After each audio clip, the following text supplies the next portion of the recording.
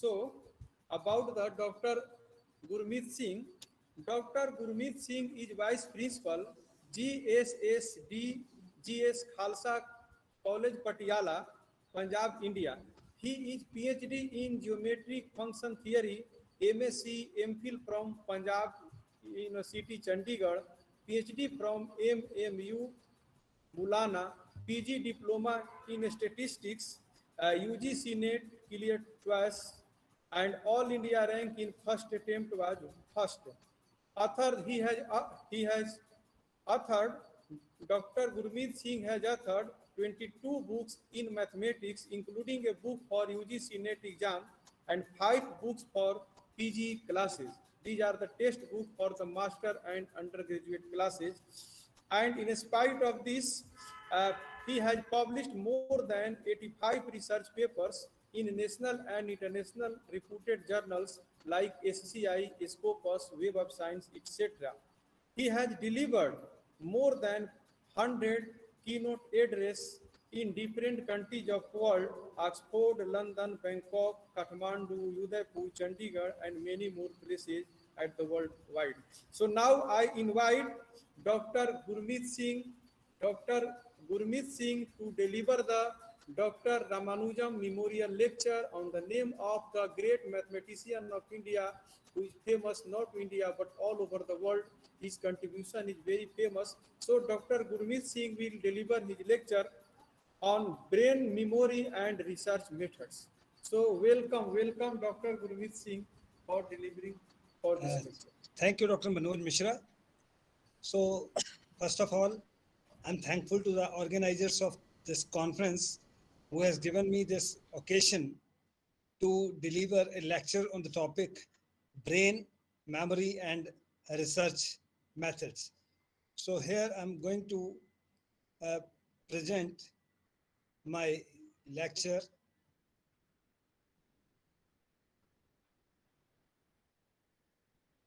This is on the screen.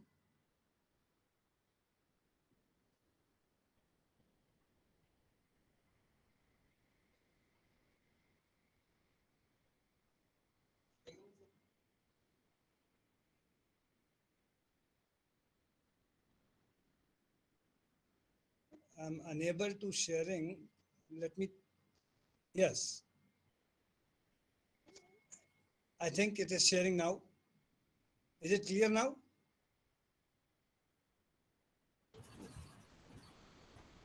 So it is mind, brain, and research.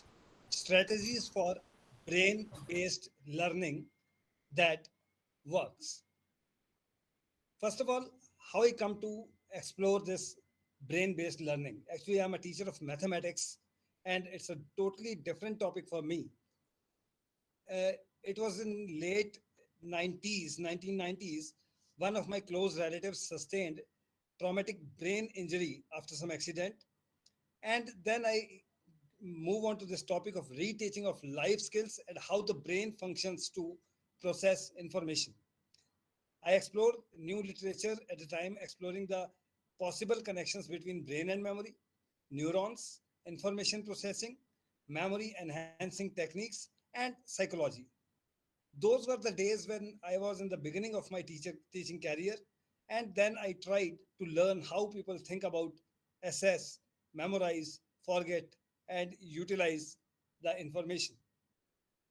It is a well-known saying that education is not the learning of facts, it is rather the training of the mind to think.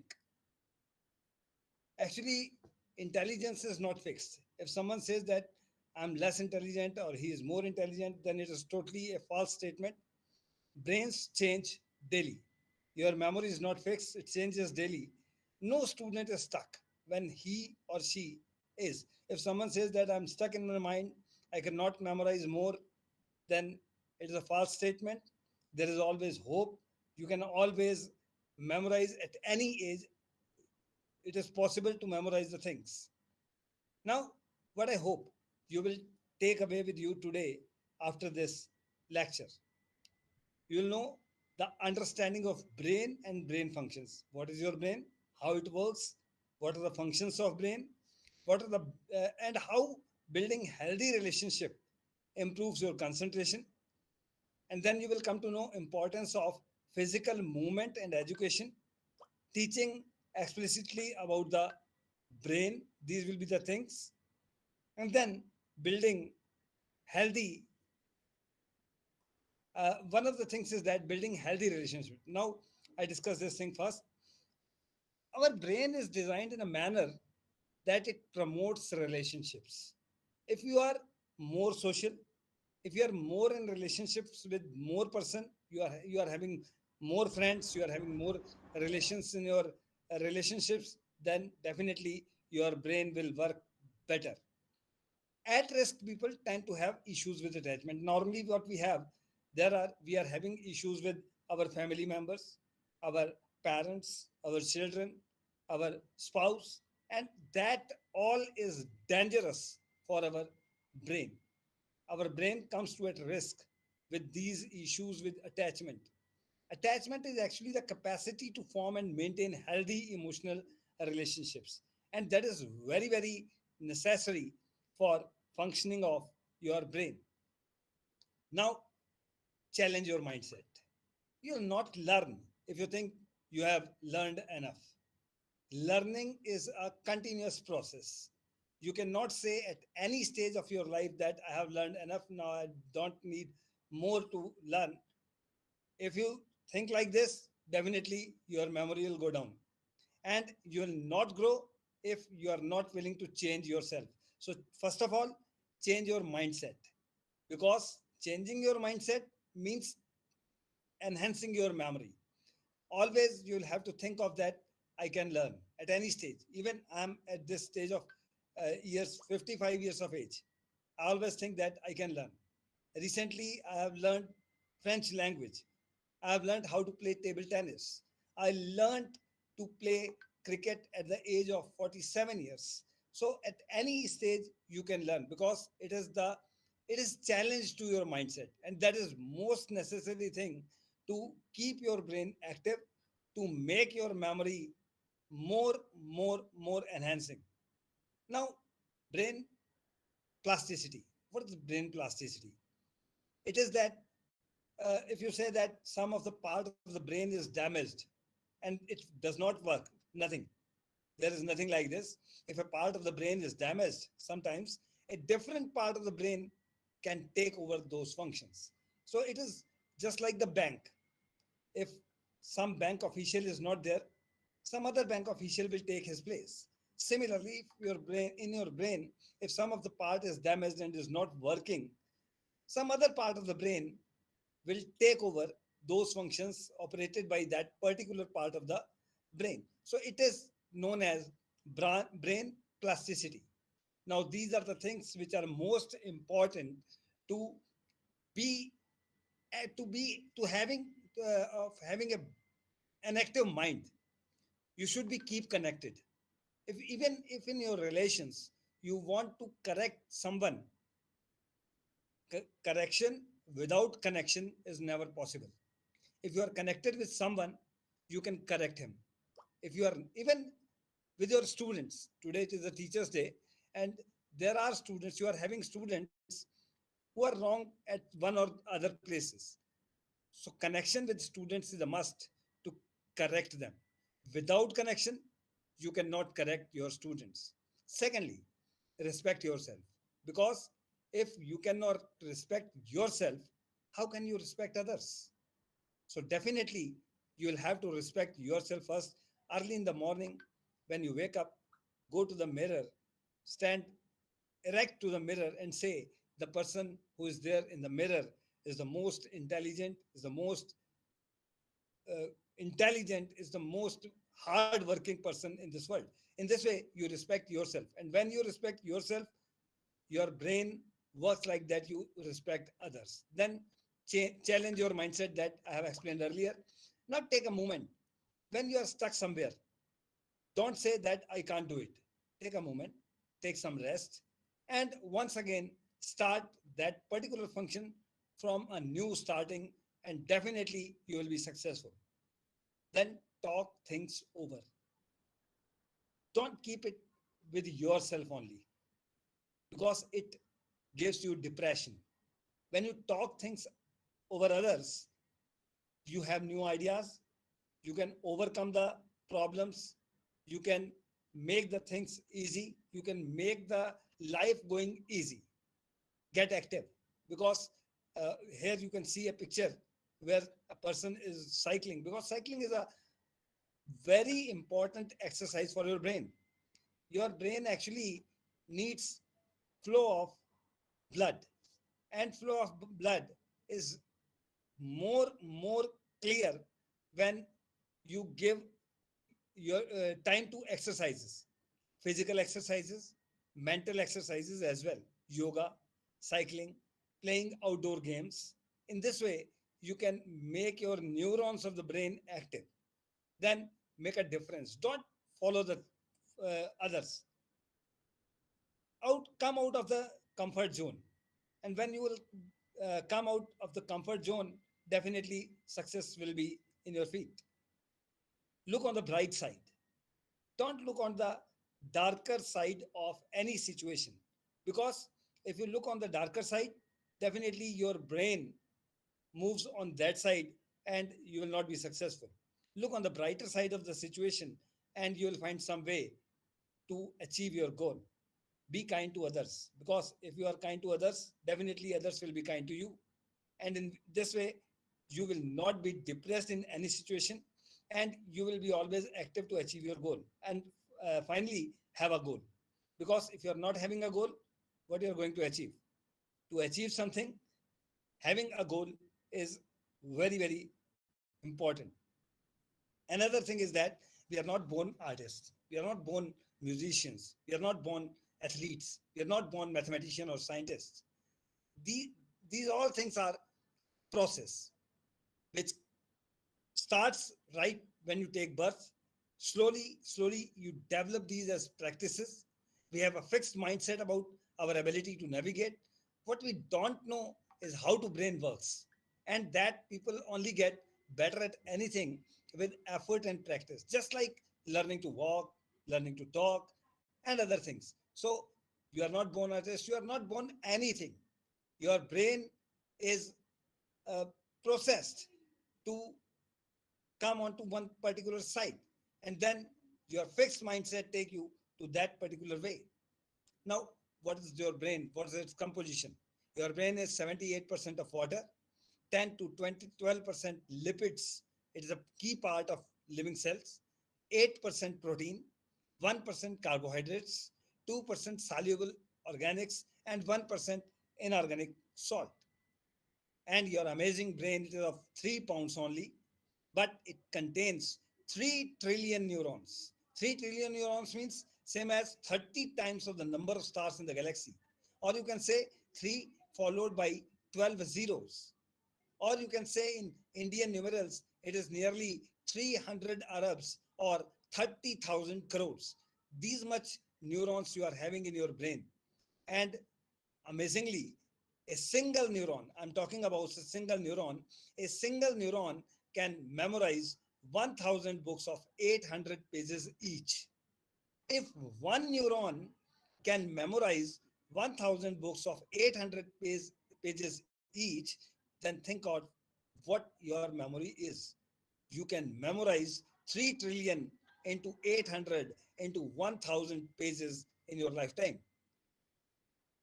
750 to 1000 milliliter of blood flows through it every minute, like 3 soda cans. The brain can stay alive for 4 to 6 minutes without oxygen. It is just 2% of the body weight, but uses 20% of the body's energy. Body's energy means you can say oxygen, what you are going to have intake in your body. 2% of the body weight is your brain, but it takes 20% of the oxygen, what you are taking in your life. Now, mind, brain, and research methods, because our aim is here to take the topics to the research methods, because this is a forum of research methods. Late in 20th century, methods for spotting the activity of the brain were established that made it possible to walk around links between what the brain is doing and psychosomatic sensations. thus opening a window into the relationship between the mind, brain, and research. The working of the brain facilitates everything one does, feels, and knows.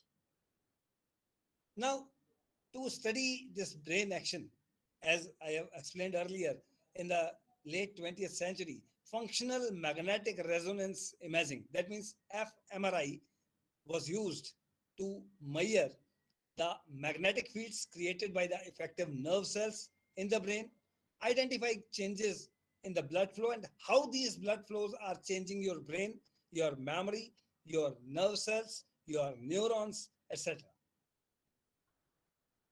Now, computational process, with the aid of the computers, all this data, what we have obtained in the previous slide, can be translated into the pictures, which effectively brighten the amount of activity in different areas of the brain as the person performs mental tasks and experiences different kinds of observations, descriptions, opinions, and sentiments.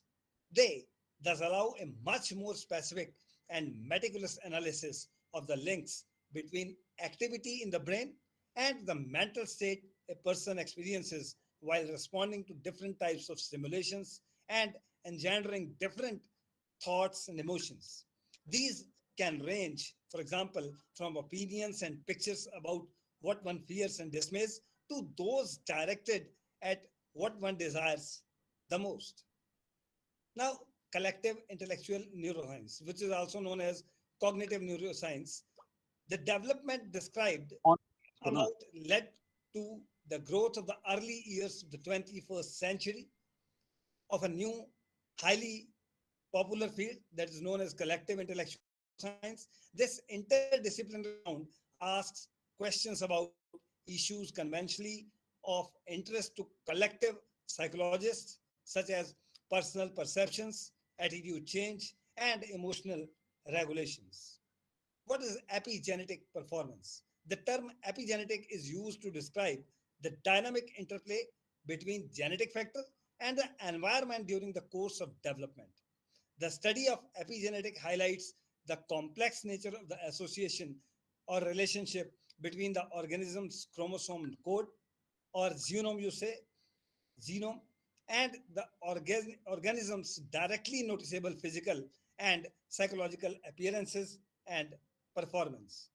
Epigenetic regulations of genetic material activity plays a critical role in the progress of growth, influencing the organism's psychological and behavioral expressions. Thus, while the genome provides the possibilities, the situation determines which genetic factor become activated. In the early 21st century, there were emerged evidence for the important role of the environment, for example, in maternal behavior with the newborn in shaping the activity of inheritable factors. And now we move on to the conclusions. Epigenetic factors may serve a critical biological link between the experiences of an individual and subsequent individual differences in brain and performance, both within and across generations. Epigenetic research points to the corridors through which environmental influence and psychological experiences may be transformed and transmitted at the biological level. It thus provides another direction for the progressively deep analysis of mind brain behavior, links at multiple levels of analysis from the psychological to the biological point of view. And finally, thanks a lot for keeping patience. Thank you all.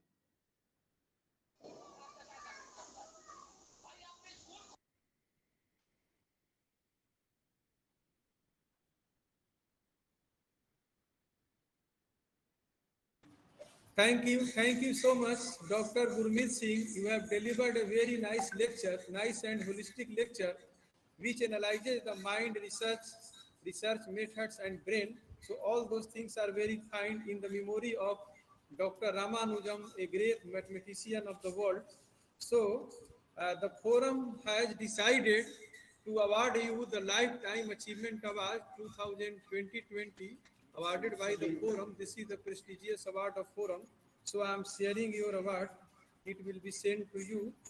So first of all, I request Dr. Anil Thakur to give the bouquet to the Dr. Gurmeet Singh and honor him.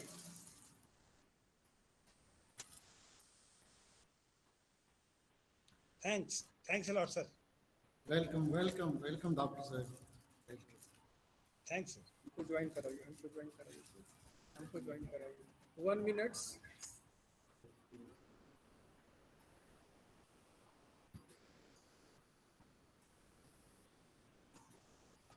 One minute.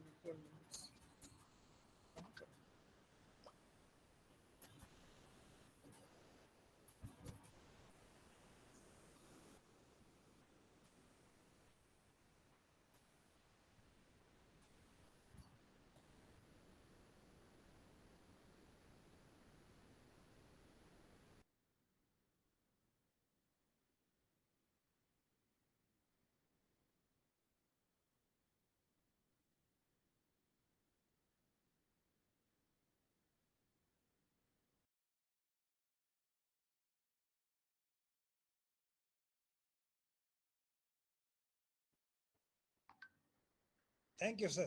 Thanks a lot.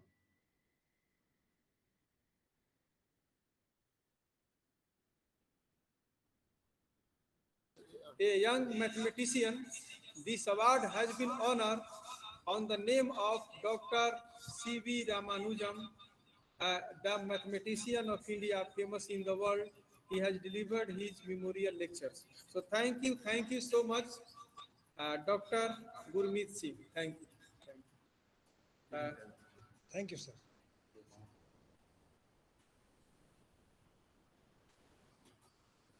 Now,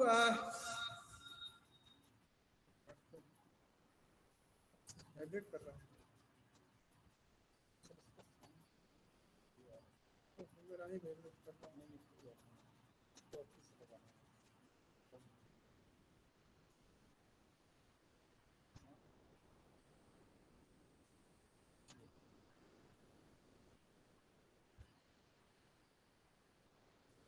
Now, the second talk lecture. The second talk lecture is of Dr. Sanat Kumar Sharma.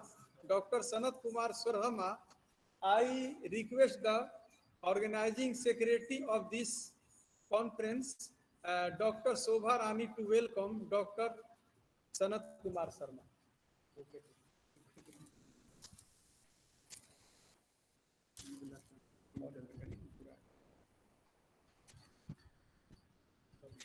So thank you, ma'am, thank you. So Dr. Sanat Kumar Sharma is a well-known academician having 23 years of teaching and research and 12 years of administrative experience in India and abroad. He completed his master in sociology 1994 and PhD 1998 in sociology from Banaras Hindu University, Varanasi. He is associate professor in sociology in Central University of South Bihar. He was former head Department of Sociological Studies and Dean Student Welfare in Central University of South Bihar. Dr. Sharma authored 34 research papers and 11 textbooks published in national and international prestigious publications like Scopus, Web of Science, and UGC Care listed journals. He has presented about 90 research papers in national and international conferences of academicians and the researchers. So now welcome Dr. Sanat Kumar Sharma, the Central University of South Bihar for the deliberation of second talk lecture.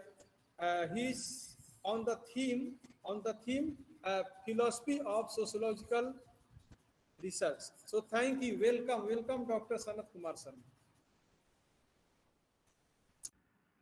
Sir, I am audible. I am audible. मेरी आवाज आ रही है sir? Hello. Sir मेरी We are आवाज आ getting रही your है? sound. You are audible. Okay. Start. Okay, okay. Thank you, sir. Thank you. We welcome to all of you, and it is nice to me to share my views because after a long time I met with Dr. Manoj sir. It's nice for me. So one thing I want to say that I don't know. In philosophy, there are a lot of people they are not comfort.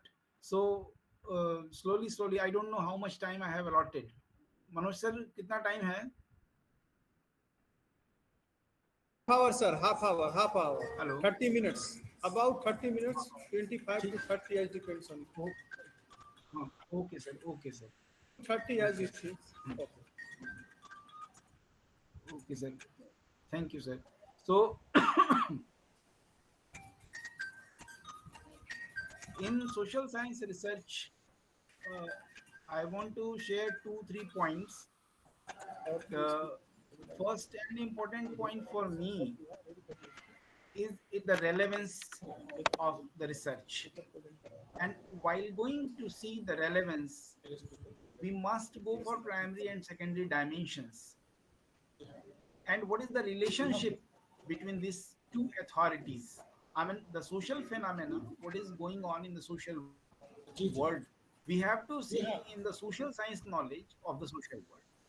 So, the philosophical approach is important for the two meanings. One thing is generalized meaning, and the experience what you have shared in the social world. In multiple perspective and multiple culture, नहीं नहीं आप किस कई number पे हैं आप? to understand the positive manner. Rate 7 Hello, 13 second last hello, Second. hello. 35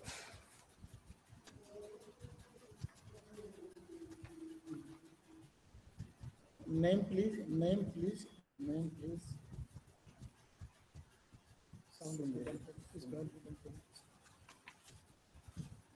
Hello, sir. Sir, the things is okay. Hello, hello, Sir, you are audible. hello. You are audible. If any problem, we will tell you. You speak. You are audible. Okay, If okay, any okay. problem, So, we will inform you. Okay. okay, okay. So, in the previous, the positive manner, while going to see the society, we must be either individual, either in community, either in society. We must be in positive manner. The next thing in philosophical research, the things, how we are going to rationalize the things. I mean, the in theory, action, interaction, fact, and rationality.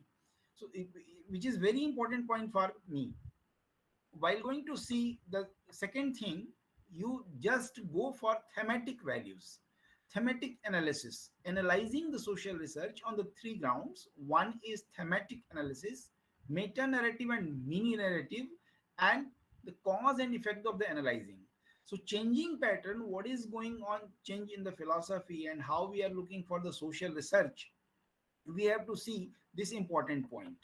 One thing, the rational, I mean the relationship between social science and the subject matter.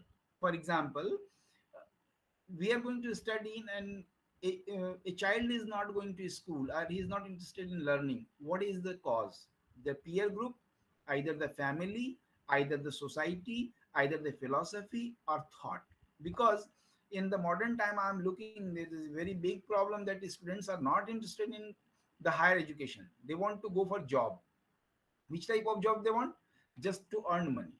So rational of the study, it's helped to reduce the barrier in analyzing the views of difference about technical tools and social research. Second point, the study facilitates the researcher in the adopting perfect knowledge of the social world, or you can say it's phenomena, social world.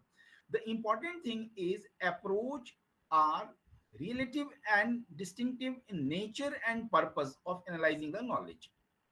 After that, the question should be neat and clean. Cause and effect of the particular knowledge. If it is not clear, we can't find out the importance of the research. For example, if I am asking to you 4 7 jar, 4 multiplied by 7, the answer is very clear that 28. That 28. If the question is clear, then we can get the answer. The big problem what we are facing in the modern time, when I'm talking to you, the conduct a study of philosophical science in social research, what we are saying, the question is not clear for the students. The research problem and research question is not clear. Unless until the research problem, research question, how we can go for review literature, how we can go for tools and analyzing the data. So knowledge is built up on the answer of the questions. So interlinked the whole human knowledge through a form of logically interconnected systems. After that, the different approaches to social research can be analyzed in terms of questions. So the important thing is question. All the approaches make various trends analyzing the social research with their distinctive characters. So here the three things which is we are looking, so it's very lengthy. We can discuss slowly. In modern approach, I am saying that realism that dominate indicators on the international politics. Ontology, I mean the relation between mind and body, society, self, lot of variables are there. The social reality, these empirical observations are made up of the experience and event through observation. The real event, how we are going to the power and cause. Power and cause. Why I am saying that power and cause? Because there are a lot of things we are talking about the power. Suppose that I am working, I am the vice chancellor, I am the dean. Is it? But the power is in Delhi, is going to control. I'm not going to say that the political interference is more. It's not a political discussion, but being a student of sociology, I'm talking about the power. The power is from somewhere placed in other place. How we are going to control? So in research, the reality contents in power and causal mechanism, how it is going on, and real sense of the things. So theory and social research can be designed on the basis of real sense of the things. Next point I want to say that uh, what you can say, the knowledge, how we are going to epistemological views. I mean, while going to see the knowledge, the theory of knowledge, the speciality with regard to the method, validity and scope, and the distinction between justified belief and opinions.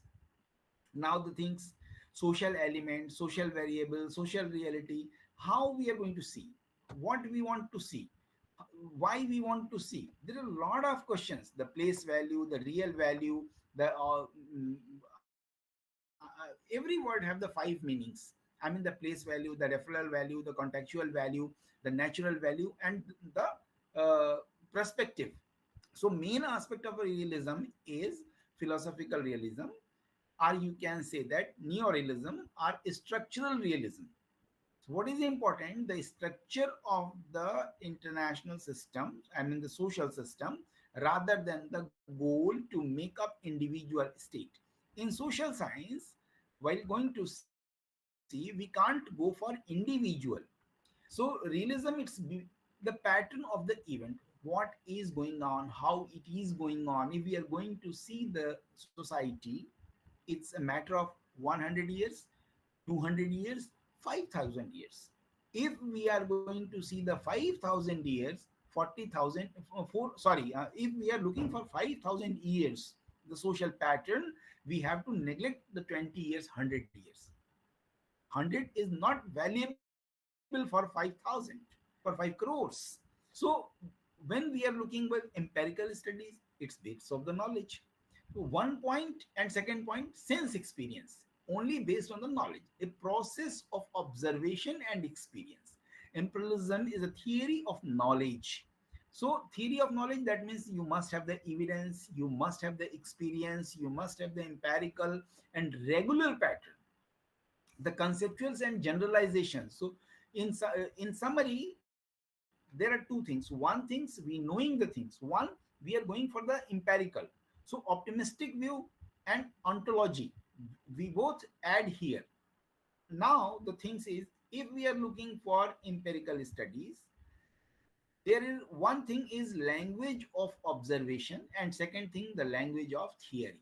Now two things we are going to mix. Keep it in the mind that two things are we are going to add. What is the things? One thing is the language of theory, what theory is saying, and second thing the language of observation, how we are going to observe. While going to see the observe, there are three values, just like in questions. अगर मैं आपसे कहूं कि questions बनते हैं, तो अवसाद से उत्पन्न प्रश्न, व्यक्तिगत प्रश्न, समाज से उत्पन्न प्रश्न, दर्शन से उत्पन्न प्रश्न, जिज्ञासा से उत्पन्न प्रश्न. There are a lot of variations, questions. And the language may be the Hindi, maybe the English, maybe the French. It's one point. The body language is important point. How we are going to express. In language, we can see the subject language. For chemistry have their own language, geometry have their own language. So the language is very important. Second point, what I want to say that the value, I mean the natural value and objectivity. Natural value and objectivity is very important for the research philosophy. Now, philosophical inquiry, why it happens. So research question, think positive and be optimistic. So I'm talking about the positivism. And what is positivism? When we are looking for the research, keep it in the mind. There is one thing, philosophical inquiry. And this philosophical inquiry must be on the natural science, nature. Vegetables are different natures, animals have different nature, water have different nature. Even water have the three qualities. And river water, well water, pond water, sea water. There is a layering, isn't? So knowledge is knowledge. The only authentic knowledge is knowledge. The actual sense of experience, as well as hold monopoly of the knowledge in science.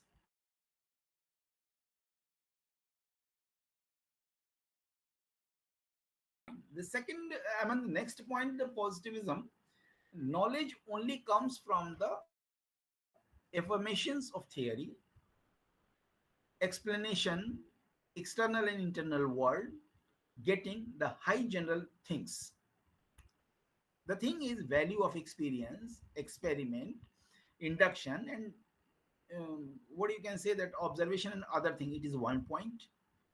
And second point, the mathematical fundamental instrument. I mean, comparing the two groups, we are we can measure. We can measure in weight. We can measure in length in meters. But how we can measure the emotion and sentiment? In chemistry, in photosynthesis, glucose C6H12O6.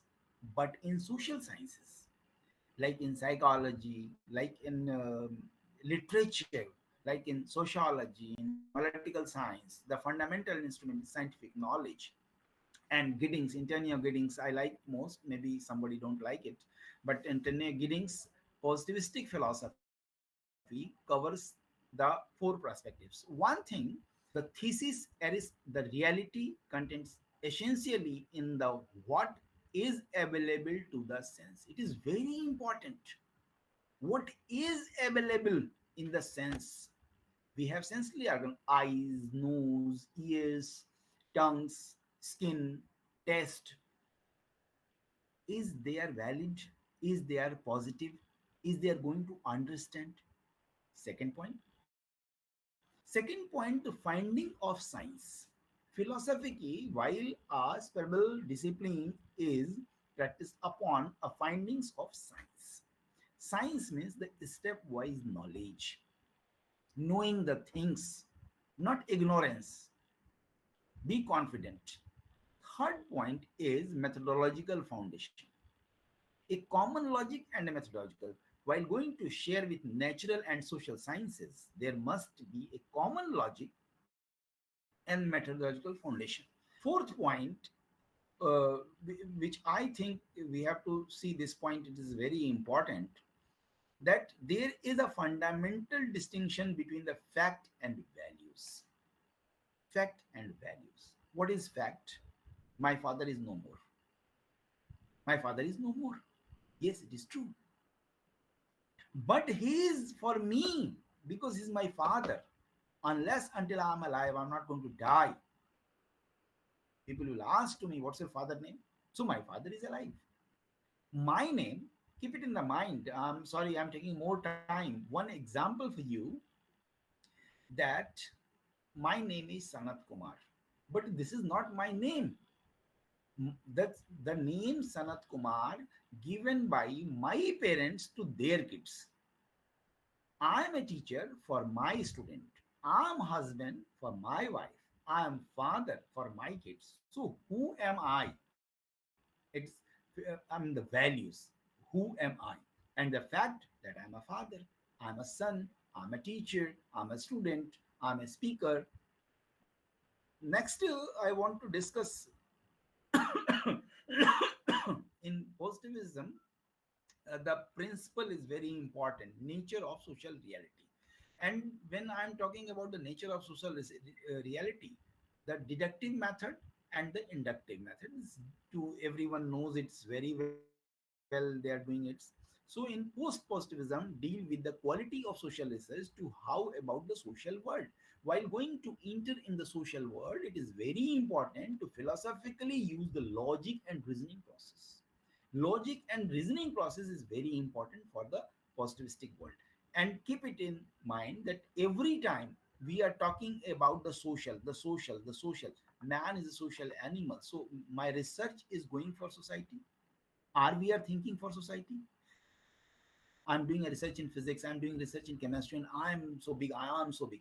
What is the use of your education for the society? This is the first question.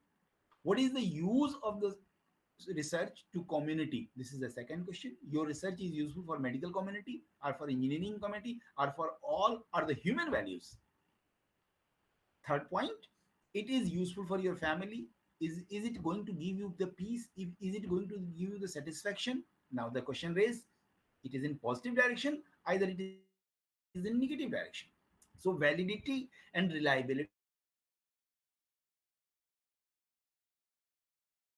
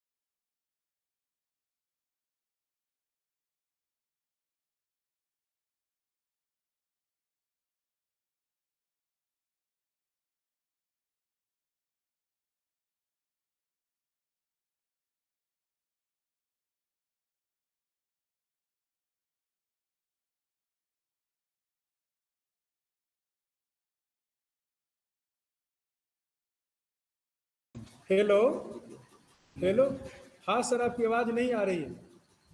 We are not getting your sound, doctor Sanat Kumar Sharma. We are not getting your sound, you are not Audible.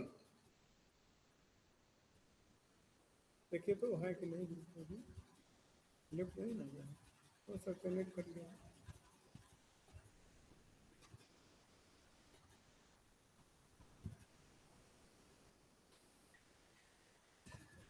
Okay, thank you so much, Dr. Sanat Kumar Sharma, for your nice deliberation. So now I invite for the paper presentation. Uh, for the paper presentation, I invite Naveen Kumar. Naveen Kumar. This paper is Naveen Kumar and Professor P.K. Lal.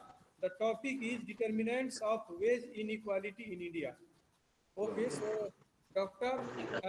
Okay, Naveen Kumar.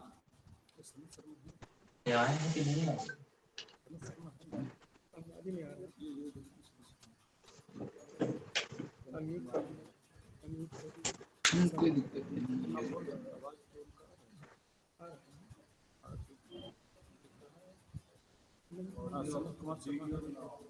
कहाँ बाजा?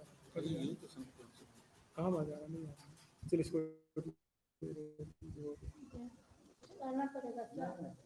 Naveen Kumar for paper presentation.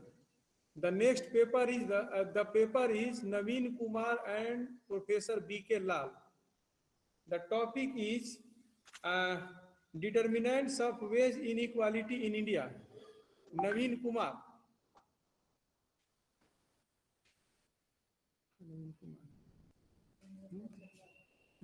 किसको बताना है?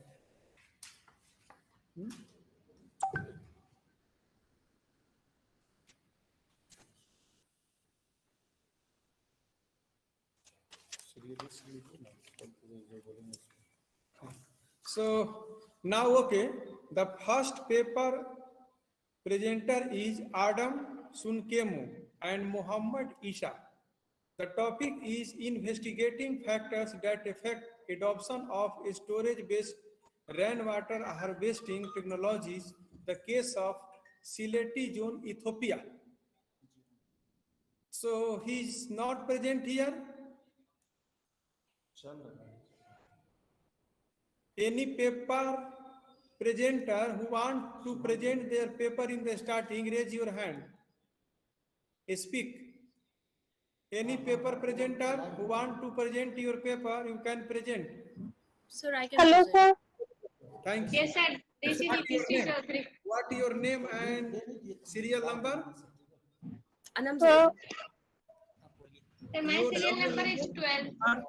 And serial number is 23. So the 12 is 12 is Sri EPC Chaudhary. Chaudhary. Yes, sir. Sri Chaudhary and Dr. Seema Singh. Your topic is analyzing socio-economic status of women in engineering education in Delhi, India. I think Yes. you are from the Delhi University or Delhi. Yes, sir. Yes, sir. Delhi University. Okay, thank you. Thank you, Steve. Okay. My name is Naveen Kumar. My topic. Wait, serial wait, number wait, is- wait, wait, wait, wait, wait, wait. Okay, sir. Iti Sri Chaudhary. Yes, sir. and Yes, sir. Dr. Just I want to start with. Okay. After that, Naveen Kumar. Okay.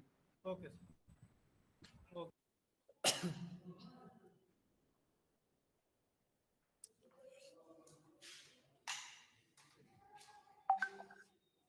Sir, is it visible? Yes, yes, yes. Okay.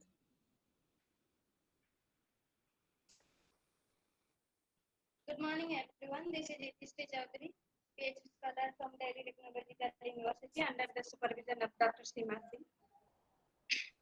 Now I am going to present my paper titled Analyzing Socio-Economic Status of Women in Engineering Education in Delhi, India. Sir, I am audible? Yes, yes, yes. If any problem, we will inform you. You are ready. Oh, oh, oh. Next, presentation for forum You for have to finish 5 interdisciplinary to 10 research minutes. methods. 5 to 10 minutes. Okay. Yes, sir. You have to finish in 5 to 10 minutes. Okay, okay, I'll try. Okay. This is outline of the presentation. Actually, my title is relating in engineering economics, so that I want to discuss some about higher education.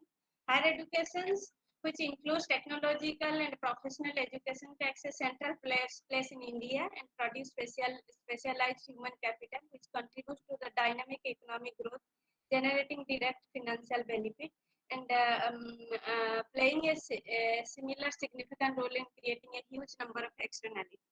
Determinantly, it can help to national development with the help of human resource. Therefore, educating girls become further important in the country, where women constitute 50% of human resource in our country. Women participation in engineering and technology is not only an important aspect in development only, it is crucial element in the process of improving the quality of life also. In this context, using the survey data of 649 girls engineering students in Delhi, this paper analyzed the socio-economic status of female students' enrollment in engineering education in the city of Delhi with the help of some strategical strategy. Then, contrary to the women, overall 29.9% of the all India level, it is only 21 in engineering at Delhi. Even though there is one university exclusively for women women for engineering students with an intake of 330. Further, female participation on the basis of management of college and branches of the study shows that around 75% of the female students are studying in government colleges, rest in the private colleges. Only 24 something, 24 around 24 percentage is from private colleges. Similarly, higher proportion of the female graduates enrolled in modern courses, just like digital courses, computer science, IT related branches, compared to traditional courses. Next, the finding relevant, the education of parents and father occupation, strong financial support of the family has positively related to the enrollment of female engineering graduates. Besides this, existing of nuclear families and residence of the students, just like urban students, strongly affect the enrollment of graduate students in engineering education. Then I want to start introductions. During the 90s, in the world, although women's rate of literacy enjoy a large growth compared to that of men, still two-thirds of the world's literate are women also. In developing countries like India, girls' educational achievement is less than that of boys, and in fact, university education is considered not suitable for girls also. University education has an important role in improving the provision of life opportunity and availability of the job market for women. Higher education has a status in international community and it facilitates skills, knowledge, and specially which plays an important role in socio-economic development of our country. Particularly, engineering education is usually considered to a widely popular field of study among men and women, but women in especially engineering are inadequate, represent everywhere, including India also. Especially girls' decision for entering higher education, particularly in engineering education, is influenced by stereotypic belief of family, society, and media, which present women with low participation in engineering education. From the view of developmentalists, the development process is not possible without women participation. And such participation is impossible without a change in traditional attitude, then men and women differences in the family, as well as it is influenced by education of the parents' occupation, financial status, etc. One of the most important changes in the higher educational system, particularly the highly presence of women in technical education, is an inclusive fact and it is an indicator and a component of development. Investment in women education not only reduce the gender gap but also improve and enhance the cultural and educational level of women in the society. Furthermore, many researchers believe that women education has a positive effect on their participation in the job market also. In this respect, women higher education in general and particularly in engineering education is of high priority. And the paper and my paper also want to analyze the socio-economic status of female students enroll in engineering education in the city of Delhi. These are various literature review. I think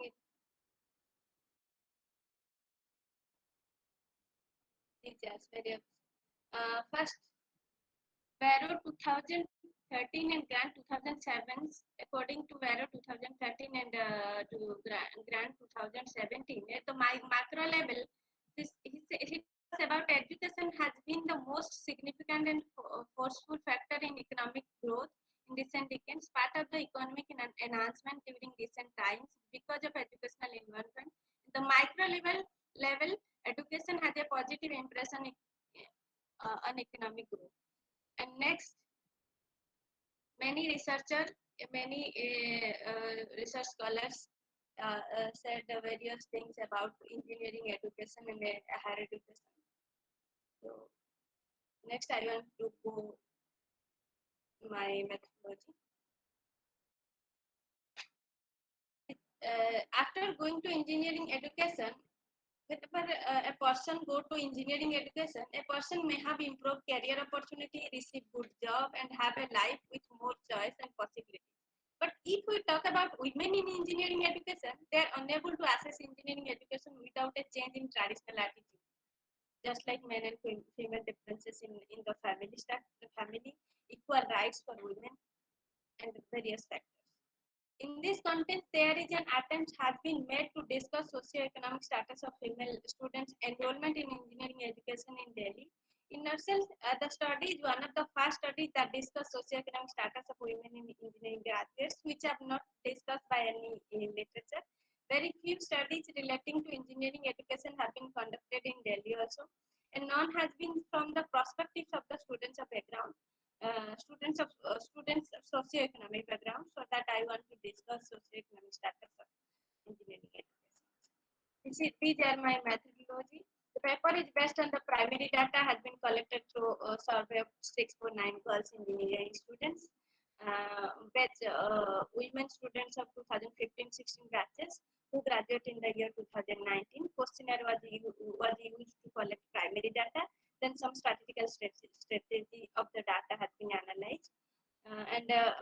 Only the students in the fourth year studies were considered as the survey for the study, because this is with the common understanding that they have more experience from other students. The institution covered in Delhi, IIT Delhi, NIT Delhi, and one central university, Jamia Millia Islamia, 10 state government institutions, and 7 private institutions. Out of 20 engineering colleges surveyed, 18 colleges have responded my questionnaire. Two private institutions, HMR and MAIT, was not respond to survey questionnaires. So then these are descriptive analysis and discussion which I want to discuss in my paper. First, we want to discuss enrollment status of women in engineering education. There is overall share of women in 2021 in engineering at Delhi, but when looking the management wise, share of female participation in all colleges in Delhi, we found only 24% were from private, all are governments. There are two possible reasons maybe for high participation of government engineering colleges in Delhi. First, maximum number of institutions are government owned in Delhi. Out of 20 institutions, 13 government colleges and 7 only institutions are private. So that it may be possible. It may be low participation of private institutions. Second, in India, it is generally agreed that government colleges and university provide high quality of engineering education than private colleges. So, so that may be one second reason for low participation of private institutions. Then the above figure also clarifies branch-wise department-wise share of female participation in all engineering colleges in Delhi. According to their branch, higher proportion of female enrollment and graduates enrolled in digital courses. Digital courses means just IT department include computer science, electronics, information and technology. But especially the results show that 70-80% were from IT department, only 21% from traditional department. That is very high differences between traditional and modern. This is my so then we want to discuss my second objective, socio-economic main objective, that is socio-economic status of women in engineering education. My many variables. The study use many variables, just like father education, mother education, and father occupation, mother occupation, then family annual income, and family residence also. Then the Complete your paper in 2 minutes. Complete. oh, Okay. okay, sir. I just was main findings. Actually, the above find there is positive association between father education and girls enrollment. Then father occupation also positively affected female enrollments in engineering education. Next, besides this, existence of nuclear family is strongly affected of the enrollment of female graduates in engineering education. and and then conclusion. I want to discuss my conclusion. Actually, there are two important limitations which I want to discuss, and the first one is that it has focused only on engineering education without including other disciplines, just like science management. Second, my limitations is only as this study focuses only as the area of study, area of study, and therefore largely captures the urban phenomena. A study can be done in some underdeveloped state in India to understand the issues better, because it is only focused on Delhi. So therefore, large capture the urban phenomena. So if a separate study can be done in some underdeveloped states in India to understand the issues better, then these are my references. Hello. Thank you. Good morning, sir. My name is Naveen Kumar. Okay, thank you so much. Now the next Naveen speaker Kumar, sir. is Naveen Kumar and Professor B.K. Lal. He will deliver his paper is Determinants of Wage Inequality in India. And after that, after Naveen Kumar, uh, Malika Tosa will be the next speaker after Naveen Kumar. Malika Tosa and Dr. Rajiv Ranjan Dwivedi. Okay, so now Naveen Kumar.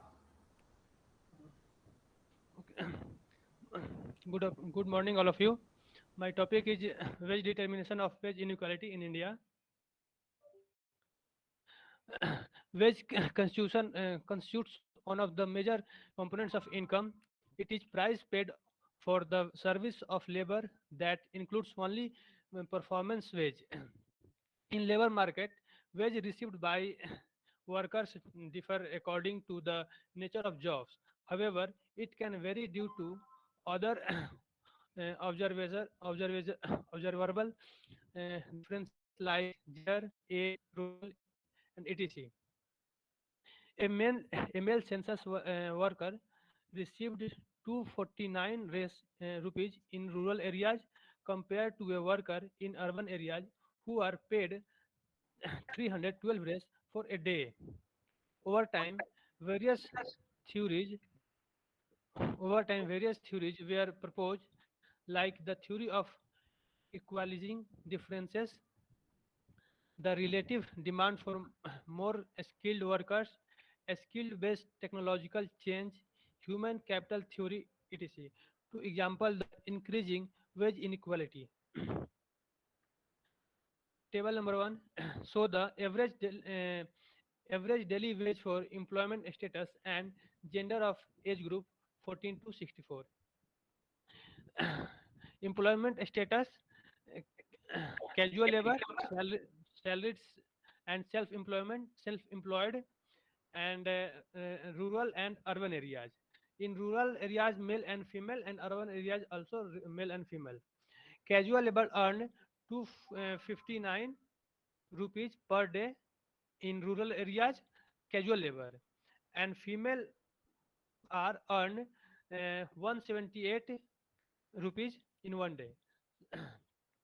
Same like in salaried sector, in rural area 447 rupees earn a male, and female earning 295 rupees, and urban area salary people earn 607 rupees and female earn 485 rupees.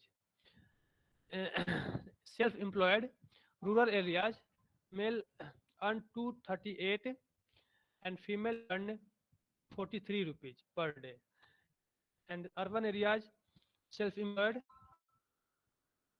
earn 464 rupees and female earn 153. And table 2 show the different level of education and earning status. Table 2 show wage difference across gender for different level of education attainment in rural and urban areas. From the table, it is clear that a person with higher level of education is receiving higher wage.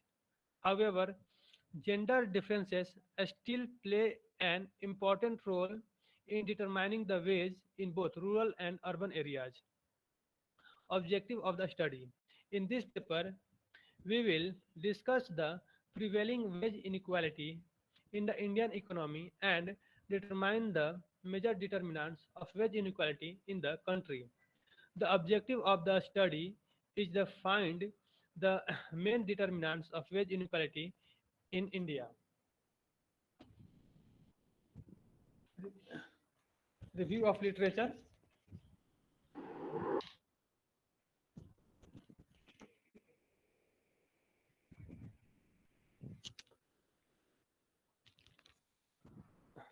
uh, Data and methodology. The data for this study is taken from periodic labor force survey 2017-18, which is a nationally representative household survey. It is a nationally representative data in which information like demographic characteristics, activity status, primary Go to and the secondary. results and discussion. Go to the results and discussion. Naveen Kumar, discuss the results and discussion and finish Okay, in okay. 2 to 3 minutes. Okay. Okay, okay. Result and discussion. Model Model 1 is the basic Mincer wage education, and Model 2 and Model 3 are the extended version of Mincer equation with gender and sector in which a person is working, for like informal sector and informal sector. In Model 3, education coefficient is 0.412, suggests that for every additional year of schooling, average wage rate increased by 4%. Likewise, for every additional year of work experience, average wage rate rose up by 2.8%. The female dummy coefficient of minus 0.387 suggests that average female wage rate is lower than male average wage rate by 32.1%. People engaged in formal sector received 141% higher wage as compared to people working in informal sector. Conclusion.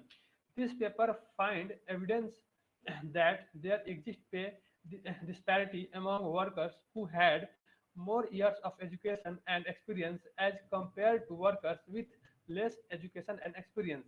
It is also found that gender also play an important role in determining remuneration paid to the workers. A female workers usually considered less productive and therefore are paid less. Similarly, a worker engaged in formal sector is received a higher wage than a person working in informal sector. Thank you, sir. Hello? Hello? We are getting you. You are finished? Yes, sir, finished. Okay, thank you. Thank you. Okay. Thank you, sir. Naveen Kumar for nice presentation. Now I invite Malika Tosa and Dr. Rajiv Ranjan Dwivedi. Malika Tosa, your topic Yes, is sir. Angika folk songs as a development tool in protecting the environment. So Malika Tosa and Dr. Rajiv Ranjan Dwivedi. Presentation. Okay. Good morning, everyone. I'm Malika Tosha and Sir Dr. Rajiv Ranjan Dwivedi, sir. We are here to present a research with the title Angika Folk Song as developmental tool in protecting the environment. So there exists a correlation between folklores of Bihar and nature, comprising Magad, Vaishali, which is the most ancient republic of world, Mithila and Ang. Bihar has a history of 5,000 years. This region has been the birthplace of various schools of thought, such as Buddhism, Jainism, and Sikhism. This presentation concentrates on culture and nature correlation using folk practices of Anga kingdom. Anga kingdom is lesser affected by modernization. Ancient culture is still prevalent here. Vikramshila University was proliferating in Anga kingdom ages ago. The earliest mention of Anga kingdom is in Atharva Veda, Mahabharata, and Ramayana. So these three scriptures, these three ballads, ancient Indian ballads, also describe this kingly state. This is the map with the portion of Bihar in which Angika is mostly this language is spoken in these regions. So these regions are Munger, Araria, Devghar, Barorghat, and Dumka. Native native people of Anga kingdom practice age-old cultures, rituals, traditional languages. These practices are identified by putting the prefix Angika. The language used by the native people of Anga kingdom is called as Angika language. Angika folklore influence other genres, including folk songs. Folk research needs to focus on oral narratives more than published ones as they lie unnoticed. Angika rituals include the usage of a particular notion which could be a result of a myth or any other happening in the past. Folk songs are influenced by mythical narratives and folklores. One of the most important folk rituals practiced in all parts of Bihar, including whole of the Anga region, is Chhat festival. The Chhat festival includes the devotion of the sun god. According to various folklores, Lord Ram's wife Sita started this devotion. This festival celebrates the valor of the sun that helps in sustaining the life on the earth. The devotees pray to the sun god for blessings. During 4 days affair, devotees observe fast and perform specific rituals not overlapping with previous days. All rituals and offerings are natural products used without much processing, so for such as leaves, roots, and fruits. The devotees offer pious water to sun god by pouring it while they stand in water, facing the sun at the time of sunset and next morning while sunrise. They also offer various fruits, vegetables, sweets during the process of devotion. There exists ample number of folklores and folk songs that describe the importance of sun god. These folk songs eulogize this heavenly body. So here is an excerpt from a Chhat folk song. So I cite that folk song. It runs, साथों कोठलिया जी दीनानाथ सातों में के बार तोरा डूबते हो दीनानाथ दुनिया अनहार तोरा उगते जी दीनानाथ दुनिया injure. I have translated it and it runs as follows. There are 7 rooms and 7 doors of each. On your fall, O sun god, whole world becomes dark. On your rise, O sun god, whole world is full of light. This song acknowledges the importance of sunlight in sustaining the lives of human beings. By illustrating through words the condition of earth without sunlight, the singer or devotee proudly eulogizes the sun. Let us talk about running water, that is floating water bodies in Angika folklore. What are the relations that these two carry out with each other? The major river system of India, the Ganga River, passes through Anga Kingdom. The Ganga River is the holiest river worshipped by Hindus throughout India. Angika folklores are full of the description of river Ganga. This river is referred as Maya or Mother. This river has a special place in the Vedas and ancient Indian texts. According to Hindu myths, this river is a jewel for Shiva's hairs. Hindu people consider a dip in river Ganga cleans the body and uplifts the soul. One of the folk song again runs, मिलाहु रे सखिया चलो देखी गंगा के लहरिया गंगा नहाइले से पाप कटित होए हैं निर्मल होए हैं Dahiya. Let us meet sisters and go to see the waves of Ganga. By bathing in this river, our sins will wash away. By bathing in this river, our bodies would be pure. People believe that if this water, the water of Ganga, is given in the mouth of a dying person, then the person will get an abode to heaven. These beliefs motivate the local people towards the conservation of the majestic river Ganga. These also include eco-friendly practices and respect to Gangetic biodiversity in their day-to-day life. Various sisters come together from their in-laws' place to sing and worship river Ganga. Other rivers like Champa, Kosi and Budi Gandak are equally revered by people. So here is a picture given in which people are coming together to have a dip in river Ganga. Some similar rituals observed in Anga kingdom are Chanda. Similar to Chhat, this festival celebrates the presence of the moon. The devotees observe fast and in night face moon and offer unprocessed edible items. Marriage rituals. Angika marriage rituals includes the use of natural elements such as bamboo trees, people and raw grains. Akshay Navami. In this festival, people sitting beneath beneath Indian gooseberry tree, cook food, and thank nature for providing them livelihood. And the last rites. The last rites also include the use of nature, such as grass and water bodies.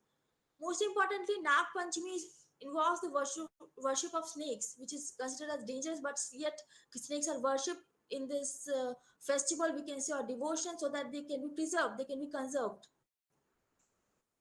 Because of long cherished folklore driven effect of local people towards the charismatic Gangetic River dolphin and frequent occurrence of dolphins in Anga Kingdom, the central government of India declared within the stretch of Ganga River, that is Sultanganj to Kehalgaon, Vikramshila Gangetic Dolphin Sanctuary. So, this dolphin sanctuary was a result of the devotion of people for Ganga and for Gangetic fauna and flora. Because of the devotion of local people for Gangetic dolphins, even in this age, the highest density of dolphins are recorded in Anga region. Angika people conserve sacred groves as their forefathers used to worship them. The natives of Angika continue these traditions. In Nag Panchami, people celebrate the existence of Nag Devta, that is snake god. They take oath of not killing them. Snakes, which are declining in other regions, are abundant in Anga kingdom. So let us talk about Angika proverbs that reflect on human-environment relationship. These parts of folklore reflect on the living style and daily notion of the natives, such as one of the proverbs run, Kaware kaka aam de pakao, crow uncle give us ripe mangoes. Posli guy kahin na jaye. A household cow does not go anywhere else. They play an essential role in the ethics of local people that they don't have wildlife like crow and cow as they're closely related to them. Let's conclude. So to conclude, I will start with this point that folklores explain intricate relationship between human and nature, family coherence and peace promoting attitude.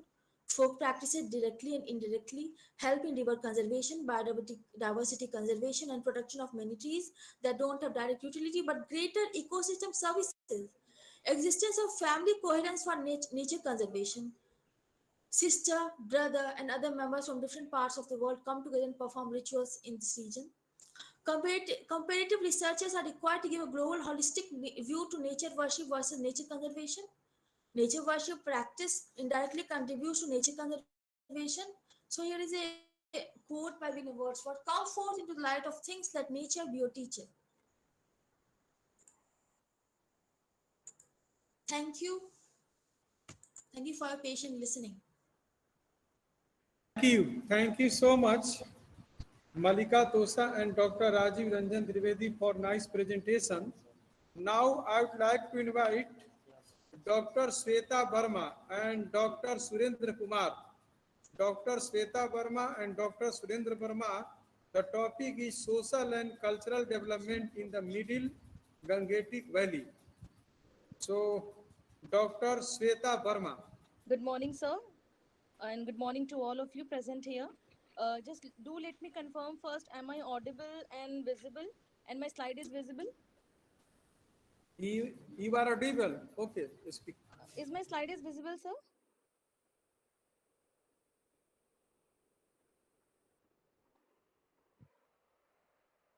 Is my slide is visible?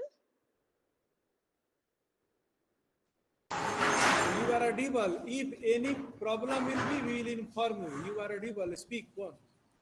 Okay. So I think I am trying to share my slide, but I think there is some issue. The slide is not visible.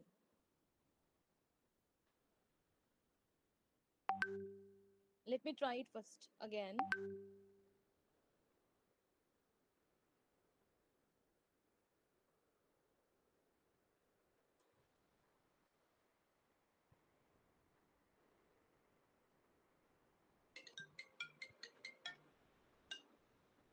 Uh, I think there is some issue with my slide. It is not presenting right now. So I will start by speaking with my presentation. First of all, I would like to thank all the organizing committee members who have deliberately and who has enthusiastically made this conference a really successful. And thank you for giving us opportunity to be present and be the part of this international conference. Thank you. So without taking much time, I will directly come to my point. Today, I will talk about the social and cultural development in the region of Middle Gangetic Valley. So if you're talking about the Middle Gangetic Valley, which is a region, as the last presenter has talked about the ancient kingdom and the kind of ancient structure which has been there in the folklore kind of representation. So in addition to it, I would like to just talk about the social and cultural changes that has been taking place in the region of Middle Gangetic Valley. So the why I took this topic, because this topic really provoked me to share my interpretation on early Indian history. So and I have made an attempt in my paper to study the social and cultural development that shaped the identity of the region of Middle Gangetic Valley, which is in eastern UP and North Bihar region, by studying the Jatak as a primary source. What exactly Jataks is? Jataks are the Buddhist text, which is the 10th book of the Khudik Nikaya. So in this particular, there is a 547 multiple stories, and 547 instances are there in the stories, where you will find or depict a kind of cultural identity who are in the region of the Middle Gangetic Valley, who are still like who were going with the transition, social and cultural changes that has been taking place in between or in surrounding with this particular cultural identity. As I'm not able to show my slides, it is already there with a map. I can show you, but I'm really sorry, I won't be able to share my slides. But even though, I will start by just giving you some references that Eastern UP and North Bihar is the region of Middle Gangetic Valley. So I have questioned the prevailing notions of tribe and caste formation, their transition and reconstruction of caste identities of various social groups in the Middle Gangetic Valley. So these two zones, why I am talking about these two zones? Because these two zones are the zones which have a very separate political identity with overlapping physical boundaries. So a significant amount of academic research has already been done, and there is so many ideas and theories that have already been put out by the many historians, sociologists, and anthropologists about this particular region. So if I'm talking about the tribes and caste, there are a many more theory, and amongst them, the historian D.D. Kaushambi in his book Caste and Class, he probably ascribing the caste system to jati. And in J.H. Etten in Caste in India, its nature, function, and origin also opines that the caste endogamy was derived from the tribes endogamy. But in the post-Vedic period, this lineage system was shadowed by the division of labor that resulted in many new regional identity in this particular region of the Middle Gangetic Valley. So R.S. Sharma, likewise, in the state and the one formation in the Middle Gangetic Plain, also discussed the process of transition from pre-state tribal society to state society. Likewise, Andre Bete, a renowned sociologist, in his one of his manuscript, that is Varna to Jati, there is a shift from Varna to Jati, in his sociological perspective, defining tribe and caste and their formation. He also clearly defines the shift from the Varna to Jati and writes of the various concepts, ideologies, and perspective of this change. Another historian, Professor Irfan Habib, also in his essay in Indian history toward a Marxist perception, talks about by tracing the origin and formation of caste system. And he argues that the caste was not based on hierarchy, but on hereditary occupation one should adapt. But there is no such criteria which tribal community has to adopt what particular kind of caste which has been there in the region. So he further point out that the caste-based social structure are the outcome of cumulative accretion of tribal communities. And in this background, my paper endeavored to explore the identity of caste group in the evidences of the light of the Buddhist text, which I have already explained, that is the Jataks. So my basic objectives is talk about by analyzing the various caste groups, their experiences and identity by the situating within the context of socio-political and economic sphere. We can discern how ideologies, values, and norms circumscribe their roles and identity. And in view of this, I have already just told you about the primary characters of the Jatak stories, which is mostly the merchant, the fishermen, the hunters, the poor communities, and so on and so forth.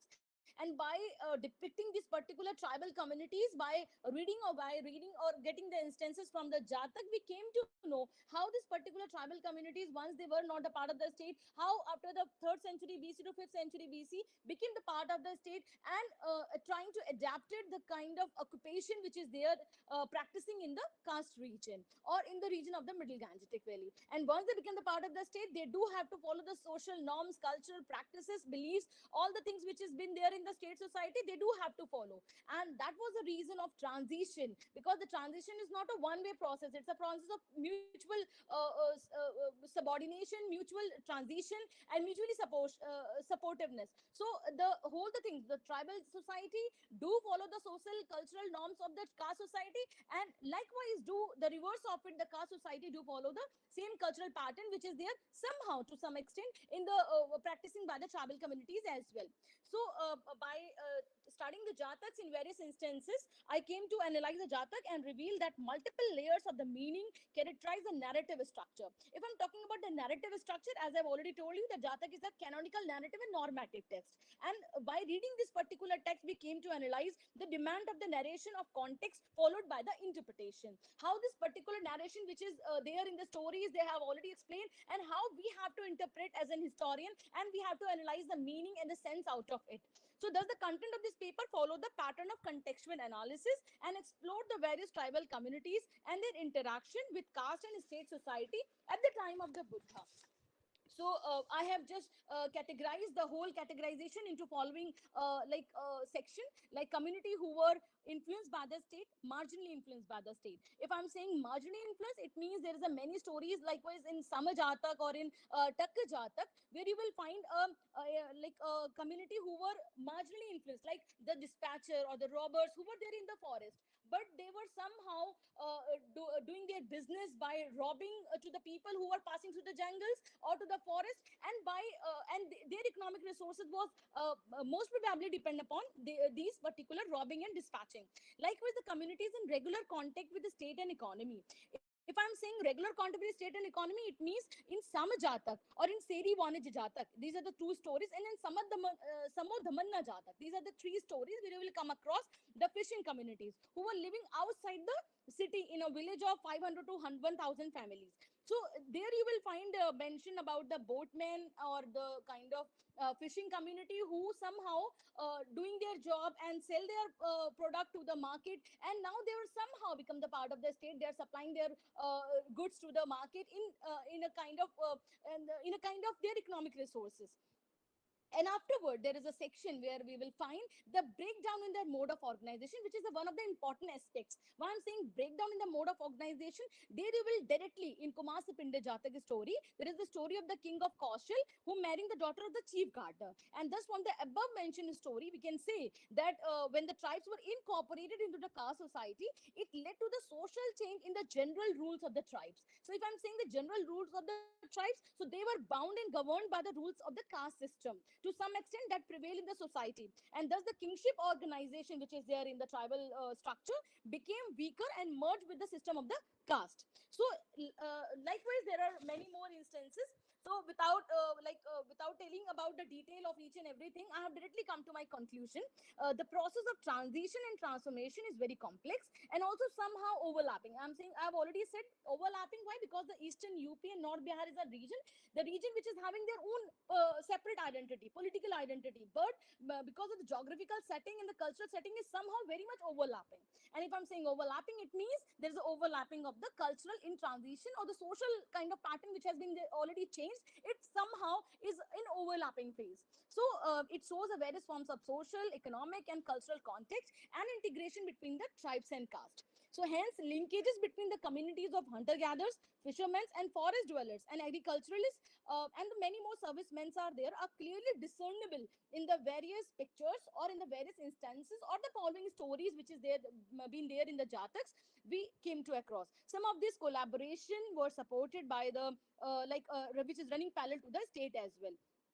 So from the above observation, we can say that there were many other castes and jatis that existed other than the four Varna order made clear from the Jatak stories. And their evolution was based on their occupation, special works and craftsmen. But still, there is a question, who were the following categories who were choosing their particular occupation, why they have chosen this particular occupation for their livelihood, what kind of conditions are there, is there any kind of system who imposed them to choose? There is still an unquestionable or a questionable possible instance which is there to be on to work on.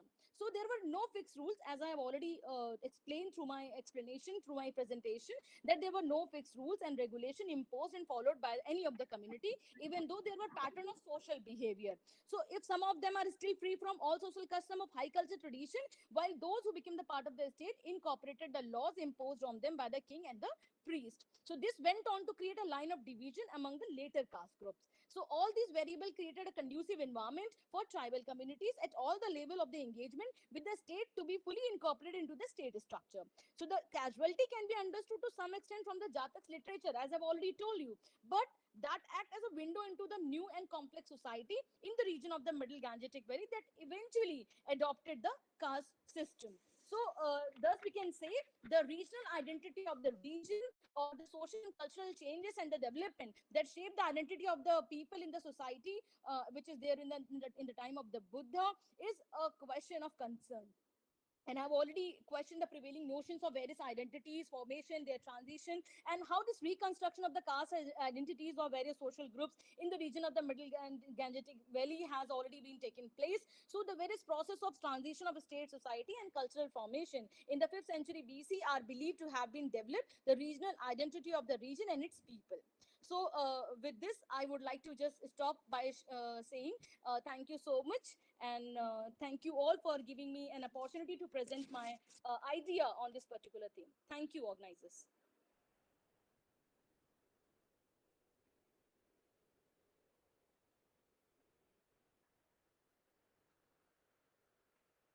So am I audible? Thank you.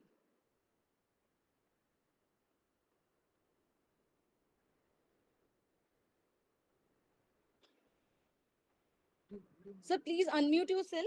Thank you. Thank you, thank you. Your presentation is nice, nice presentation on this topic. Now, who will be the next speaker? Ready? So can I present? Can I present now? I am serial number 4. Serial number. Your serial number? Please follow the serial numbers. So 8. What is your serial number? 8, sir. Number 4, sir. So serial number 4. What? 8, serial number 8. Bhushan Mishra want to present, sir. First. So Anam Zedi wants to present serial number 4. Serial number 4. Serial Yes, number 4 is Anam Jadi. Yes, sir. I'm Dubey.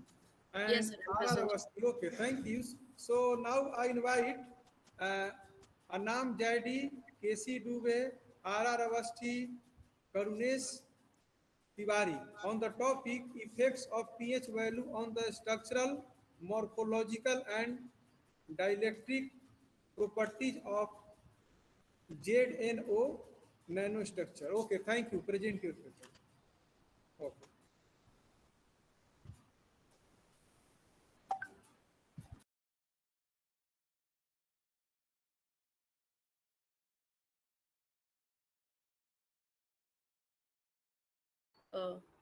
Am I audible, sir?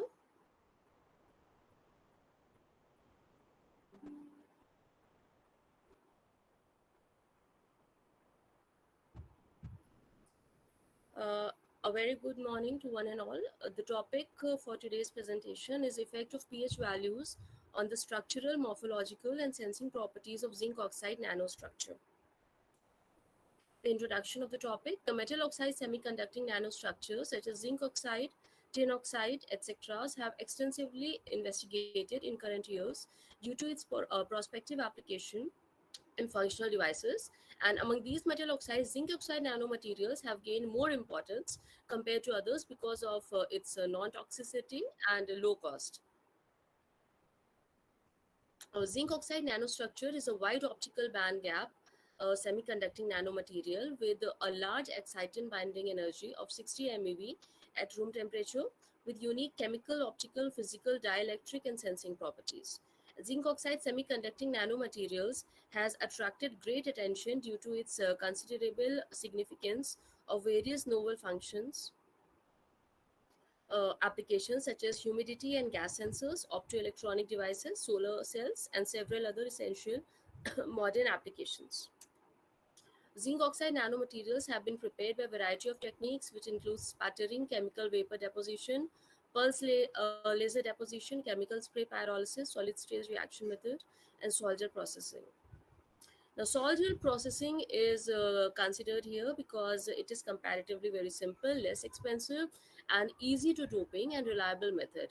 It is environmental friendly and eco-friendly also. So, in the present research paper, we have studied the effect of pH values on the structural, morphological, and dielectric properties of zinc oxide nano structures synthesized by soil gel spin coating method. These are the experimental details. So in the present research work, zinc oxide nanostructure thin films have been synthesized by soil gel spin coating techniques, and the zinc acetate has been dissolved in concentric nitric acid and adding 1 N sodium hydroxide for basic bath. The resultant precursor solutions were continuously stirred for 6 hours on a magnetic stirrer. As a result, the homogeneous and transparent precursor solution was obtained.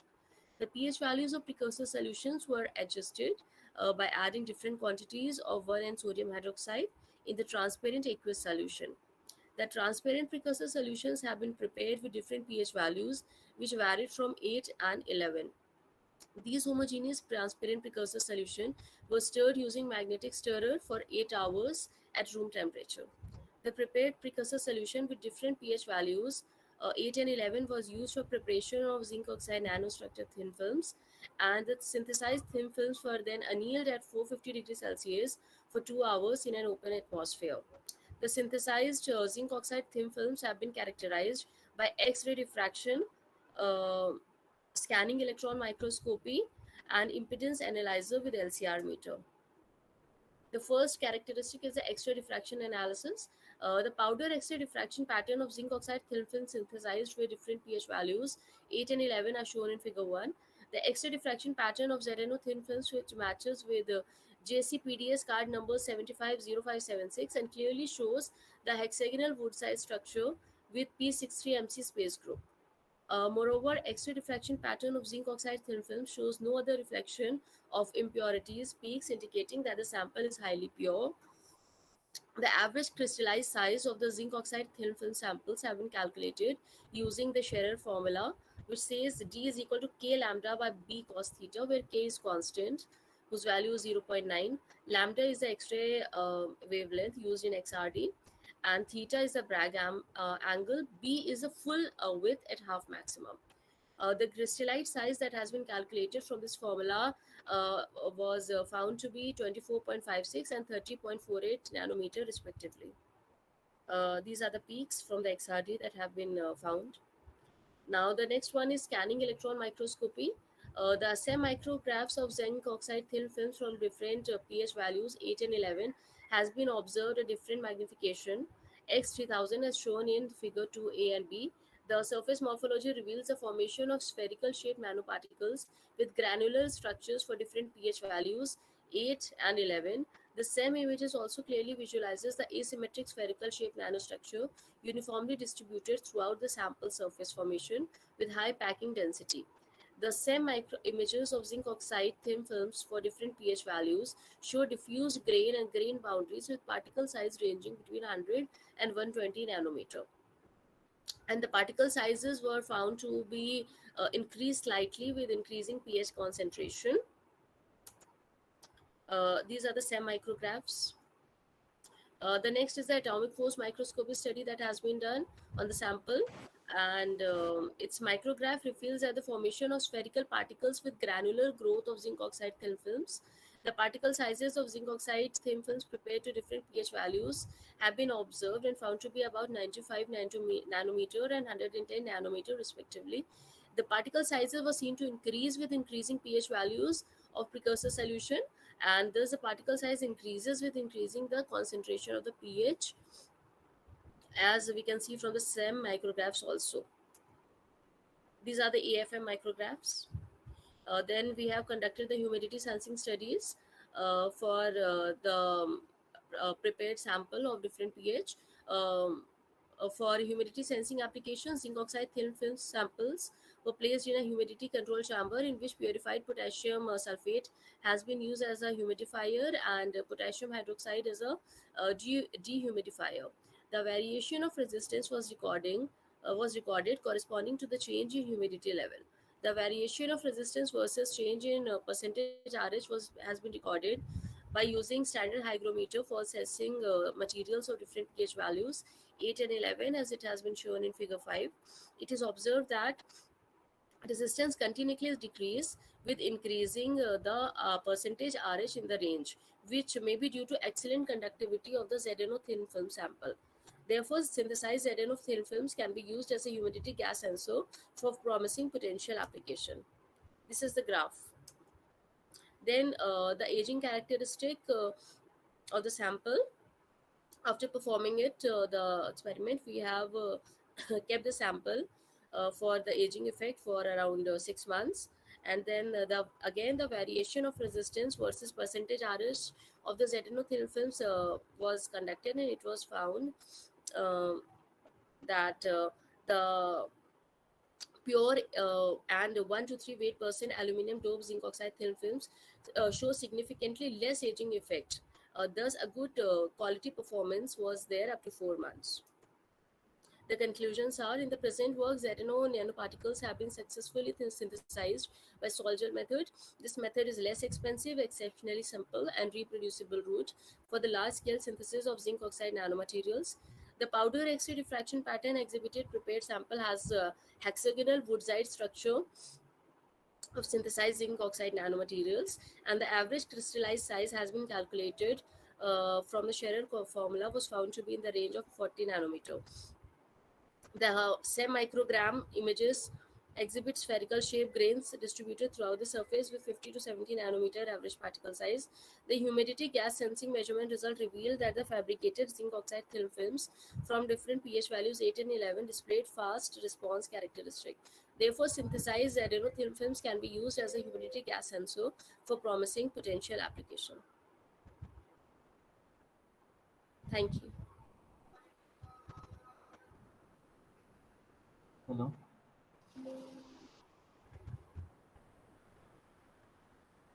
Thank you, sir.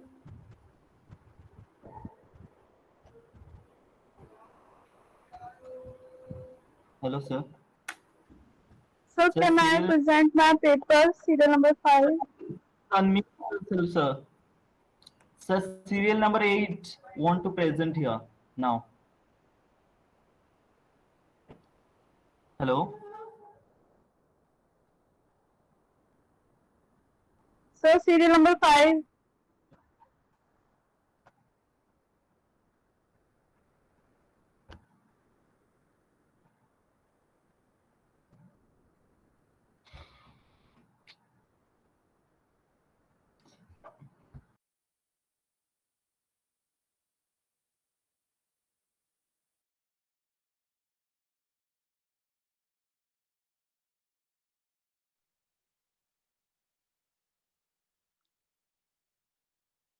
Hello. Sir, please unmute yourself. Okay, so I think your name is Muhammad Isa. So you want to present just after him or this time? Sir, my serial number is 8 and I want to present now. What is serial number? 8, sir. 8. My Okay, serial number okay. is 8. First of Yes, all, sir. you present Vidhu Bhushan Yes, Mishra. sir. Okay. Yes, sir. Thank you so much. Thereafter, I request you to please allow me to present. Thereafter, serial number 31. Only half Okay. hour. You take half hour. Okay. Sir, I want to present next my serial number. Let us not break the. My request to the organizers is please don't break the serial number. Then everybody wants to present first only. I request. So my serial number is 5. Can I present my paper? Is my slide visible, sir? Vidhu Bhushan Mishra, speak. Present your paper. Yes, sir. Is my slide visible? I'm Bihari. Hello. Okay, okay. Is my slide visible, sir? Please let me know. Okay, okay. It is visible. Present your Oh, paper. Vidhu Bhushan Mishra. thank you Okay. so much. Thank you so much, sir. Thank you, the organizing committee for giving us the opportunity. I'm Dipushan Mishra, and I want to discuss about the institutional changes that are happening in Indian economy, and which are changing the nature of the money supply also, and which in return changes the effectiveness of the monetary policy in controlling the price and output. So first of all, every economic schools of thought have highlighted the importance of the money supply in determining the price and also the output. Or sometimes the money supply also is believed to influence both price and output. But in addition to the money supply, how does the money enter into in the economy? That also matters for taking the monetary policy. In most of the theories, until recently, the money supply was assumed to be exogenous. And the exogenous money is also said to be helicopter money. And in this sense, we believe that the money supply is exogenously controlled by the Reserve Bank of India. And whenever the RBI has to control the price or output, or whenever the RBI wants to influence the availability of the liquidity in the market, it can control it exogenously without taking consideration the other variables like income, consumption, etc. Even in the classical quantity theory of money, the famous quantity theory of money quotes the MB is equal to PT, where there is a proportional relationship between the money supply and price. There also money is believed to be supplied exogenously by the RBI. Even in the ISLA model, we are given sometimes such kind of mathematical equations where the money demand is a function of the income and also the interest rate, but the money supply is given as exogenous, which is controlled by the RBI. Now, the post-Keynesians specifically believed in the theory of the endogenous money, and it has seriously changed the nature of the money supply and also the implications, the theoretical implications for controlling the level of price. According to the endogenous money theory, the money supply actually is not determined by the RBI. Rather, the market forces like the increase in the marginal efficiency of capital, the increase in the economic activity can also put some pressure on the money supply. For example, if there is an increase in the economic activity, or if there is an increase in the marginal efficiency of capital, then the entrepreneurs will be encouraged to take more investment activities, and these investment programs have to be financed by the banks, so they reach to the banks for the loans. And in the process of the giving loans, bank actually create the credit money in the process of giving the loans. I hope the students of economics will be well aware of the process of credit creation. And given the cash reserve ratio, given the institutional structures, the commercial banks can create credit money to different degrees, and thereby the money supply becomes endogenous. So in that sense, the money supply is not only supplied or controlled by the Reserve Bank of India or the central bank of any country. Rather, the market forces can also play a role in shaping or in influencing the availability of liquidity or the money supply. So now the schools of thought actually differ among themselves regarding the nature of the money supply. Some schools of thought, like classical monetarists, they believe that the money supply is exogenous. But on the other hand, the institutionalist or the post-Keynesian economists, they consider the money supply to be exogenous in every economy.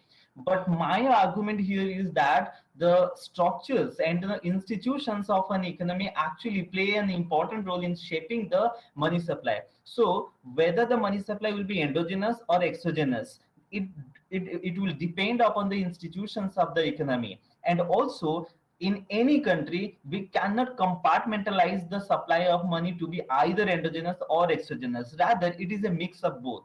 It is a matter of degree to what extent the money supply will be exogenous or endogenous. It is a matter of degree, not of a different kind. So if some countries have good institutions like developed financial market, the people or the population have good financial literacy, most of the people have ATM cards, most of the people are aware of the banking transactions, and also if the share market is well developed, if the banking system has core banking system and they have the capacity to manage their reserves by giving the loans, and also the system of the pre-committed loans through credit cards, then the money supply in that particular country will be more endogenous and less exogenous. So the central bank's influence of the money supply will be less in those economies which are generally developed and they have good functioning financial and capital markets. So now I will discuss some of the institutional changes in the Indian economy which are creating favorable environment for the money supply to become more and more endogenous. So these are the commercial banking sector changes in the commercial banking sector. If you can see the data here, the number of bank offices group is both the public sector banks as well as the scheduled commercial banks.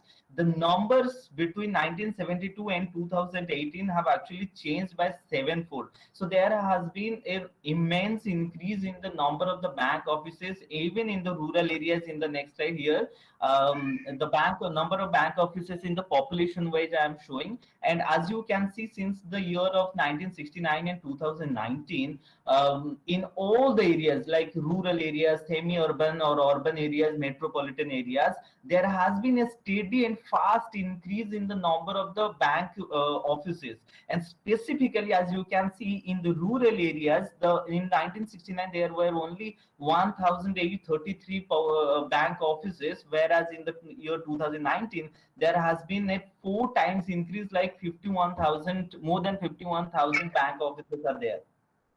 So this means that our banking services actually are reaching to the rural areas also, and also the banking habit of the rural population is also increasing at par with the metropolitan or the urban population, and that does add to the endogeneity of the money supply, because if the more people have bank accounts, they have ATMs, and they have access to the banks, then the bank's capability to create more credit money will increase. And also we can see the non-performing assets of the scheduled commercial banks. Here I am showing for the all scheduled commercial banks. As you can see, between 1967 and 2010-11, there has been steady decline in the non-performing assets of the banks. This is for the all scheduled commercial banks. This is for public sector banks. As you can see, there has been a decline in the percentage of the non-performing assets. This is for private sector banks, and this data shows the data for the foreign banks. In all the bank groups, as you can see, the non-performing assets is declining. A decline in the non-performing asset among the banks shows an increase in the efficiency among the banking system that will enable them to create more and more credit money. And this graph shows the ratio of the intermediation cost. Intermediation cost basically shows the cost of the banks, the cost that is borne by the banks to provide certain services, and that also is declining. And what is more noticeable in this graph is specifically for the public sector banks also, the intermediation cost, as you can see, has declined significantly. And also the private sector banks or all scheduled banks, for all scheduled commercial banks, the purple line shows a declining tendency of the intermediation cost. And for the public sector banks, this blue line shows also a declining tendency of the intermediation cost. And also, more importantly, the intermediation cost for the public sector banks stands much lower than all scheduled commercial banks. So the general perception that the public sector banks are not that efficient is actually not correct. And we can see the intermediation cost for public banks also much lower than other banks. Okay, this is the total interest earning. This graph shows the competition in the banking system. Earlier, specifically in the 1970s, there was a monopoly of the public sector banks, or there was a dominance of the public sector banks, whether it is in the earning earnings of the profit or earnings of the interest. But as you can see here in the graphs, the dominance of the monopoly of the public sector banks has been declining, and the private banks, the red line here shows the private bank share in the total interest earning in the banking system, and it is increasing. Also, there has been entry of the foreign banks, and they are also making their presence visible over the years. And as you can, so this shows basically the increase in the competition in the banking system. So basically, if there is more competition in the banking system, then more banks will be interested to give loans at easy terms. That will create more in credit money, and that will also loosen the grip of the RBI on the money supply. So this parameter also increases the endogeneity of money. This is also a similar graph which shows the share of the profit in different banks. As you can see here also, the profit share of the public sector banks has been steadily declining, specifically after 2010. And as you can see, the red line shows the increase in the share of the profit of the private sector banks in the total bank profit. This also is an indication that our competition efficiency of the banking system is continuously increasing, and that creating a favorable environment to create more credit money. And all these changes have actually shown us the results, that this shows the composition of the broad money. The broad money, as you know, it includes the demand deposit, the currency with the public, the other deposit, and also the time deposit. The time deposit component is very crucial in the broad money. Time deposit component, an increase in the percentage of the time deposit is actually an indication that the dominance of credit money is increasing. And you can see in the year 1967-68, where there was dominance of the public sector banks, the composition of broad money was mostly due to the currency with the public. As you can see, this blue line, the dominant component of the broad money was basically currency with the public, because at that time the banking habit and the banking system was Please not that complete in 2 minutes. Please Yes, sir. complete in 2 Yes, sir. minutes. I will complete within 2 minutes. Okay. So Next, at that time, next there speaker, was Muhammad Isa from Ethiopia. He will be ready for next. After yeah, that, okay. after Muhammad Isa from Ethiopia, the next will be Dr. Deepa Soni after that. Okay, sir. I will just take 2 minutes, sir. Don't worry. Okay. So, in the year 1967-68, when there was dominance of the public sector banks, most of the broad money was kept in the form of the cash with the public, because at that time there was no access to the ATM cards, various financial assets like equities, like bonds, etc. So most of the people used to keep their wealth in the form of cash only. But nowadays, see, the blue line, as it is shown here in the graph, the blue line is continuously declining, and in the year 2019-20, only 10%, around 10% of the broad money is in the form of the cash with the public or currency with the public. Similarly, the share of the time deposit, as you can see, the purple line is continuously increasing, and in the year 2019-20, around third quarter, 75% of the broad money is in the form of time deposit only, and the share of the time deposit in the year 1968-69, it was only around 25%. So basically, I am showing that the in Indian economy, the money supply has changed its nature from being more exogenous to being more endogenous, and that will have broader implications for the money supply, for the change in price, for the output. I mean, how the monetary policy is able to control the price and output. So to conclude, this paper basically tries to analyze the institutional changes which affects the nature of the money supply, and as we have seen, the competition and efficiency of the commercial banks has increased, and also there has been a change in the composition of the broad money, and all these are creating, along with this, there has been new financial innovations which give the investor a broad portfolio to invest their money. And so all these financial changes are creating more favorable environment where the money supply will be more endogenous. Thank you so much. Sir, can I please present next? 1 minute after this speaker he will speak. So now this speaker, thank you so much, Bidu Bhushan Misra. Very nice presentation. The next speaker is Muhammad Isa from Ethiopia, Webera University, director, Webera University. So thank you. You are welcome to present your paper.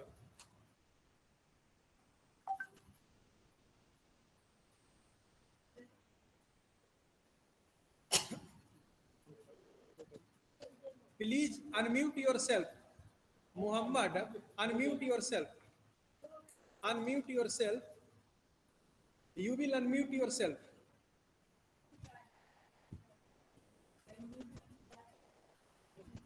Unmute yourself, Muhammad Isa. Unmute yourself. Your sound is not coming. He will unmute you like this. Unmute yourself.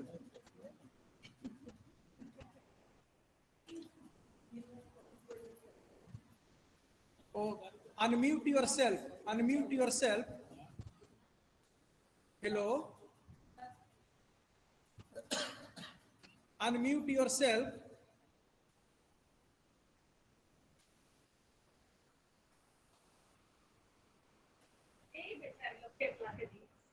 Visible? Hello. Yes.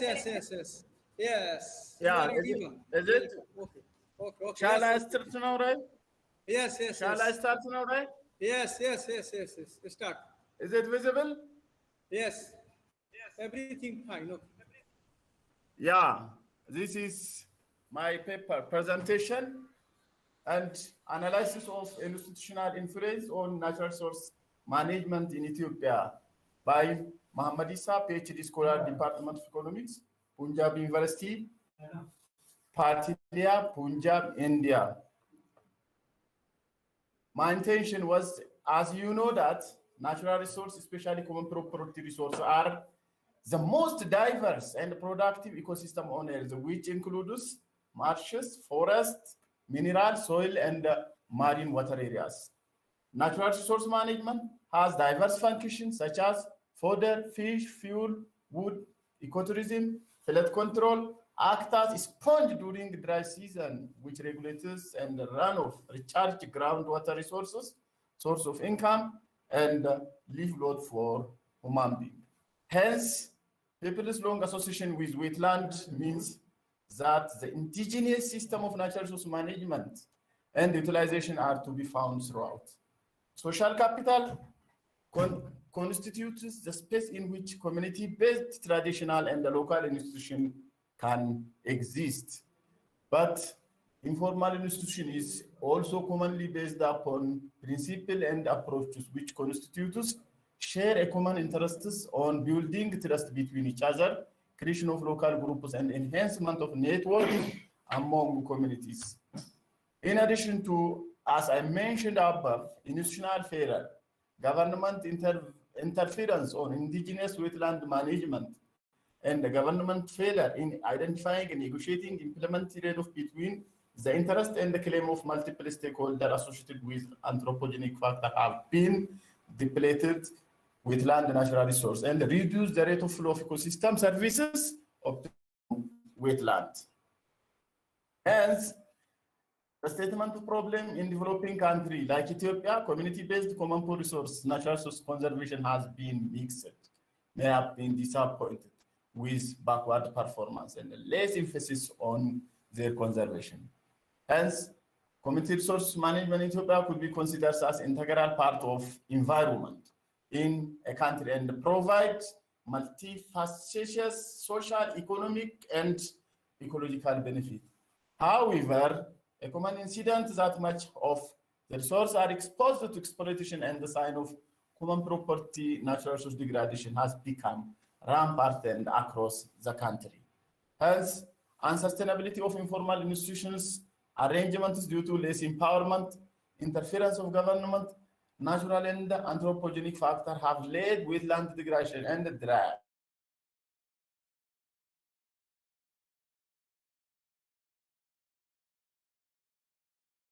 as Amsalu and Adisu has pointed out. Many natural community-based arrangements are assumption of community as especially limited at tight group. People share the norms interests with homogeneous social structure, thus fail to understand the multiple interest groups, the process through which the interrelate and institutional arrangement the structure their interactions.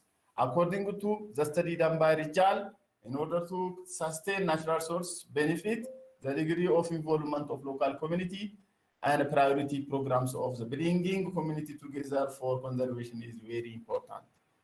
Whereas in Baputo common property resources, where local community has been using resources for different purposes of long period of time.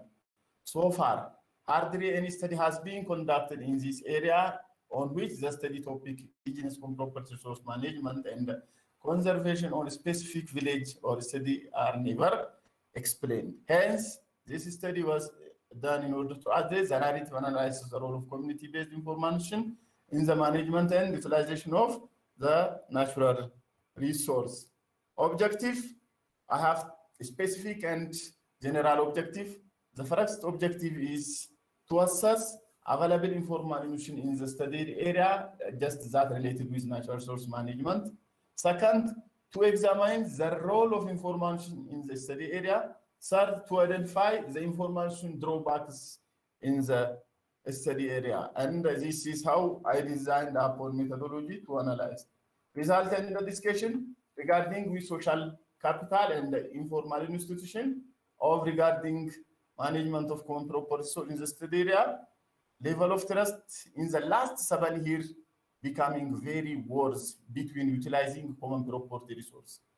And in another, people as a community are never trusting to each other in utilizing this common property resource. For example, 119 are just stated that they don't trust to each other in some issue, which result in the loss and the degradation of this common property natural resource. Another one, community can get together or work to each other in the study area.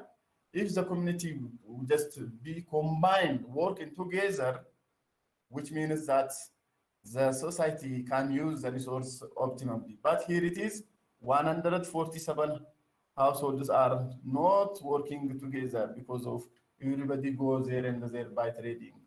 And the community engagement is also very pure. As a result, honest, as mentioned in the table below, most of the 21% of the community were not agreed to honest to each other, but only 7 were neutral, and the remaining and the most percent accepts this one.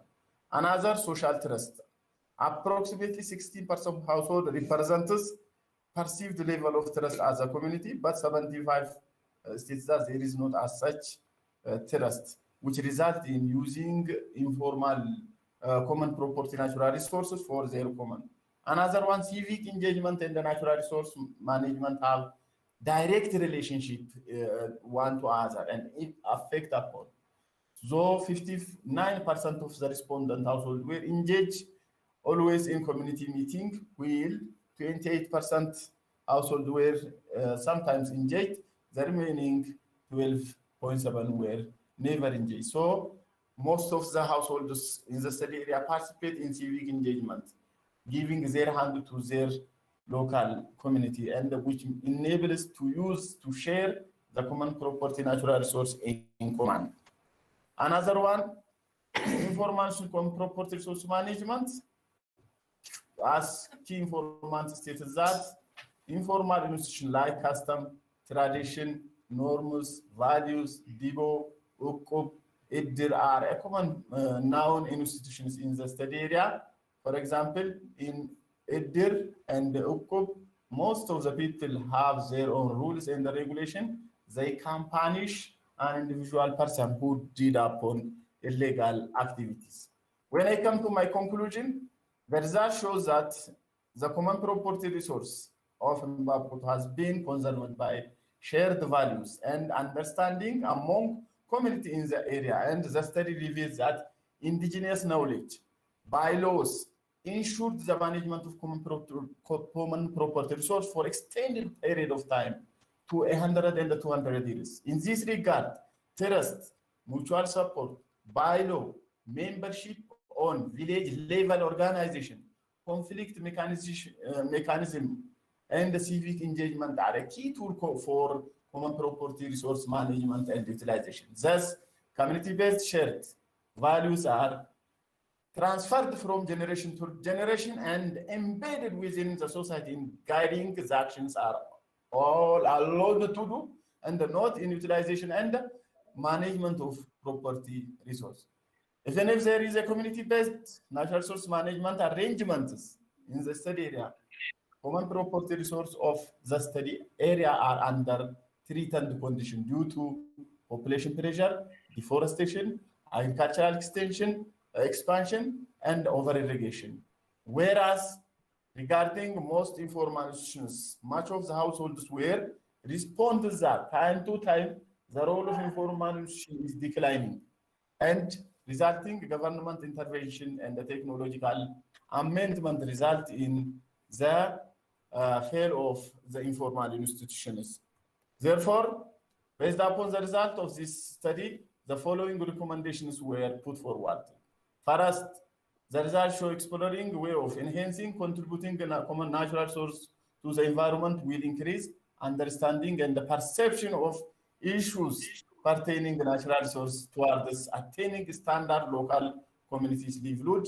Therefore, it is better to share the benefit of natural resource, especially common property resource, equally to the households for sustainable conservation, management, and utilization.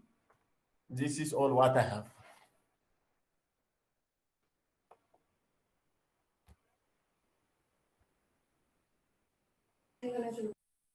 Complete yourself in 2 or 3 minutes. Complete yourself.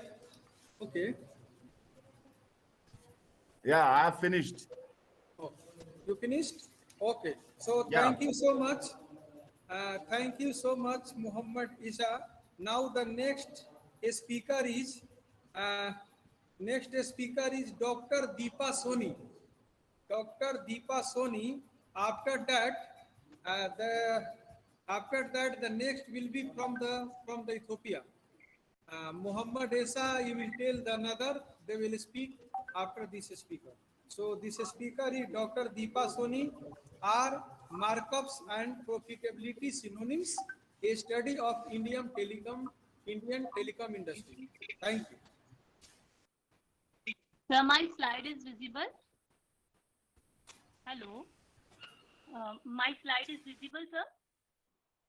1 minute. Dr. Muhammad Esa, your presentation is very nice. So thank you so much. Now, Dr. Deepa Soni. Okay.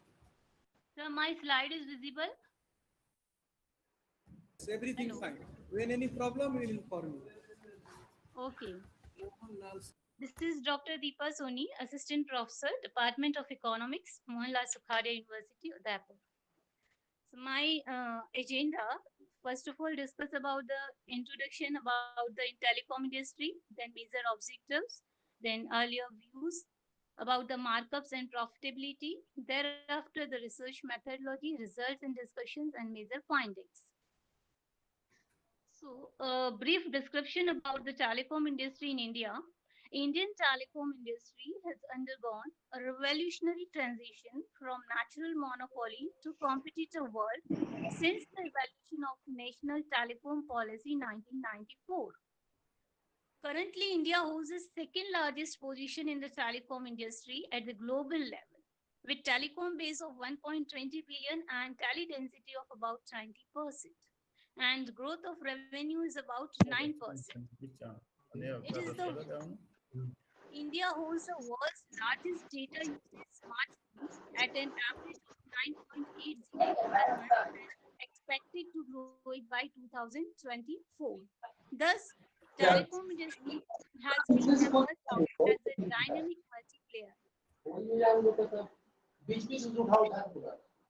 However, sir, am I audible? Is there any problem? Hello. Hello. Hello, am I audible? Yes, you are audible. You are audible.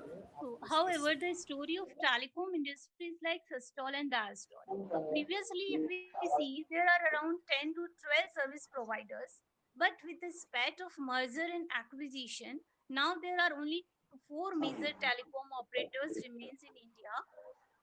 That is Bharti Airtel, Idea Vodafone, Reliance Jio. These three are private owned, while the BSNL MTNL is the public sector owned. The mega entry of Reliance Jio during the 2016 has prompted an active price competition in this sector and exert a reduction in the tariff, which brings down the call rates as well as data usage rates, and it results in high spike in the consumption of the data usage. But at the same time, it leads to decline in the average revenue per user of these service providers. So, this intense competition due to the coming of the Reliance Jio leads to the two diverging forces. Market power has been changed dramatically due to the entrance of the Reliance Jio. So, two diverging forces are coming. First is that on one hand, market power based on markups, that is markup price above the marginal cost. It also switches dramatically, and second, to the increase in the consumption of the data usage, profits based market power also changes dramatically. So here we consider that the two indicators of market power, that is markup and profitability, they both are showing diverging forces. So earlier literature, if we see about the earlier literature, they considered markup and profitability as synonym, and they adopt the same methodology to measure the market power. Means to say, if you want to measure the market power, they consider that whether we consider markup or profitability, they both are same. But thereafter, the literature says that no, they are not the same. Both the terms cannot be treated as same, because a rise in the markup, as we see, markup just means price above the marginal cost. So it may be rise due to the reduction in the cost associated with the variable cost. Yeah, variable factor. As fixed cost may rise, so price and consequently profit may remain same. So to have insight on this issue, the study ascertains the correlation between markup and profitability nature of market power. So, major objective, firstly, we will find out the markup value of telecom industry as a whole, and also at the disaggregated level, that is for the various telecom players in India. Thereafter, we will consider the market power based profitability approach, and then find out the synergy between the markups and profitability, and finally we'll see about the policy implications. Part, as I already told, previously market power was just based on the profitability approach, and to measure that we use the Turner index or concentration index, HH index, like this. But thereafter, markup based approach was adopted to measure the market power. Here I have used the pragmatic in Bangladesh 2012, which is based on Hall's approach to estimate the markup of the telecom industry as a whole. To the best of knowledge, this approach has not been used so far in Indian scenario. So markup is calculated by the formula output elasticity upon share of input in total revenue. Here, in order to find out the share of the interest in revenue, first of all, we have to calculate the we have to use the Cobb-Douglas prediction function. Here we have taken the three factors: labor, intermediate materials, and capital. So elasticity will be calculated by the coefficients estimated from this production function. We have used the following data set, and these data set are taken from the annual reports of these market players, all these market operators. So we have used the total for the total output. We have used the total operating cost, wages, then material cost, capital, and total revenue. These five variables are used to estimate the markup. Complete yourself in 2 minutes. Please conclude yourself in 2 minutes. The next speaker will be Diksha Yarora, and after that, the next one will be Tapji Kaur. So you conclude in 2 minutes. Okay. Sir, the markup of I have calculated the markup of the telecom industry, and we see that this markup is declining at the aggregate level. If we see about that industry level, it is declining, while at the disaggregated level, if we see the four telecom players, Airtel, Vodafone, BSNL, and Reliance, we see that the markup of Reliance Jio and Airtel is more or less same, while market value of this Vodafone and BSNL is totally declining. Now, if we see the correlation between the market and markup and profitability, we see that here we see that at the aggregate level, the correlation between the markup and profitability is significant. But at the disaggregated level, we see that for Airtel and Vodafone, there is a declining trend. There is a declining trend in the markup, the correlation between the markup and profitability. Only Reliance show a strong correlation between markup and profitability. So the result shows that I have only. So our result confirms the earlier literature that there is no evidence of interlinkages between higher markups and profitability at the disaggregated level. Major suggestion here and its policy implication is that robust and systematically warrant that aggregate impact of Reliance Jio is more on monopoly power profit, that is on the profitability, as compared to the markups of the remaining service providers. Means Jio has affected the profitability of the remaining service providers. Except Jio, all the telecom players, they are running in the loss. So it's a great challenge for the sustainability of telecom service providers. Vodafone and BSNL, they are highly threatened to get the market share, then to cover their variable cost. And Airtel is the only challenger left, which is standing a tough competitor with Jio, but still its profit is wafer thin as compared to Jio. Thus, it is further argues that with the reduced competition, prices in the telecom sector may hike further, and an era of cheap access of network service may come to an end. So it perceives an urgent need on the part of regulatory authorities, especially Competition Commission of India, to decide the ceiling on the floor price of tariff, taking into consideration the profit level and not on the basis of their markups, in order to bring the service providers on track and to create the competitive environment in the telecom industry. And to entail it, government may provide subsidy on services related to network externalities, bring massive investment, especially in the state-owned BSNL, to earn excess charges and for technological upgradation. Thank you and have a nice day.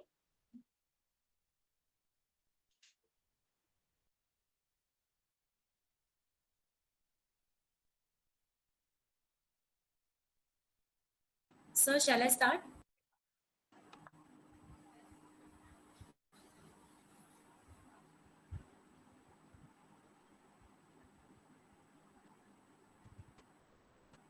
Sir, shall I start?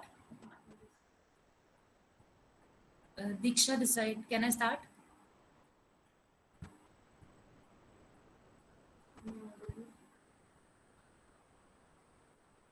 Am I audible?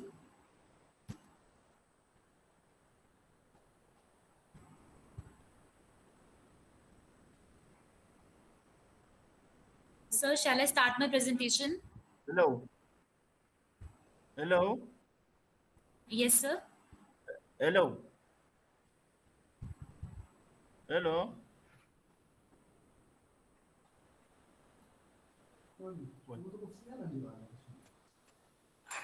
Hello, Professor Yes, Monaj. sir. Shall I start my presentation?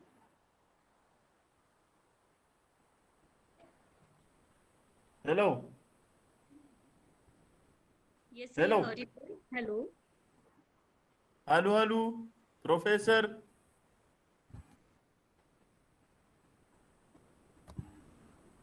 Hello. Hello. Yes, yes, we are getting you. Shall I start? I'm saying Shall I that start? you wait only 10 minutes. 10 minutes wait. Only a Yeah. speaker will present, then he will present. Okay, only 10 minutes. Okay? Yeah, visible? Okay, okay, speak. Diksha, you Is it wait. visible? Wait Is it only 10 visible? minutes. Yes, yes, yes, speak, speak. Okay. Speak. So, my title is based upon household willingness to pay for improved solid waste management, the case of Rabi Town, Silte Zone, Ethiopia, by Muhammad Isa, Ritbe Nagash, and Khadir Abdu. As you know, solid waste is can be defined as all the wastes arising from human and animal activities, the environment that are discarded as unless, useless, or unwanted are broadly defined as a solid waste. It includes industrial and commercial wastes, sewerage, slag, waste of agriculture, and animal husbandry. Demolition of waste and the mining residue are considered as a waste. Having said this, continued population growth and urbanization in the country is making the provision of urban environment services very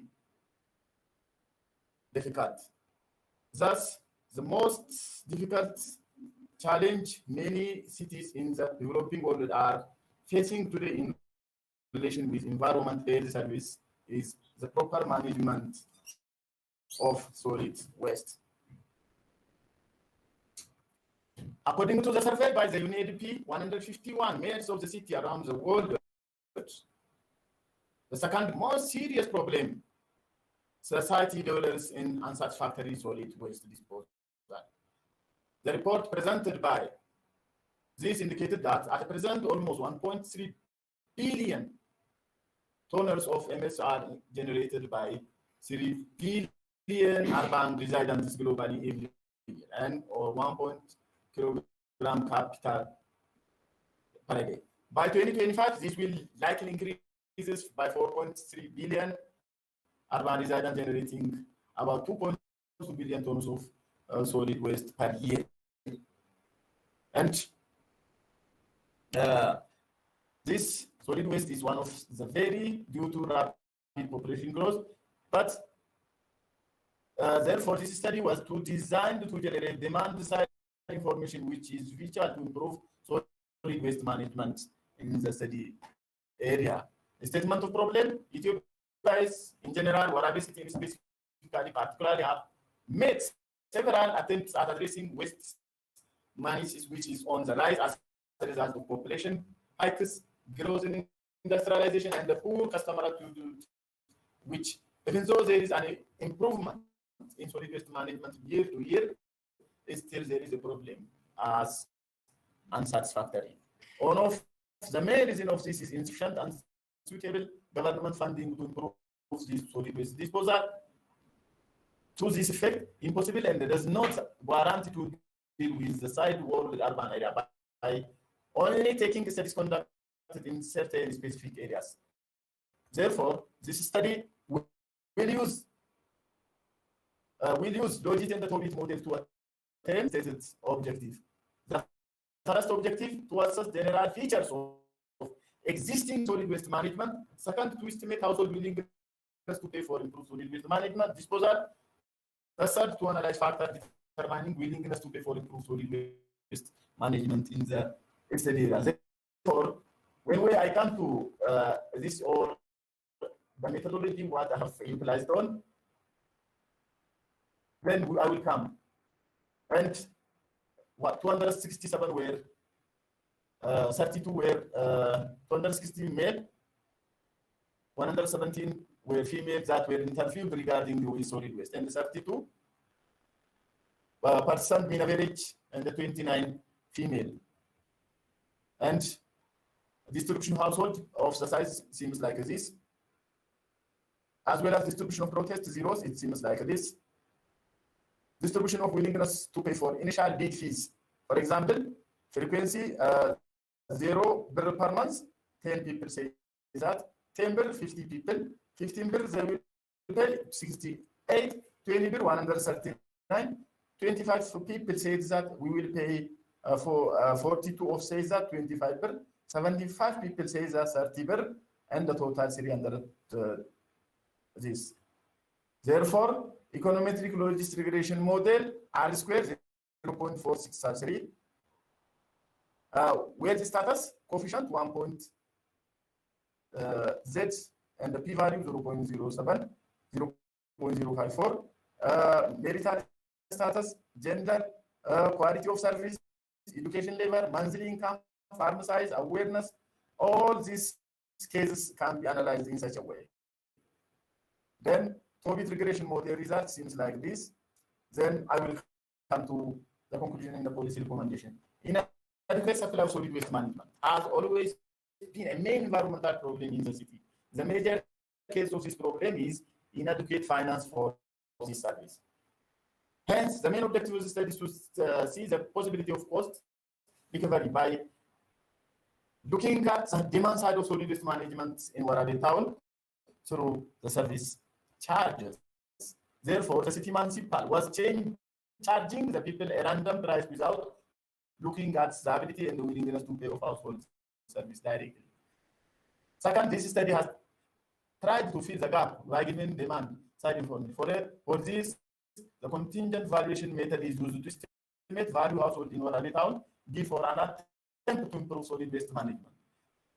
384 randomly selected households were interviewed from the two Kabbales. We have used both descriptive and statistical model and econometric model. The logic regression shows that age, mode of soil waste management, awareness, education level of store are found to be positively significant. Whereas when the status have negative relationship with households' willingness to pay, the rest of households were also found insignificant to explain. Unlike the logic model, Tobit model result shows that monthly income, mode of solid waste disposal, and amount of solid waste generated are found to be positively significant, where family size variables are negatively significant in defining this recommendation. The following are the important policy recommendations which are deducted from our analysis. The current sanitation fee needs to be revised.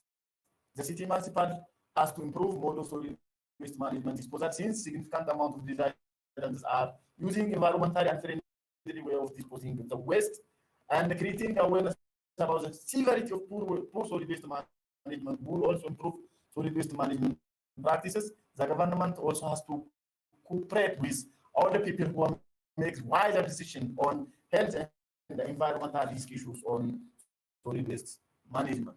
This is all what I have.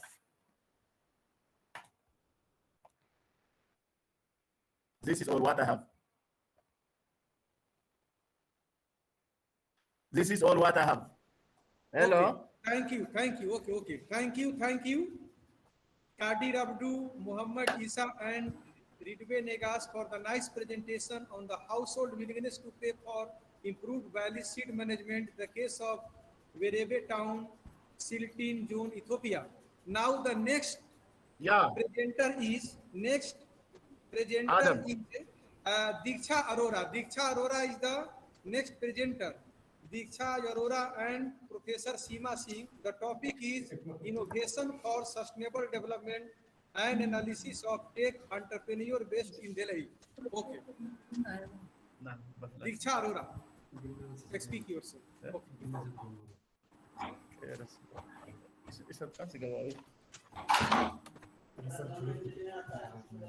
Yes, sir, I'm just.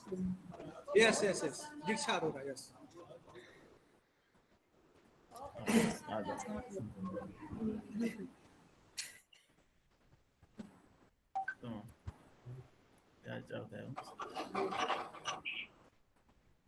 Good afternoon, everyone. My name is Diksha. The topic of my research is innovation for sustainable development and analysis of tech entrepreneurs based in Delhi.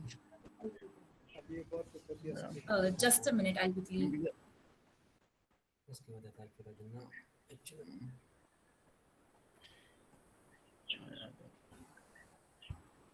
Diksha Arora, I think you are from the Delhi University or you are from the Delhi Technological University?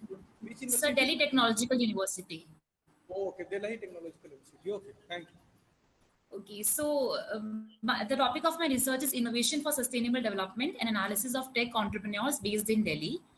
Technology-driven innovation plays a crucial role in enhancing effectiveness and productivity along with global competitiveness. As nations transition into knowledge economies, tech entrepreneurship has emerged as a credible instrument for job creation, innovation, wealth creation, and thus improving the societal conditions. With the advent of information technology era and the digital revolution with Industry 4.0, numerous technology-based startups have surfaced as entrepreneurs across the world and seek to operationalize their ideas into new products and services.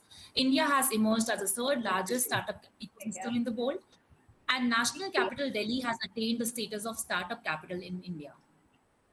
According to the Global Entrepreneurship Monitor, India's entrepreneurial activities expanded a lot in 2021. It has moved from 5.3% in 2020 to 14.4% in 2021. According to the World Bank's Ease of Doing Business report, India has been ranked at 63rd position out of the 190 countries as compared to 77th position in 2018 and 100th position in 2017. India has been doing a very good job even in the Global Innovation Index as mentioned over here. Now, talking about the technopreneurship, basically technological entrepreneurship, as a result of rapid technological change, new entrepreneurial activities have emerged, new products, new processes, and new ways of servicing people's needs. Technology entrepreneurship is defined as an investment in a project that assembles and deploys specialized individuals, heterogeneous scientific and technological knowledge-based assets for the purpose of value creation and capture for a firm. Now, talking about the relationship between tech startups and the sustainable development, policymakers in developing countries increasingly see science, technology, and innovation as an avenue for meeting sustainable development goals, with the STI-based startups as a key part of these efforts. Technology startups have both a strong global reach and impact on people. Hence, they have a great opportunity that lead to incorporating sustainability in one of the philosophies. Market failures cause government intervention supporting STI for SDGs, and publicly funded incubators can potentially fulfill this role. These are the 17 SDGs as taken from UNDP. Now, the objectives are to examine the socio-economic profile of tech startup founders based in Delhi and to assess the association of tech startups with sustainable development goals. The study area is Delhi, the startup capital of India as per the economic development. The data is collected from 3 incubated technology-based startups and 6 technology business incubators supported by the National Science and Technology Development Board, Department of Science and Technology. The list is created on the basis of the information taken from Taxation of smallholder farmers on agro-meteorological. Okay, so now talking about the research methodology, the analysis is based upon data from websites of incubators, startups incubated in the program of technology business incubation. So in case of any ambiguity, the information is taken from the profile through LinkedIn and the other company profiles available through the online search. So I've taken a sample of 100 startups which are incubated under the NSTEDB program, which is basically the National Science and Technology Entrepreneurship Development Board, which is under the Delhi DST, Department of Science and Technology. So these are the initiatives taken by NSTEDB board pre-1991 and post-1991. I'll quickly move to the next part. Now, this is the complete table which is showing the number of incubators and the number of startups which are facilitated under those incubators in Delhi as of now. So this is the representation of the same thing. The highest number of the incubators are under the IIT Delhi, the incubator of IIT Delhi. This is again the sectoral focus of the startups. The major focus, as we see from here, as I've created using this pie chart, it is on the agricultural sector, and there are artificial intelligence is also taking a huge rise in terms of the startup businesses. Now, talking about the socio-economic profile of the startup founders, the gender of the startup founder, out of total 100 startups, 64% startups are founded only by males 21% startups are founded owned by both males and females, while 15% startups are founded only by females. So there is a huge gap between male and females in the aspect of tech entrepreneurship. It could be attributed to the gender imbalance in the STEM, while stereotyping has a huge role to play. Talking about the educational background of startup founder, 55% of startup founders are from engineering background, while others belong to varied fields like architecture, medicine, commerce, zoology, etc. 17% of the startup founders own a PhD degree, and 14% of startup founders are MBA graduates. Almost half of the founders belong to IITs, NITs, and DTU, while there is diversity in other colleges and universities. 9% of startup founders have attained some educational qualification from foreign universities. Talking about the age group and year of incorporation, 16.4% of startup founders belong to age group less than 25, while 54% of them belong to age 25 and 35, and the rest are above 35. So we see the majority share is seen between age group 25 and 35. Further, there has been a huge increase in startups in the post-pandemic period. Moreover, the startups have also increased after 2015. Now, this spike in the number of startups in 2015 can be linked to the push by Government of India towards promoting startups, particularly with the Startup India scheme in 2016, which included a variety of interventions such as IPR facilitation, tax breaks, and funding opportunities in adding to enhancing infrastructure through incubation. So through the analysis of startup profile and incubators, it is found that major emphasis is given on ensuring sustainability through innovative product and services. Most of the startups are making use of artificial intelligence in order to facilitate technological transformations. Close to 40% of the analyzed startups have sustainability mentioned as one of the core objectives. Sustainable materials Dilshad, conclude yourself in 2 minutes. Yes, I'm just in 2 minutes. Sustainable materials discovery and agriculture is one of the core focus areas of startup. Apart from that, a lot of startups are working in the field of health technology, electrical automobiles, chemical manufacturing. So on the whole, we can say as per the study, majorly SDG 3, 7 and 9 are focused, which is good health and well-being, affordable and clean energy, industry innovation and infrastructure. These are the major focus areas. Even before coming above the SDGs, there we could see that even the goal 8 and 9 were under the main focus area of the startups. So now, as the developing countries, we need to ensure that we have a ample of tech startups coming up in the economy. So we need to have a proper policy for the incubators and thus understand their challenges and make these suitable policy measures. These are my references, and thank you so much for giving me this opportunity to present.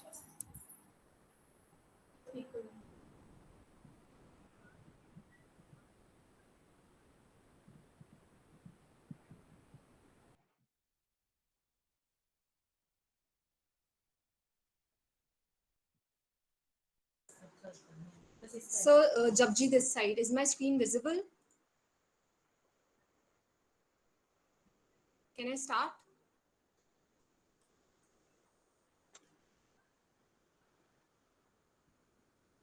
So, is my screen visible? Can I start?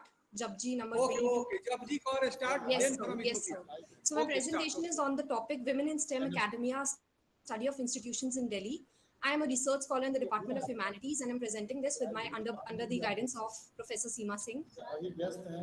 Life is not easy for any one of us, but what of that? We must have perseverance and above all confidence in ourselves. We must believe that we are gifted for something, and that thing is what at whatever cost must be attained. This is a quote by Marie Curie, who's a famous scientist. Women are powerful agents of change, and the far-reaching benefits of diversity and gender parity in leadership and decision-making are increasingly recognized in all spheres. They represent almost half of the global population, contributing a major strength in the socio-economic development of the country. They're a vital human resource and are pillars of the world economy. They have contributed in almost every sphere of life and are even leading the country, like we have a women president, a speaker, etc., being a source of inspiration to many of us. Women as leaders and decision makers ultimately play a critical role in advancing gender equality and furthering economic, social, and political progress of the nation. Therefore, women's contribution should not be ignored, and they must be represented in decision making in businesses, educational institutions, communities, and politics, not just because of gender parity, but because of their merit. Women in STEM, what is the situation in Delhi? It is there in India. Is India doing better than the developed world? Let us see how the scenario is. The scenario in India is much better, with nearly 43% of STEM graduates being women, as opposed to other developed nations like US, Canada, and UK, where there are fewer women, that is 34%, 31, and 38 respectively. As per the annual All India Survey on Higher Education report, that is AISH report, which indicates the enrollment of of women in undergraduate, master's, and PhD level programs, the number of women in India who have opted for STEM courses has increased from 10,02,707 in 2018 to 10,56,095 in 2019 to 20, as per the Quinn 2022 report. Now, the positive side is that more women are showing an inclination towards jobs in sports, technology, coding, and machine learning. Now, this is an incident which is being told by Miss Rohini M. Godbole in her very famous book that is being published by Indian Academy of Sciences. And the book is a collection of nearly 100 biographical essays on women scientists of India. She narrates an incident that a Japanese scientist on the Frankfurt airport bowed down in the middle of the airport and said, "I respect that work." So we get to know how women all around the world are gaining respect. Now, goal 5 we have. Is my screen visible?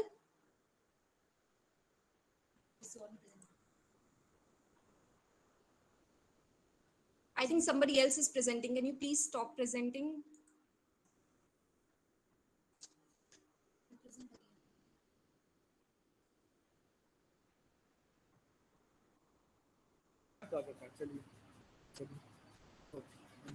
Is my screen visible now? Yes, visible. Yes. Yes, Visible. I'll just resume. Visible, yes. So we have goal 5, that is achieving gender equality and empowering all women and girls according to the UN. We have UNESCO also, which is promoting women in STEM globally.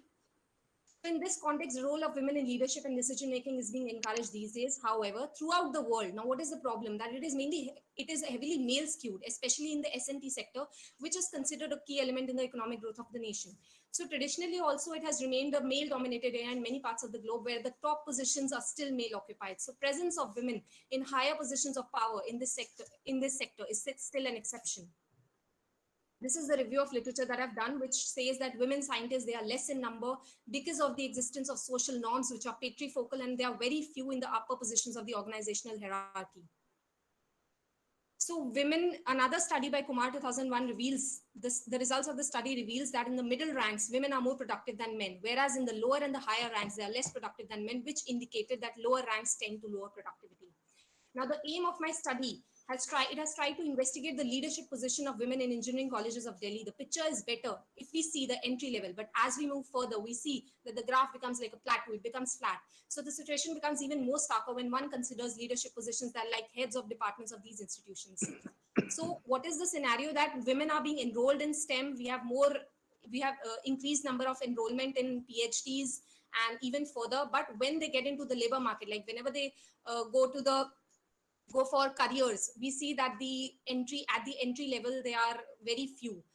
And as they move up, they are even fewer. So in the positions of the professors or the heads of departments or division, the percentage of women fall to 10 to 12%, according to Inter-Academy Panel on Women in Science in India report 2016. So objectives of my study are going to be to map the women engineers and scientists in the organizational hierarchical structure and to compare the proportion of women department-wise. So materials and methods, there are a total of 20 engineering colleges in Delhi, and a few universities had been chosen by simple random sampling in this study to study how many women are in the leadership position in these institutions in terms of the gender of the head of the department. So these are the results. I couldn't get all of the results in the PPT. So this is my first college that I've studied, that is Bharatiya Vidyapeeth Engineering College of Engineering. Here you can see that 3 out of 6 departments are male dominated. So there are only 3 female HODs and 3 male HODs. So the ratio is fine here, it is equal. But in the next, if we see, that is Maharaja Agar Singh Institute of Technology, that is made under the IP University, we see that only 2 out of 4 departments are headed by women. Again, if we see in Delhi Technological University, out of a total 13 departments, only 5 are male headed, 5 or 6 are, I think mostly they are male headed, more than I think 8, 9, only 2 are female headed. So out of 13 departments in Delhi Technological University, only 2 are female headed and the rest all are male headed. So we can see how the gender gap is highest, and basically in the Department of Mechanical Engineering, which is mostly male skewed. So these are my results that I've written it here, over here. So in Bharatiya Vidyapeeth College of Engineering, the proportion of female and male HODs is the same. 2 minutes, okay? Okay, complete. So shall I conclude in 2 minutes? Okay, 2 minutes you complete yourself. Yes, sir, sure. In Bharatiya Vidyapeeth College of Engineering, the proportion of female and male HODs is the same in all STEM departments combined, whereas in MAIT, that is Maharaja Agrasen Institute of Technology, and DTU, the proportion of male HODs is more than the female HODs. In BVCE, the highest percentage of females were in the Department of Instrumentation and Control Engineering, whereas the lowest percentage of females were in the Department of IT. So 3 out of 6 departments are male skewed. In MAIT, highest percentage of females were in the Department of Computer Science and Engineering, whereas the lowest percentage of females were in the Department of Mechanical and Automation Engineering. 2 out of 4 departments are male skewed, and in a total of 4 departments, there are 3 male HODs and 1 is female HOD. So we can see that the gender gap is highest in the Department of Mechanical and Automation Engineering, which is male skewed. In DTU, similarly, let me end with my own university, that is Delhi Technological University. The highest percentage of females were in the Department of IT, whereas the lowest percentage of females were in the Department of Mechanical Engineering. 11 out of 13 departments are male skewed, and in a total of 13 departments, 11 are male HODs, and whereas only 2 are female HODs. So gender gap, even in my university, is highest. As we can see, it is mainly in the Department of Mechanical Engineering, which is male skewed. So leadership roles need special attention since there exists unconscious bias, there is bullying, there is micro inequities, which is restricting the women's progression in the hierarchical ladder.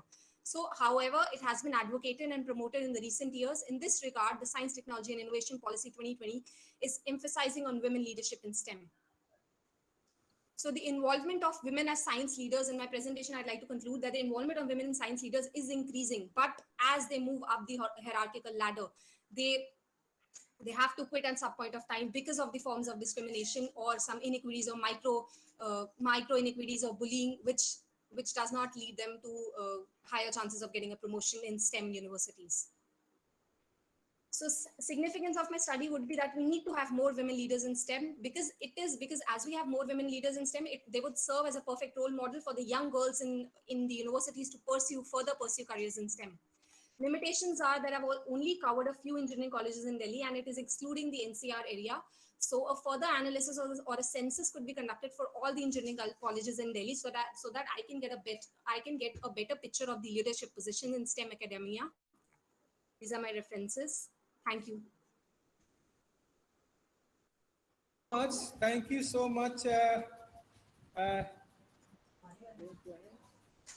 Japji Kaur, yes. Very nice presentation. Now the next presentation will be of the person Adam Sunkemu. Adam Sunkemu and Muhammad. The topic is perception of smallholder farmers of rain water harvesting.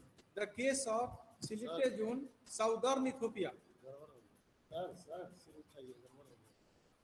Yes. Okay.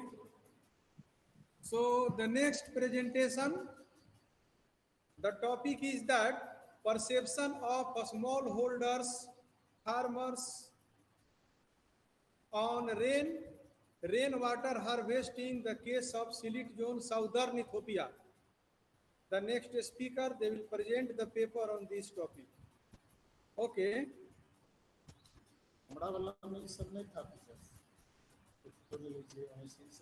Unmute yourself. Unmute yourself.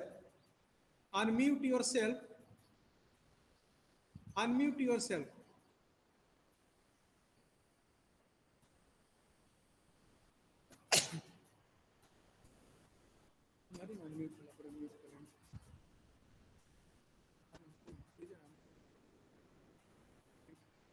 Unmute yourself.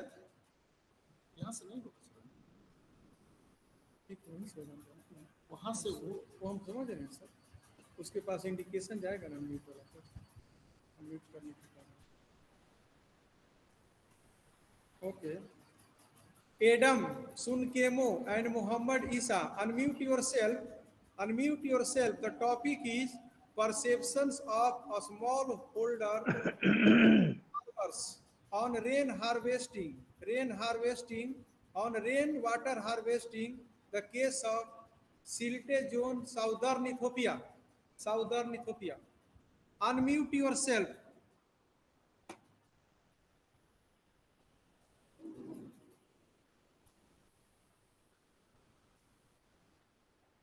Okay.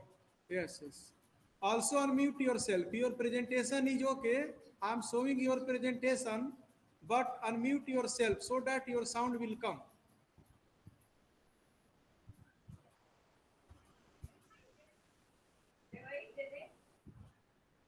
Yes, we are not listening your sound.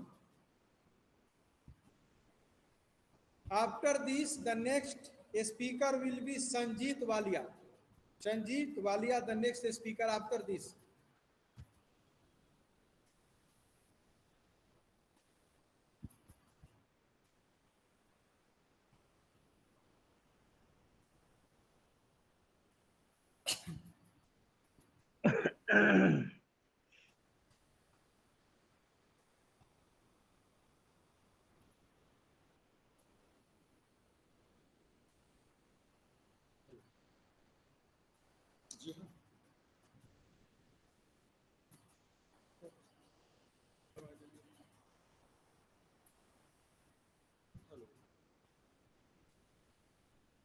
Unmute yourself. Your sound is not coming. Unmute yourself.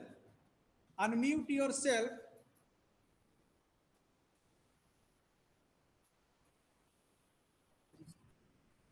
आप उसमें message कीजिए ना, उसमें programme बना अपना serial number message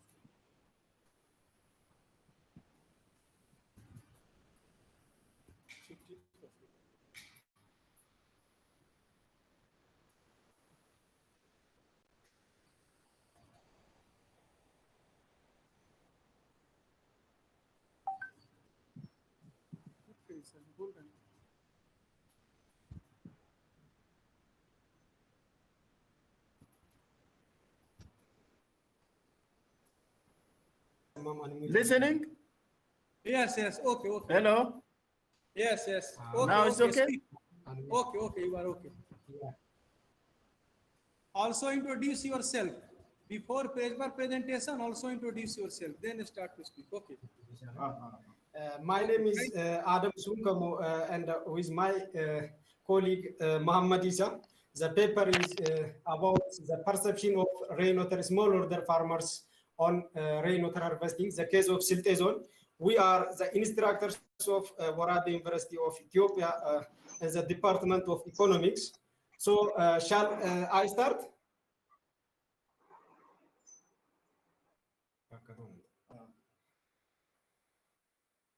Okay, I start the introductory part of my paper.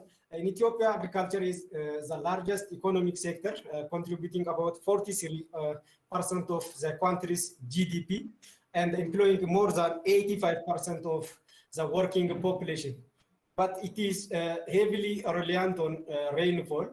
The productivity of the Ethiopian agriculture is still strongly influenced by interannual and interseasonal rainfall variability. So the declining rainfall amount and the in-season dry spells together with increasing temperature aggravates the recurring drought incidences. Drought and floods are becoming common with significant events every 3 to 5 years, with increasing frequency compared to the last 2 decades ago. Improvement of drought management strategies by farmers, especially the resource-poor farmers, requires an understanding of farmers' perception on drought and their drought coping strategies. Among coping mechanisms, storage-based rainwater harvesting techniques played a key role in improving the efficient use of rainwater harvesting and increased the sustainability and reliability of rainfield agriculture. This is according to Basin et al. 2012, and the Lupi and the Mammo also states just like that. The next one is the statement of the problem. Located in hot Great East African Rift Valley, Dalocha district is characterized by erratic rainfall, frequent drought, crop failure, and the lack of permanent water sources like streams and the lakes, according to the Warada Agricultural Office information. Late or early occurrence, uneven distribution, interruption, and insufficiency of rainfall are common in the area, according to Aziz and Tasfai 2012. Consequently, storage-based rainwater harvesting is being introduced by the local government, cooperation with NGOs, and the community with together. However, despite the potential of the technology for improving agricultural productivity and the livelihood, its adoption by the farmers is not satisfactory according to a study done by Tasfaya 2008. Some storage-based structures which constructed before has water are not effectively used.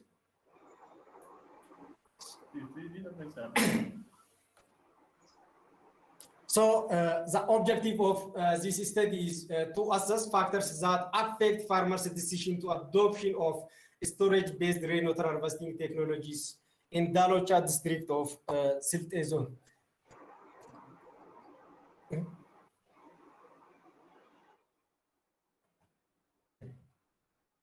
Okay, objective another. The other one is research design. There are sampling techniques in the sample size. The researcher takes Dalucha district purposefully, selecting out of several waradas of southern nation and the nationalities based on the problem of water scarcity. So the researcher takes 3 kabales as a sample site based on their drought affected with these areas. So the researcher also applies the econometric model to determine factors that affect rainwater harvesting for the farmers. So these are the findings in the time of the study. Among the storage-based rainwater harvesting structures in the study area, the major ones are household level ponds that are 60 up to 180 meter cube, traditional community ponds, and currently the most widely practiced storage-based water harvesting technique was the hillside earth dam, that is locally known as Borata, and has water storage capacity of 10,000 up to 30,000 meter cube. These are the pictures that captured in the time of study. This is a hillside structure that is locally known as Borata. It takes huge water capacity. The other one is what is utilization of the stored water is by the farmers. The harvested water has multiple services like domestic purpose for livestock drinking, construction of house, and the crop production like supplemental irrigation and the producing high value crops like vegetables, chat also, and the paper seedlings also that are the functions that this water is used for the local farmers. This is the graph that is used how the farmers are used the stored water for them. Most of the smallholder farmers confirmed that domestic and the livestock drinking are the main purpose for which they use the rainwater stored in the Borata. About 52% of the sampled adopters used community ponds for domestic purpose for their livestock drink. The other one is farmers' perception on use of storage-based water harvesting structure. Of the total adopters and the non-adopters, 90.74% and the 69.69% strongly agreed on the importance of storage-based rainwater harvesting technologies in decrease of the effect of drought. As I asked the farmers in the time of the study, they agreed up on the function of the water harvesting technology to decrease the effect of the drought in the study area, since the study area is prone to the drought. The other one is farmers' perception on the performance of storage-based structure. Depending on this equation, one of the important performance measurement for water storage structures, knowing the residence time of the water in the storage structure. Most of the farmers, or about 68% of the sampled respondents, agree that the harvested water in small ponds may stay or and be consumed up to 3 months since harvesting. But majority of the respondents, about 86% of them indicated that once the water is harvested in the Borata, Borata means that is the local name for that of the largest part of water body. it stayed about 3 up to the 4 months respectively. The burrata has the potential to mitigate the drought effects for that farmers. So this is the huge amount of water. It contains 10,000 up to 30,000 of the graph that shows how much time of the water is stayed in the structures. The other one is the economic result. This is the economic, or this table shows us the economic results of the econometric result of the study. So we discuss which variables are significantly affect the adoption behavior of the farmers in study area. Out of 13 or 14 variables that are included in the study, approximately 5 or 6 variables are significantly affect adopting this technology. Out of them, 6 non-farm income, extension service, livestock holding, land size, training, and the farmers' perception of the technology are found to be statistically significant at less than 10% significant level. So these variables affect this technology significantly based on the studies that is taking place in this please area. conclude yourself So, in 2 minutes. Conclude yourself in 2 minutes. Yeah. Conclude in 2 minutes. When we come to the conclusion of this study, late onset of rainfall season was the only perceived cause for both moderate and the severe droughts for livestock, while both the late onset and the long dry spells were the main causes of moderate and the severe droughts of the maize farming in the area. So most of the farmers perceived frequent crop failure, lack of feed for animals, increased incidence of plant, animal, and human diseases, frequent disease of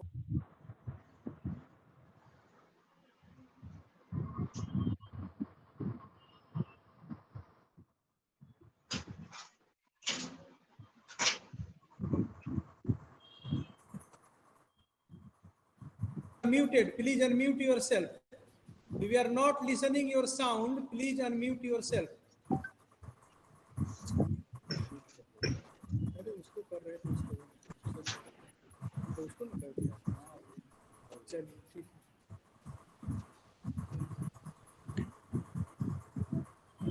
Hello. Yes, yes, yes. This is yeah. Yeah.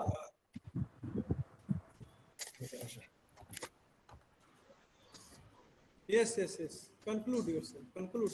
Conclude in 1 minute. Yeah, I conclude my concept. Yeah, almost all of smallholder farmers have positive perception for the technology as it is reduces drought and erosion.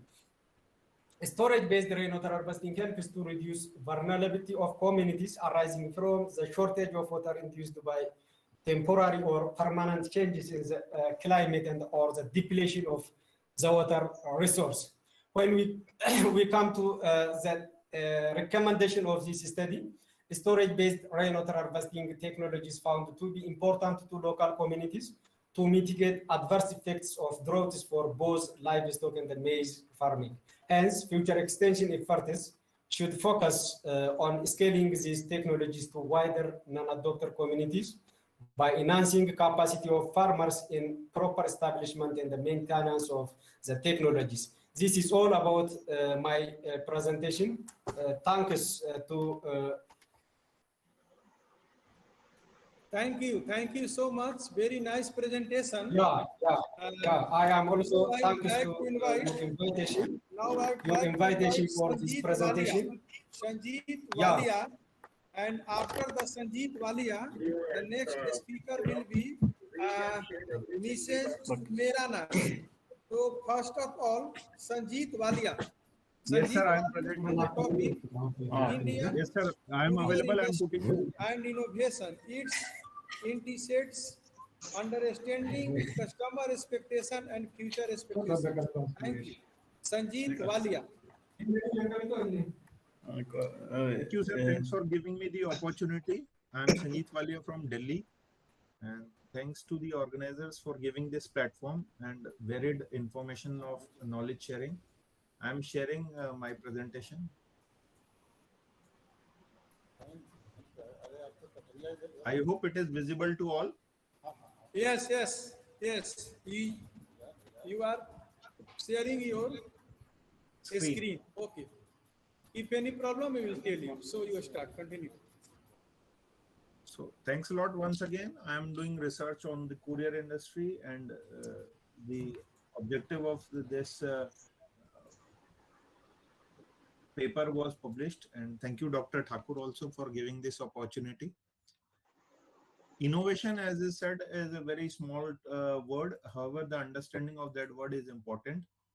And what is courier? According to dictionary meaning, courier is a person who is paid to take letters and parcels from one place to another.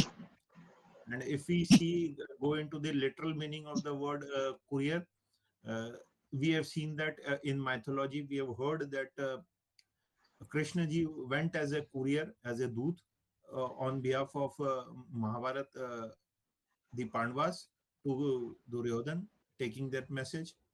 We have heard that Hanumanji went on and for behalf of Shri Ram to Lanka, taking message of Shri Ram.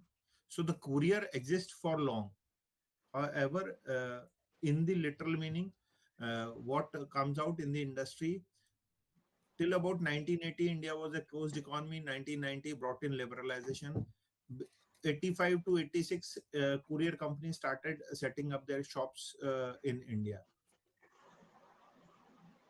So what is innovation? Innovation is, according to the Merriam-Webster dictionary, introduction of something new. However, it is a new idea, a method or a device also can bring in innovation. This is how the shift has happened. We all can relate to the top inland letter or the postcard which was available when we used to go to the post office, stand in the lines, queues, and then the shift happened to the courier industry where you don't have to step out of the house. There is pickup from your office or home. Delivery is at your office or home. So what are the challenges in the industry? The Indian courier industry is growing at about 17% CAGR and was expected to be around 22,000 crore industry in financial year 2022.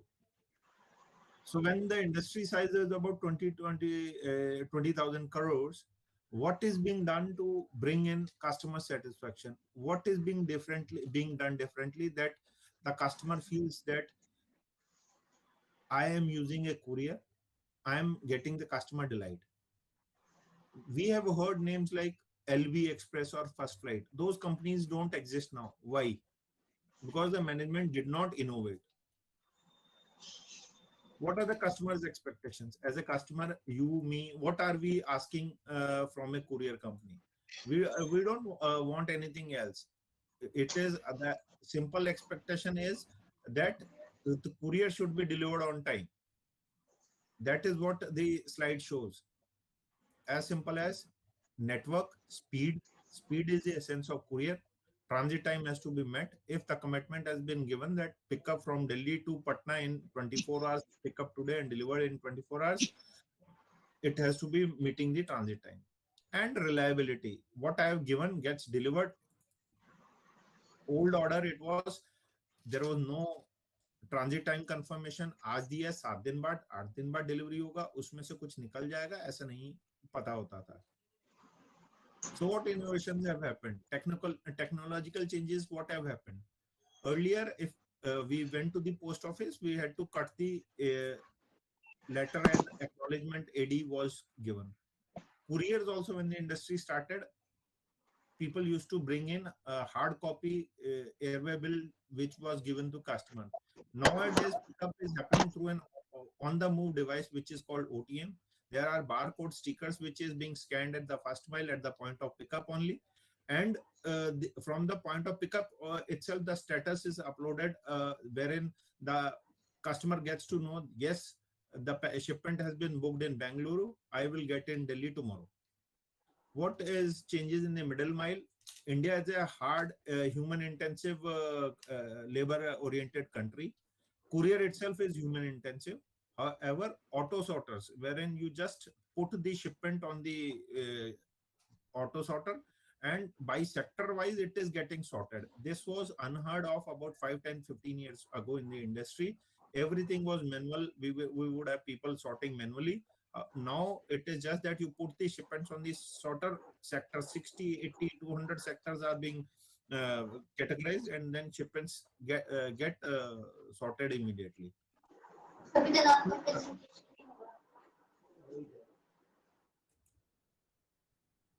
Anything for me?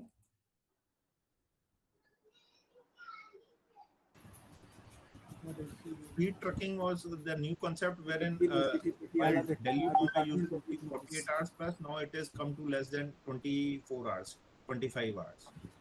Last mile delivery through OTM is another. Earlier हम सबका experience है जो भी इस call में होंगे, that whenever the delivery used to come through courier, we would sign hard copy run sheets. Now there is no more run sheet coming. It is just a OTM device on which the delivery is given. Even in some cases like Amazon or Flipkart, they don't even take the signatures, because geofencing is done. They have a proof that a delivery has been done to the doorstep of the customer. In case of Blinkit and all, they don't even take any signature. So what is the conclusion? The conclusion is that investor and promoters need to have faith on technological advancement. Money needs to be spent on innovations. And for that, leaders need to have long-term vision and capability to take risk. Those who resist change are swept away by the change, and that is the example of Firstflight, that is the example of Blaze Flash, that is the example of LB Express. All of us had known these brands for almost 25, 30 years, but since the management did not believe in innovation, these companies could not exist anymore. Thanks. That is a brief presentation from my end. Thanks to Dr. Thakur. Thanks to Dr. Anil Thakur for this support. Thank you. So link है अपने पास, online का link है अपने पास. So I think you completed your presentation. Yeah. Sir. Yes. Serial number 5. Can I present my paper? You only wait. Only 15 minutes. Wait. 15 minutes. I'm making your tick. The serial number 5. Yes, sir. Anshu Agarwal and Jyoti Chauhan. I am making the tick. So you wait only 15 minutes. Okay. After 2 speakers. So the next speaker is Sumera Naz. And after the Sumera Naz, the next speaker will be Dr. Vinod Sharma, HOD, PG Department of Psychology, SKM, Sindhu Kanu Maji University, Dumka. So before that, this paper presentation will be now just Sumera Naz. And after that, Sumera Naz, then Dr. Vinod Sharma, and after that, it will be Dr. Anshu Agarwal. Okay? Okay. So, Sumera Naz. Yes, sir. Hello, sir. Yes. Am I audible, sir? Yes. Audible. Yes. Audible. Yes. Hello. Good afternoon to everyone.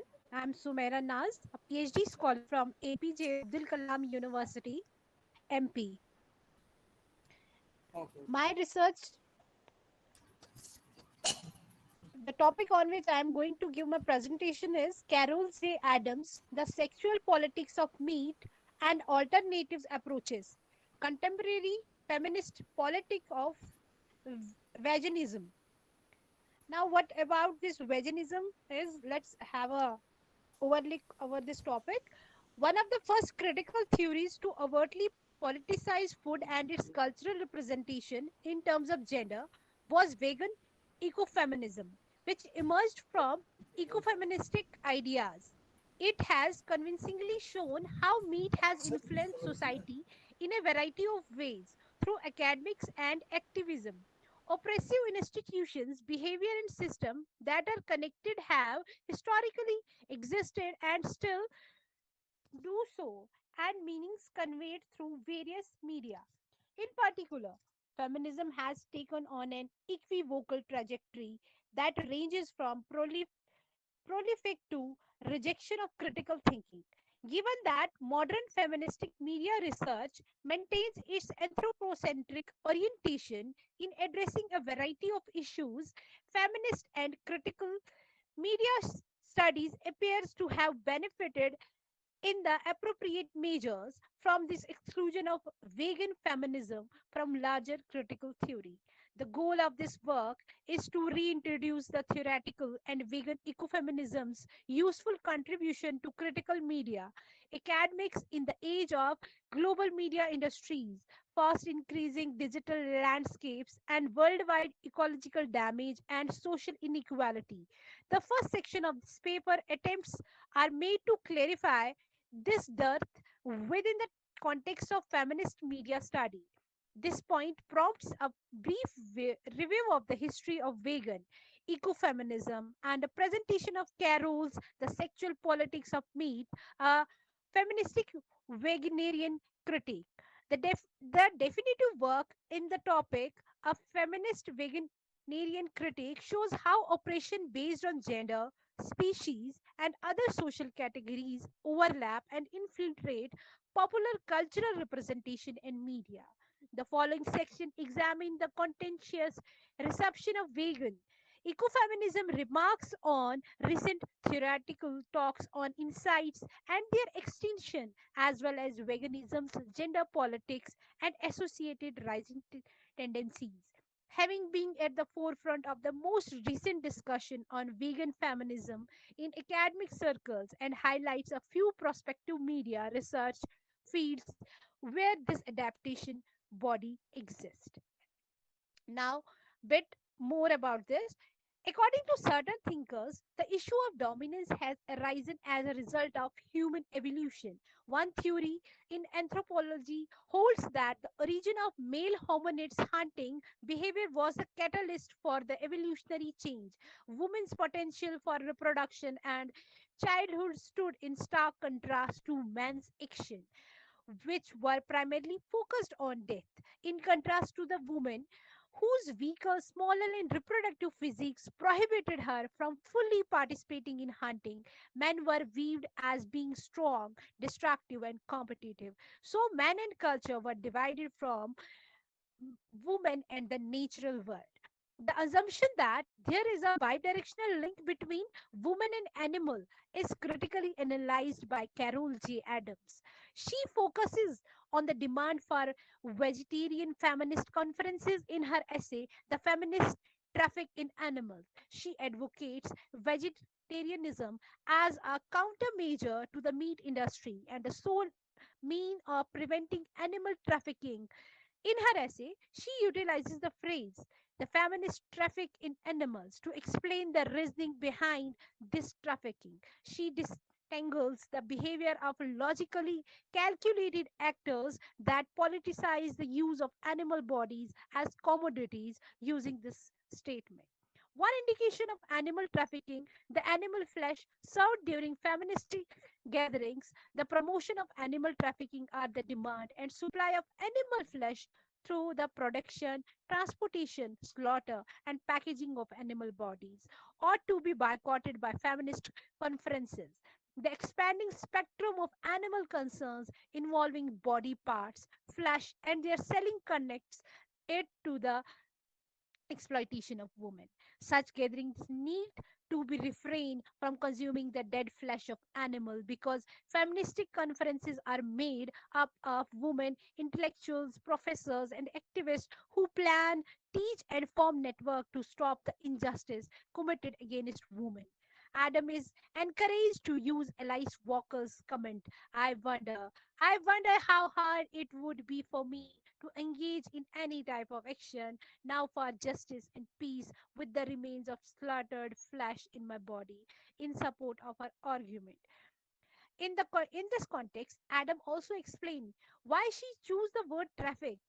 I implied imply that similarity in the treatment of disposable or usable bodies exists. The producers and consumers are both involved in this trafficking processes, which creates the animal industrial complex. Adam says nearly 60% of American food come from animal, including eggs and dairy products. And animal crops in the term of its food businesses. These enterprises often reduce the price of animal products so that impoverished have them as their only alternative. And the meat industry ideology solidifies its position as the superior structure that allows individualism and pro-choice to be as another cultural discourse of this area. A special, life sensitive, unique being is finally reduced by this idea of flesh or a thing with no distinctiveness, desires, originality, or individuality. The phrase meat is essentially a collective noun with no individuality, no uniqueness, no specificity, no particularity. This widespread phrase affects our interaction and relationship with animals.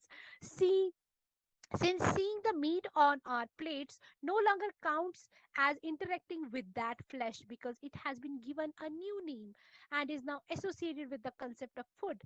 Given this situation, let's consider Adam's viewpoint. As long as meat has no past, as long as meat has no past, its identity will derive only from the manufactured framework of appetites and appearances, which facilitates what I term the flight from specificity. Now I am moving towards concluding this paper.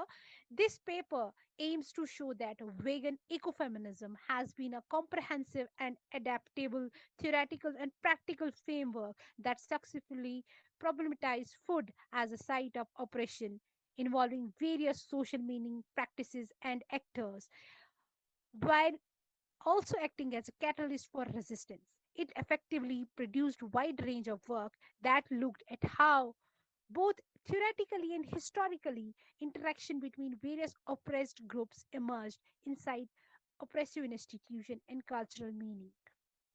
Oh, thank you so much. Nice presentation.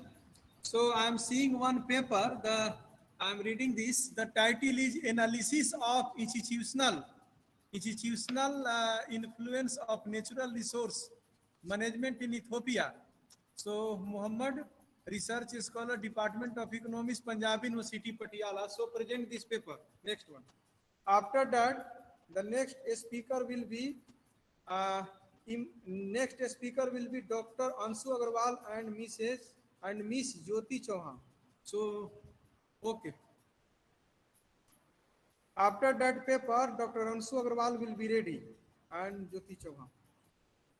So, present your paper. This paper, I am seeing the PPT already on this analysis of institutional institutional analysis of institutional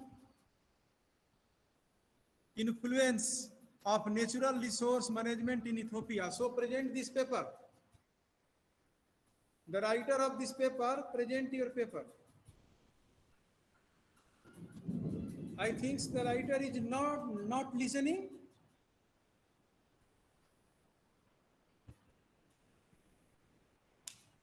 Hello. So uh, the next speaker, impact of gender and yoga on psychological well-being among middle-aged adults.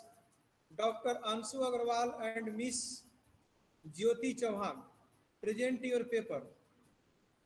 Dr. Anshu Agarwal and Miss Jyoti Chauhan, present your paper. Okay, sir. Okay, yes.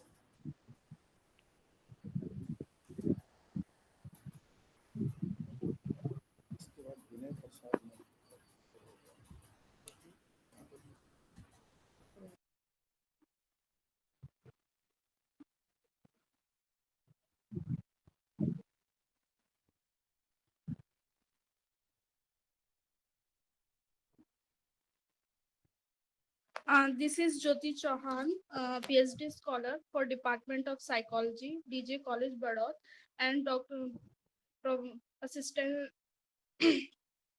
and Dr. Anshu Agarwal, head and assistant professor, DG College, Baroda. My research topic is impact of gender and yoga on psychological well-being among middle-aged adults.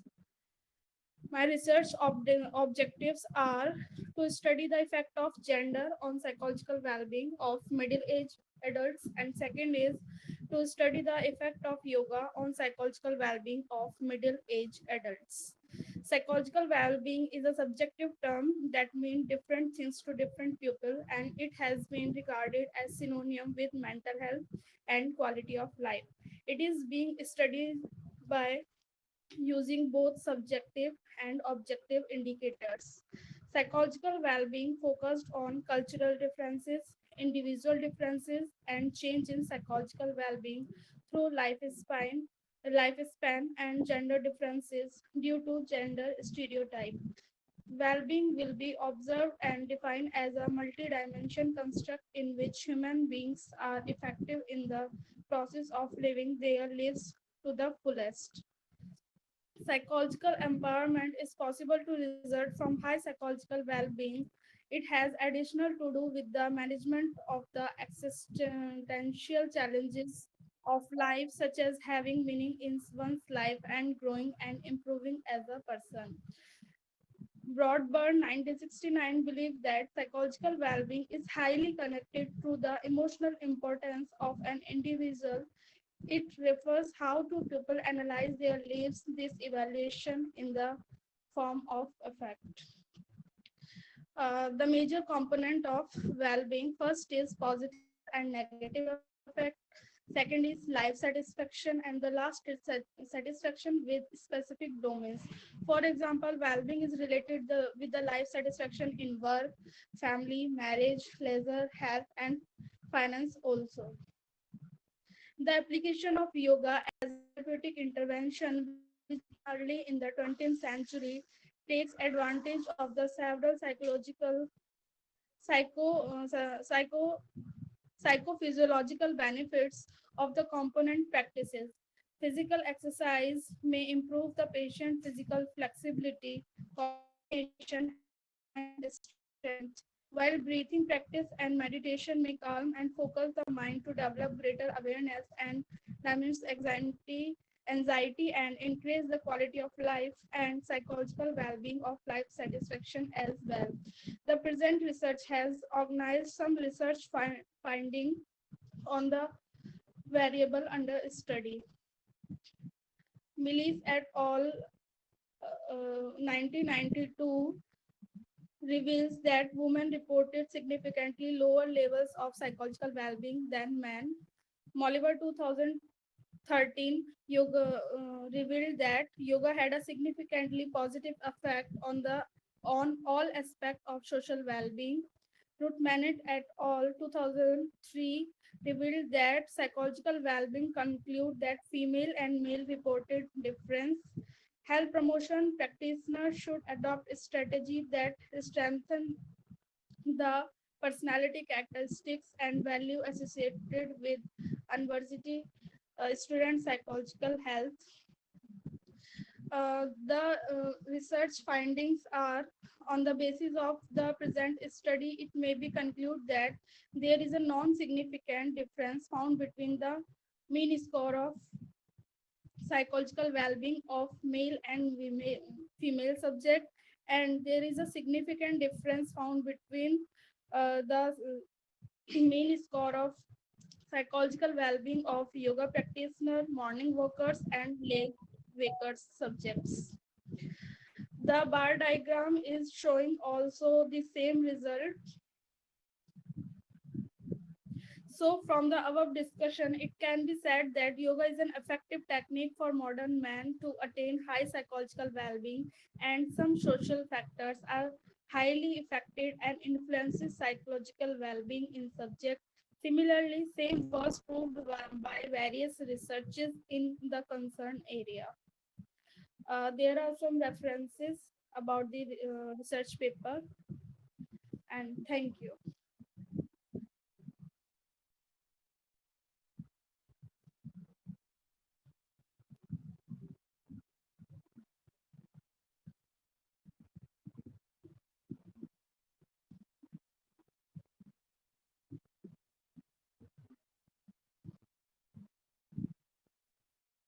Thank you, sir. Okay. Thank you so much. Now the next speaker, I think, analysis of institutional influence on natural resource management in Ethiopia. So present yourself. Okay.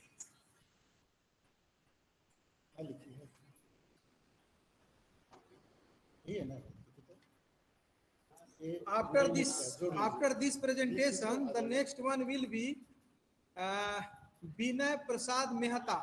Binay Prasad Mehta, the next speaker will be. So now this time. Hello. Yes. Hello. Okay, you want to present? Okay, you can present. Okay, Am I I on the am seeing line? that. 1 minute. Seeing 1 minute. I'm seeing that. Seeing Richard from Uganda. He's ready. You can present yourself this time. You want time 5 minutes. Yes. So present Yes. yourself. I'm very 1 minute. ready. Vinay ji, 1 minute. I'm giving ji you ji time. नमस्कार After that, you will speak. So I'm seeing that Rich. 1 minute. Reach. Where is the Rich Yes, paper? please. Okay. So the Welcome, speaker. doctor. Yes, 1 minute. Yes. Now the speaker will Yes. be seeing Okay. while Richard from the Uganda. Food and nutrition among students Yes. in universities of Uganda. Okay. Present your paper. Yes, please. Okay. Okay. I'm called Dr. Singwire Richard from Uganda, and my presentation will be a bit unique from others because I'm going to present by audio. I'm traveling somewhere else for another activity. And I will not share the screen, so I will share by voice note. Now, this is the beginning of my presentation. My study was on food, nutrition among students in universities in Uganda. The research was purely qualitative, and it was conducted in 6 private and public universities in Uganda. Students of 21st century were the unit of analysis, and they were the informants. A good period of time was taken, and Please also try to occurrences that show is your cultural face. characteristics. Please also try to show your face. Yes. Okay. Show your face also. Okay. Yes. Okay, I used the theory of belief behavior and positivism for reasoning. I used it when studying the related literature and following the occurrences, and it helped me to make analysis and make conclusion. The findings. The study found out that students have created their own dietary ways of health culture about their dietary behavior. When in groups or in privacy, students eat anything that they come across, not minding about the negative health consequences. Students are perceiving poor nutrition as part of normal life. To them, it is making their portable figure. Students, most of them, are not aware that food and nutrition is medicine itself. Ideology of what if heaven is not there, so let us enjoy it here, it has gone across. Students spend the any little money they have on food. The study recommended that.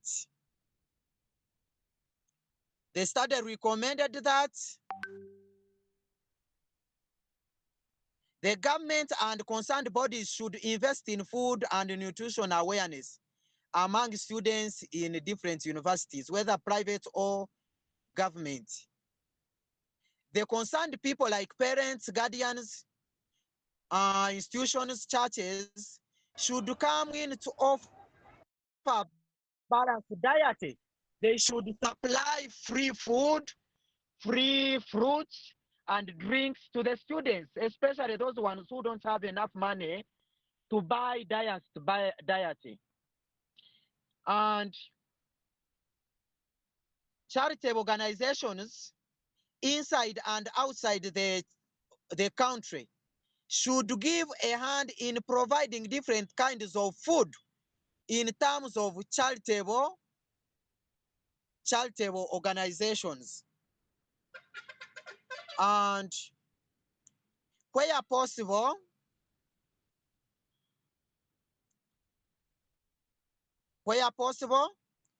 there should be a committees in different universities always to check the food joints or food restaurants where students are eating to see if they are in good health, and they check the kind of food they are providing, that it is a balanced diet to students. That is the end of my presentation. Thank you. I submit. I think I've used 1 minute. Thank you given so to me. much. Thank you so much. you, Doctor. Very nice presentation. Now the next speaker is Binay Prasad Mehta. Binay Prasad Mehta. The topic is the role of trust and service quality in e-banking.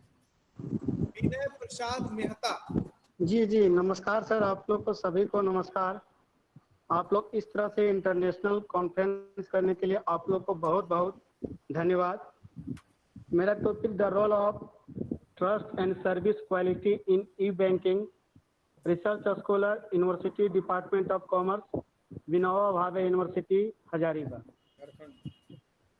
E banking को हम लोग electronic banking के नाम से जानते हैं, और at the time of present में इलेक्ट्रॉनिक बैंकिंग को कई नामों से हम लोग जानते हैं, जैसे e banking, virtual banking, online banking और इंटरनेट बैंकिंग के नाम से जानते हैं। जब तक ई बैंकिंग नहीं था, कुछ कस्टमर ऐसे थे जो कई दिनों तक ट्रांजैक्शन करने के लिए बैंक में लाइन लगना पड़ता था, लेकिन eight the time of present में ई बैंकिंग के आने के बाद आपका 24 into 7 into 365 डेज के अकॉर्डिंग ऑनलाइन ट्रांजैक्शन कर सकते हैं। इसमें समय की बचत होती है और आसानी से अपने बैलेंस इंक्वायरी कर सकते हैं, एक दूसरे को पैसे को ट्रांसफ़र कर सकते हैं और मोबाइल रिचार्ज आसानी पूर्वक कर सकते थे। पहले बहुत हम लोग को लाइनों में कठिनाइयों को सामना करना पड़ता था। उस कठिनाइयों से ई बैंकिंग के आने के बाद हम लोग को बहुत राहत हुआ है।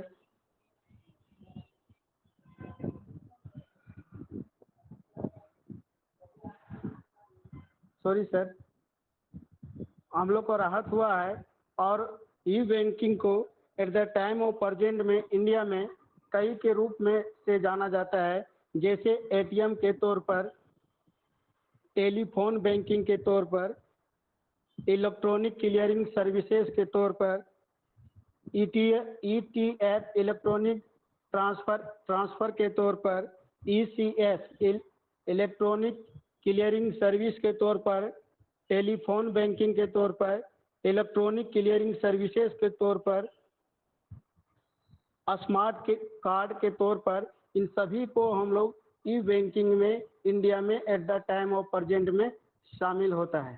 Thank you sir. Thank you sir. Another speaker, they want to speak. I am seeing that in the chat box. I am seeing another speaker. 1 minute. 37 serial number 37 और 28, 28 और 37। Okay. So now I invite the Ahmad Tabis and Dr. Sanjeev Saxena. Ahmad Kabis and doctor Sanjeev Saxena कौशल क्षमता के विकास एवं रोजगार अवसरों के सृजन में प्रधानमंत्री कौशल विकास योजना के योगदान का अध्ययन उत्तराखंड के विशेष संदर्भ में। इसके बाद after this paper the next presenter will be Swati Chaudhary. Swati Chaudhary, the topic is problem and prospects Indian tea industry, the problem and prospects of Indian tea industry. So now the presenter is, first one is the Ahmad Tabis and Dr. Sanjeev Saxena, and then the next one will be Swati Chaudhary. So Ahmad Tabis is not here. Hello. Ahmad Hello, Tabis, sir, I'm here. okay, present your paper. Okay, Ahmad Yes, Tabis. sir. Here is My Muhammad paper Isa. is on Uttarakhand. Yes, Ahmad Tabis. Yes, sir. Sir my paper is on Uttarakhand निवासियों के कौशल क्षमता के विकास एवं रोजगार अवसरों के सृजन में प्रधानमंत्री कौशल विकास योजना का अध्ययन। हेलो सर, क्या मेरी आवाज़ आ रही है? हेलो हेलो, हाँ सर, क्या मेरी आवाज़ आ रही है?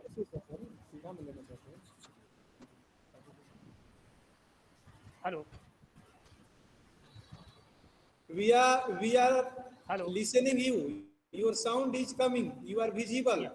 Speak. Okay, You are audible and you are audible. Speak. My paper is on प्रधानमंत्री कौशल विकास योजना का अध्ययन। सर मेरा जो पेपर है ये उत्तराखंड के विशेष संदर्भ में है, और उत्तराखंड के बारे में बात करूं तो भारत की आबादी का कुल हमारे पास 62% ऐसे कामकाजी युवा वर्ग है जो पूरे वर्ल्ड में सबसे ज़्यादा आबादी हमारे भारतवर्ष में है। इसको देखते हुए हमारी सरकारें विशेष तौर पे इनके कौशल क्षमता के विकास के संदर्भ में विभिन्न योजनाएं संचालित कर रही हैं। और पेपर प्रधानमंत्री कौशल विकास योजना के संदर्भ में कौशल क्षमता के विकास की ओर इंगित होगा। My paper is on in Uttarakhand context. सबसे पहले तो हम भली भांति परिचित हैं कि प्रधानमंत्री कौशल विकास योजना 2015 में वर्तमान प्रधानमंत्री श्री नरेंद्र मोदी जी की अगुवाई में प्राथमिक योजना है, जो फ्लैगशिप योजना है पूरे भारत के लिए, और इसका योगदान मैंने उत्तराखंड के संदर्भ में अपने पेपर में दर्शाया है। 2015 और 16 में हमारी प्रधानमंत्री कौशल विकास योजना का आयोजन हुआ, जिसके तहत पूरे भारत में देखा गया कि इसकी प्रगति काफ़ी सकारात्मक रही है। इसको ध्यान रखते हुए इसको और बढ़ाया गया, विस्तार किया गया, और 2016 से 20 तक इसका दूसरा चरण इसको शुरू किया गया। दूसरे चरण में काफ़ी बेहतर परफॉर्मेंस आई और अब वर्तमान में इसका तीसरा चरण लागू है। मेरा पेपर जो है वो द्वितीयक समंकों के आधार पर विश्लेषण पर है और इसके विश्लेषणात्मक अध्ययन पर आधारित है, और साथ ही साथ उत्तराखंड के कुमाऊं रीजन और गढ़वाल रीजन में से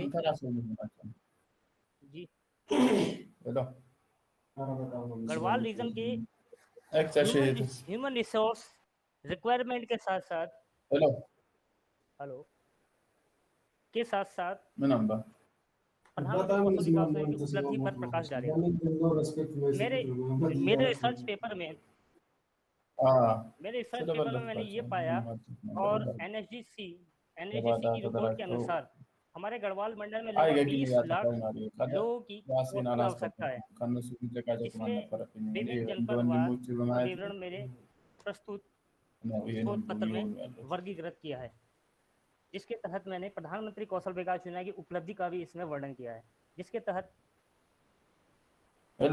पूरे उत्तराखंड में बात की जाए तो प्रधानमंत्री कौशल विकास योजना 2.0 के तहत कुल 60,228 लोगों को हमने प्रशिक्षण किया इसके तहत, और इसके अंतर्गत हमने 30,000 लोगों को इसमें प्लेसमेंट दिया है, जिसका प्लेसमेंट प्रतिशत आता है 60%। यानी ये योजना उत्तराखंड में कारगर और सार्थक साबित होती है। इसके तहत मैंने जनपदवार इसका संपूर्ण वर्गीकरण इसमें टैबुलेशन के रूप में किया है।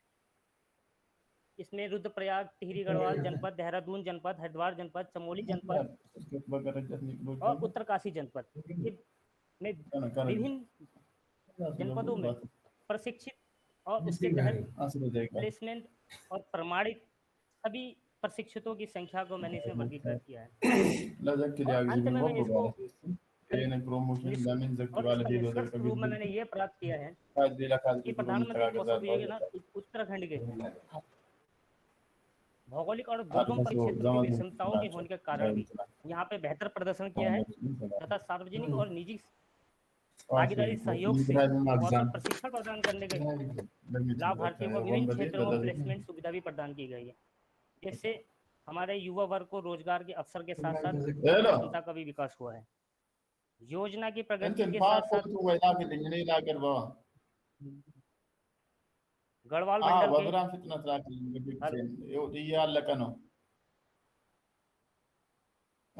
Actually sir disturbing. Hello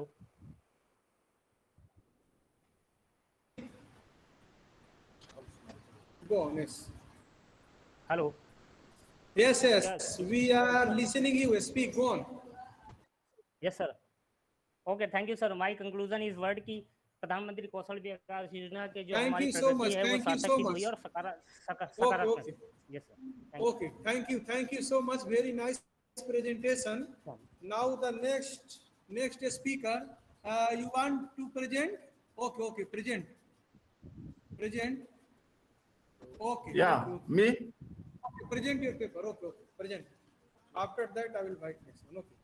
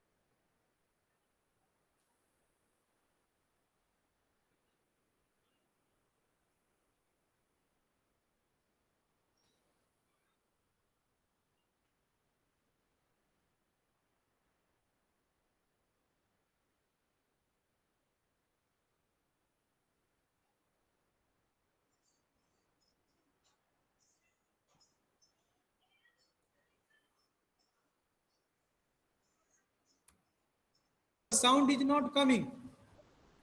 Your sound is not coming. Adjusting. Okay, adjust. Okay. Adjust yourself. Yeah, I'm just adjusting. Okay. Dear Professor,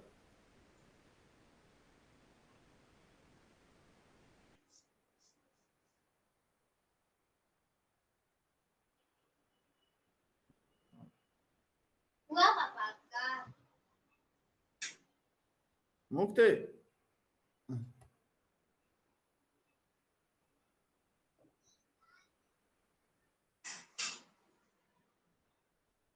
Koma yo keiru nyanan sa na yo keiranzo.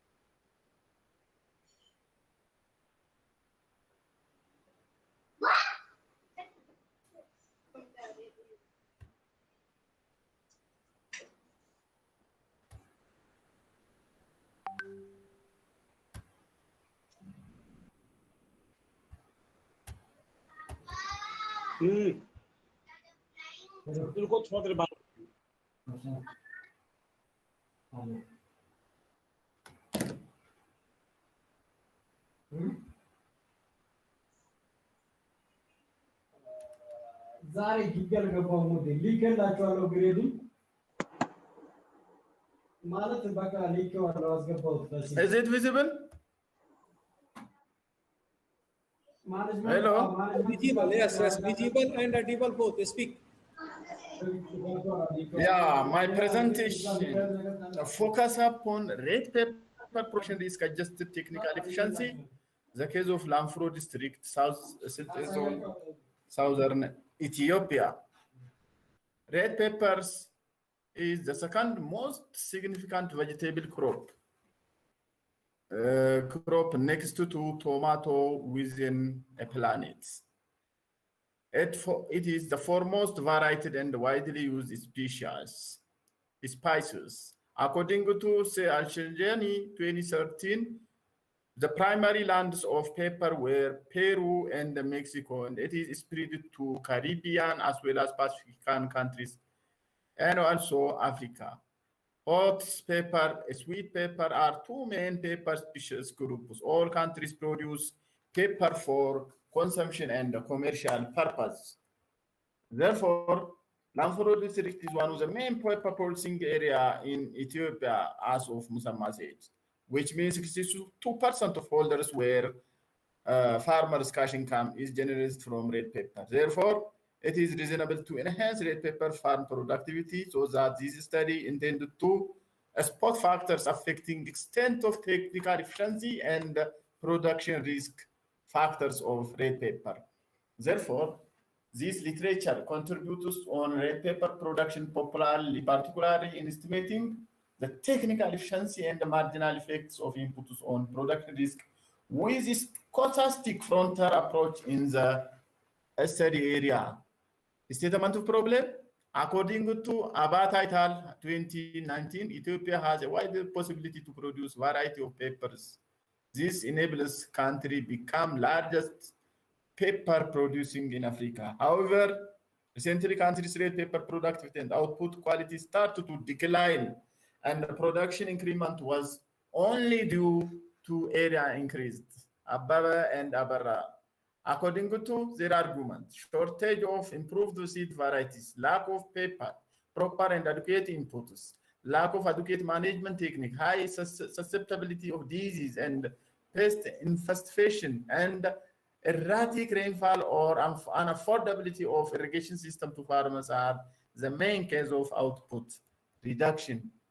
And also results of CSA and shows 2016 to 2017 red pepper production was increased by 25%. This shows farmers are technically inefficient and the production below potential using existing technology. According to TNI 2020, nowadays land more fragmented. Therefore, crop production growth should come from yield increment. Productivity can be improved through introduction of modern technology or technical empowerment. For theoretical point of view, introduction of modern technology will enhance agricultural production.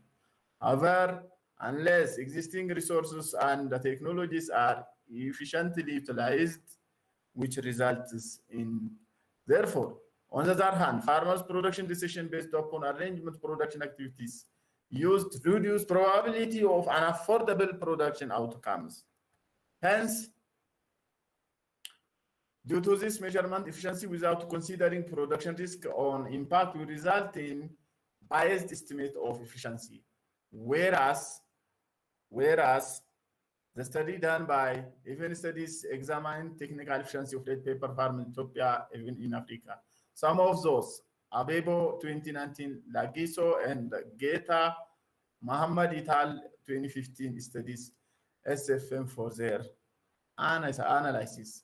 However, their focus was only inefficient component of estimating technical efficiency. This paper adds to pressure or present literature on studying, estimating extent of factors that affect efficiency and merge affects inputs, production risk adjusted paper farm in the study area. Objective of this study to investigate rate paper production risk concerning inputs, factors, technical efficiencies, levels, and factors that affect technical efficiency of rate paper farms in Lamfro district, Silté zone, South Ethiopia. Specifically, we are planning, this study was addressed on or identify factors that affect technical efficiency of red paper farmers in the area to estimate red paper production risk concerning input factor in the study area, to estimate technical efficiency level of each farmers in the study area. Then this methodology were set by the researcher, and econometric model analysis was significantly added on the estimating marginal output risk. Estimate production risk shows all input variables are significant and affected production risk except labor. Labor has high risk, increasing effect, but weak and fertilizer seed, cost of agrochemical have risk reducing factors. This diagnosis of red paper output variables affected by type and the level of input used, production process in the study area. Then technical efficiency model, result of inefficiency model shows the presence of technical inefficiency differentials across sampled red paper farmers. It explained by factor affect technical efficiency levels of farmers, education level, age, household head, access to market information, family size, paper disease, extension, visit, sex of household head significantly affect technical inefficiency of red paper on farmers. The findings shows that farmers' age has positive impact on technical inefficiency. This confirms farmers get older, become less inefficient.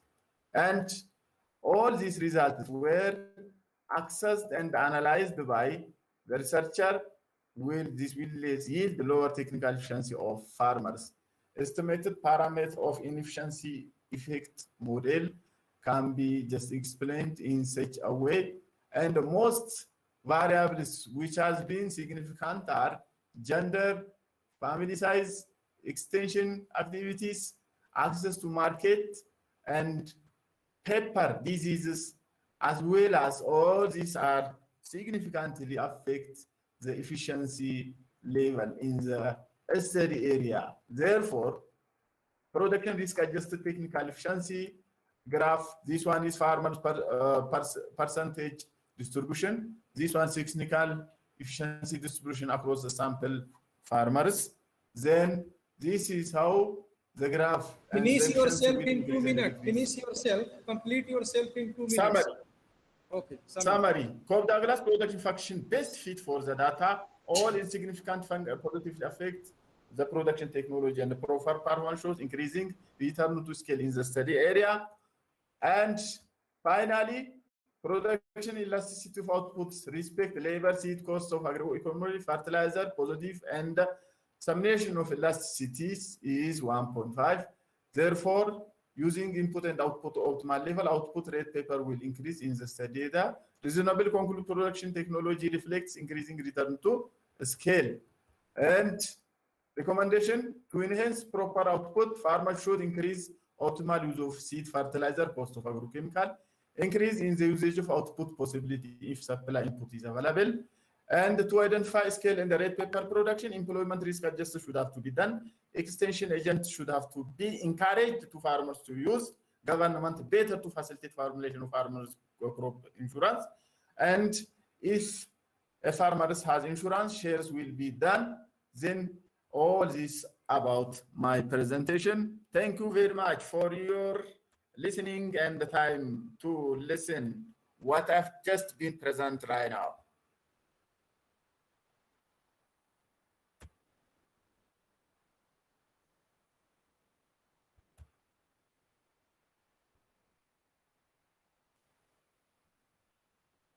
Hello. This is all what I have, and I've presented all my paper in such a way. Yeah. Okay. Thank you so much. Nice presentation. The next speaker is Dr. Swati Chaudhary. Dr. Swati Chaudhary, and after Dr. Swati Chaudhary, Dr. Pankaj Kumar will be ready. So first Dr. Swati Chaudhary, then Dr. Pankaj Kumar. So Swati Chaudhary will present her paper on problem and prospects of Indian tea industry. Dr. Swati Chaudhary.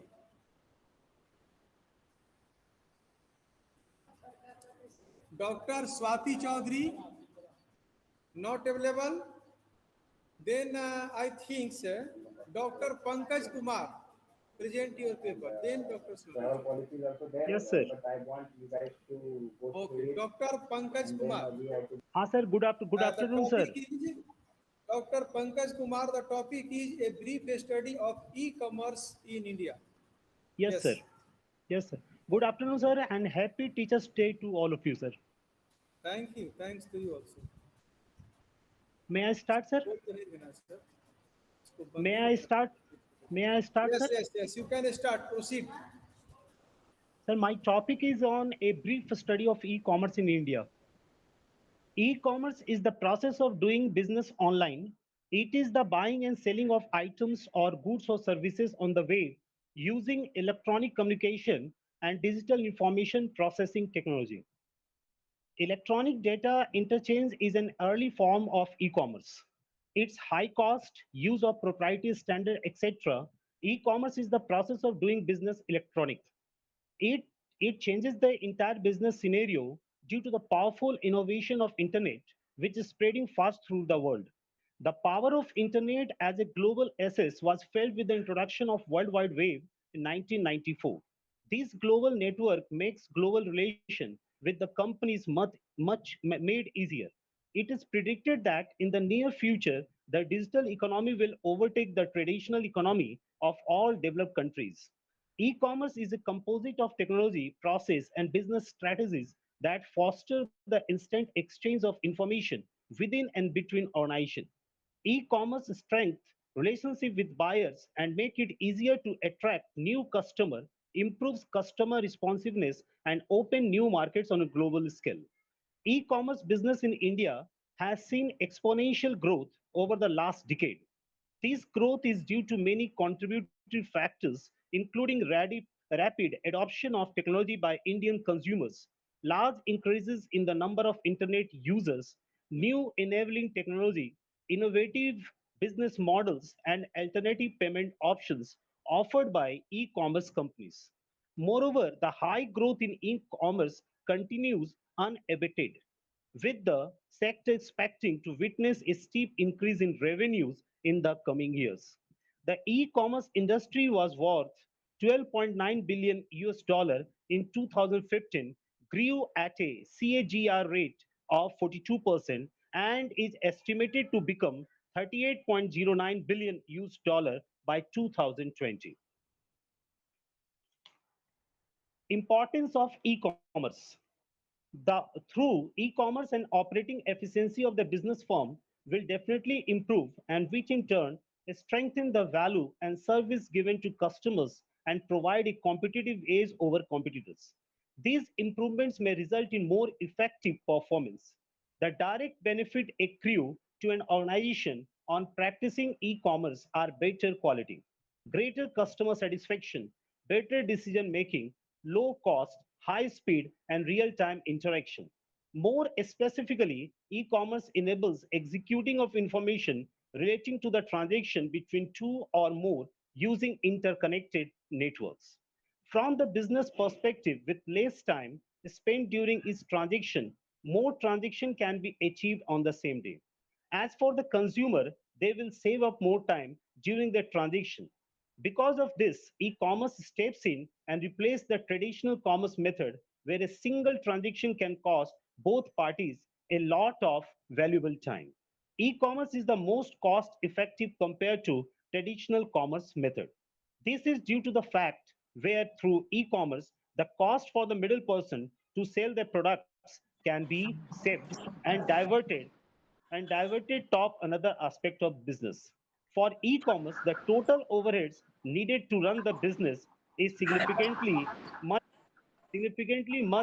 less compared method. The reason due to that is where most of the cost can be reduced in e-commerce to both the consumers and business. Connectivity plays an important part as it is the key factor determining the whole business. From the business point of view, e-commerce provides better connectivity for its potential customer as their respective website can be accessed virtually from anywhere throughout the internet. This way, more potential customers can get in touch with the company's business and thus eliminating the limits of geographical location. From the customer's standpoint, e-commerce is much more convenient as they can browse through a whole directories of catalog. Pankaj ji, conclude yourself in 2 minutes. 2 minutes. Yes, sir. Yes, sir. Yes, yes, sir. Objectives of the study: to study the present status of e-commerce on Indian economy, to study the importance and contribution of e-commerce, to understand the challenges of e-commerce in India. Future of e-commerce in India. E-commerce sector in India is growing rapidly. The internet users base in India is 460 millions and it is expanding day by day. The accelerating growth of e-commerce in India is due to the internet penetration and easily accessible smartphones. Furthermore, the favorable demographics and government efforts of digitalization is also pushing the growth of e-commerce sector in India. After taking a complete view of the industry trends, it is seen e-commerce is emerging as an important tool to certify exploding growth of Indian economy. It has a scope to India into a new superpower. With a rapidly growing internet penetration, e-commerce offers an attractive option for the retailers to expand. To achieve this, there should be more investment in supporting infrastructure and innovative and game-changing models in India. Thank you, sir. Thank you, sir. Thank you so much. Thank you so much, Dr. Pankaj Kumar. Nice presentation. Now you, the sir. next speaker is Dr. Swati Chaudhary. हाँ प्रणाम sir 1 good minute, afternoon 1 minute. Dr. Swati Chaudhary. After Dr. Swati Chaudhary, हाँ Dr. Vinod Sharma, HOD PG Department of Psychology, a Sindhu Kanu Maji University, Dulka. He will deliver the invited lecture. Sindhu Kanu Murmu University, Dumka. After you, he will deliver the invited lecture. So first, I think he is also Dr. Vinod Sharma is ready. So he will deliver the lecture invited talk after Dr. Swati Chaudhary. So Dr. Swati Chaudhary, your topic is problem and prospects of Indian tea industry. हाँ Dr. प्रणाम sir हाँ प्रणाम sir good afternoon hello आवाज आ रही है sir hello Yes, yes, yes. हाँ good afternoon sir I am Swati Chaudhary department of economics TMBU Bhagalpur My topic is problems and prospects Indian tea industry. The Indian tea industry has contributed to the country's national income earnings since almost last 175 years. Indian tea is liked in almost every tea drinking country. India is one of the world's largest exporter of tea. The majority of tea is exported to Russia, UAE, UK, Iraq and Poland. India earned 4,054 crore by exporting 207 million kg of tea. The tea industry generates great revenue as well as an ample social employment opportunity for families who live in very remote areas. India tea export has reached to the stagnation. Indian tea has to compete with cheaper and at par in quality Kenyan and Sri Lankan tea. India, the world's second largest tea producer, is facing challenges to sustain tea production. The tea plantation industry is playing a very important role in the Indian economy as a foreign exchange earner, as a creator of employment, as a source of revenue to the government, as a support to allied industries, and as a model to the rest to the agriculture sector. The industry should explore the international market for value-added products, but some inherent problems and are linked with the industry. Therefore, due attention is required to remove hurdles of the tea industry to grow like tea. Thank you, sir.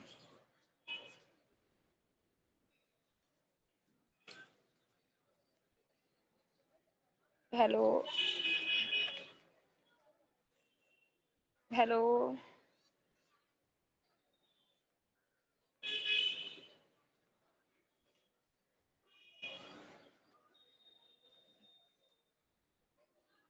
आवाज नहीं आ रही, आवाज ही नहीं आ रही है. Hello. Swati, yes. You finished हाँ. yourself? You हाँ, thank you. completed? Okay, हाँ, thank you so much, Swati Chaudhary. Now, nice presentation. Now the next one, there will be the Dr. Vinod Sharma, HOD, PG, Department of Psychology, SKMU Dumka. He will deliver the invited talks. So before delivering his lecture, I would like to tell Dr. Anil Thakur, the convener of this international conference, to welcome him by bouquet. Dr. Anil Thakur, welcome Dr. Vinod Sharma. Welcome, Dr. Sharma, sir. Welcome, sir. Thank you, sir. Thank you. Thank you, sir. So now I hand over. Welcome. Now I hand over this to Dr. Vinod Sharma, HOD, PG Department of Psychology, SKMU Dumka, for invited talk. Thank you so much. Thank you, sir, for inviting me here. Sir, मैं सबसे आप बहुत देर से lecture सुना, बहुत अच्छा लगा और मैं इसके लिए अनिल सर को बहुत बहुत बधाई देता हूं और आपको सर संचालन करने के लिए और बहुत अच्छा लगा और इस इंटरनेशनल वेबिनार प्लेटफॉर्म पर कुछ बोलने का मौका मिला. तो सर मैं आज की जो थोड़ी सी दो बातें, हालांकि बहुत से पार्टिसिपेंट बहुत कम हैं, फिर भी मैं इसको गागर में सागर मानते हुए अपनी बात दो रखना चाहता हूं कि आज की जो स्थिति है मैं देख रहा हूँ, वर्तमान हालात जो देख रहा हूँ कि डेविएशन एमॉन्ग यूथ्स, युवाओं में जो विचलनशीलता आ रही है, डेविएशन जो हो रहा है, तरह तरह की जो घटनाएं घट रही है, क्राइम्स हो रहे हैं, रेप की घटनाएं बढ़ रही है. आज भी दुमका शहर में नाकाबंदी है, जगह जगह बंदी है. 2-4 दिन पहले भी ऐसी घटनाएं घटी थी. निर्भया कांड के बाद हम सोचे थे कि अब घटनाएं अब देश में नहीं होगी, लेकिन वो घटनाएं रुकने का नाम नहीं ले रही है.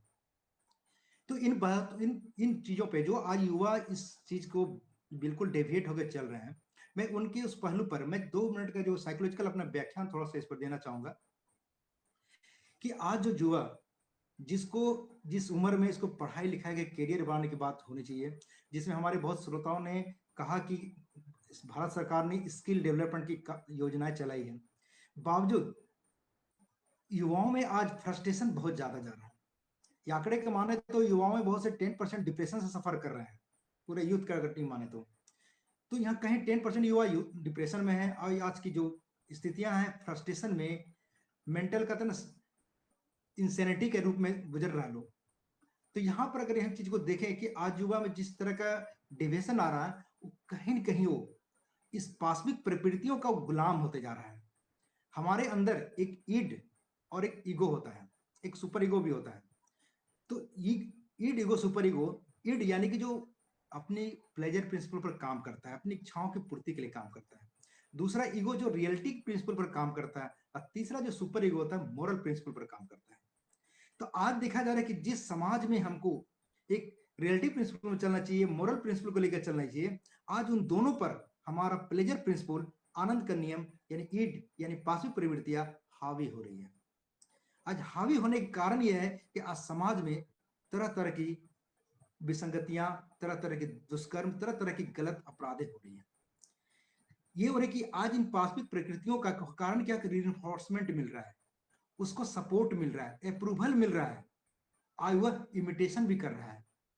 तो इसके पीछे जो हम देखते हैं कि इस पाशविक प्रवृत्तियों को पलने के लिए आज हमारा सामाजिक माहौल बहुत बड़ा जिम्मेवार बात है. फॉल्टी सोशलाइजेशन हो रहा है, हमारा पुअर एजुकेशन जा रहा है, हमारा पुअर पेरेंटिंग हो रहा है, जिस कारण से बच्चे को जहां अच्छी परवरिश होनी चाहिए वो नहीं हो रही है, जहां अच्छी स्कूलिंग होनी चाहिए वो नहीं हो रही है, जहां कॉलेज यूनिवर्सिटी में अच्छी एजुकेशन, क्वालिटी एजुकेशन की बात करते हैं, क्वालिटी रिसर्च की बात करते हैं, वो सब कहीं कहीं पुअर होती जा रही है। तो नतीजा क्या होती है कि उस हिसाब से जो एक्सपेक्टेशन मार्केट का होता है, जो कंपटीशन में होता है, उसमें वो खप नहीं पाते हैं, वो नतीजा फ्रस्ट्रेशन में जाते हैं। फ्रस्ट्रेशन की स्थिति में वो नशा करते हैं, नशा करने के बाद उसमें वो तरह तरह की डेविएटेड बिहेवियर करने के लिए वो उतारू हो जाते हैं। इसी बीच उसके बैड कंपनी, गलत दोस्तों का जो समर्थन मिलता है, सहयोग मिलता है, वो बिल्कुल बिगड़ता चला जाता है।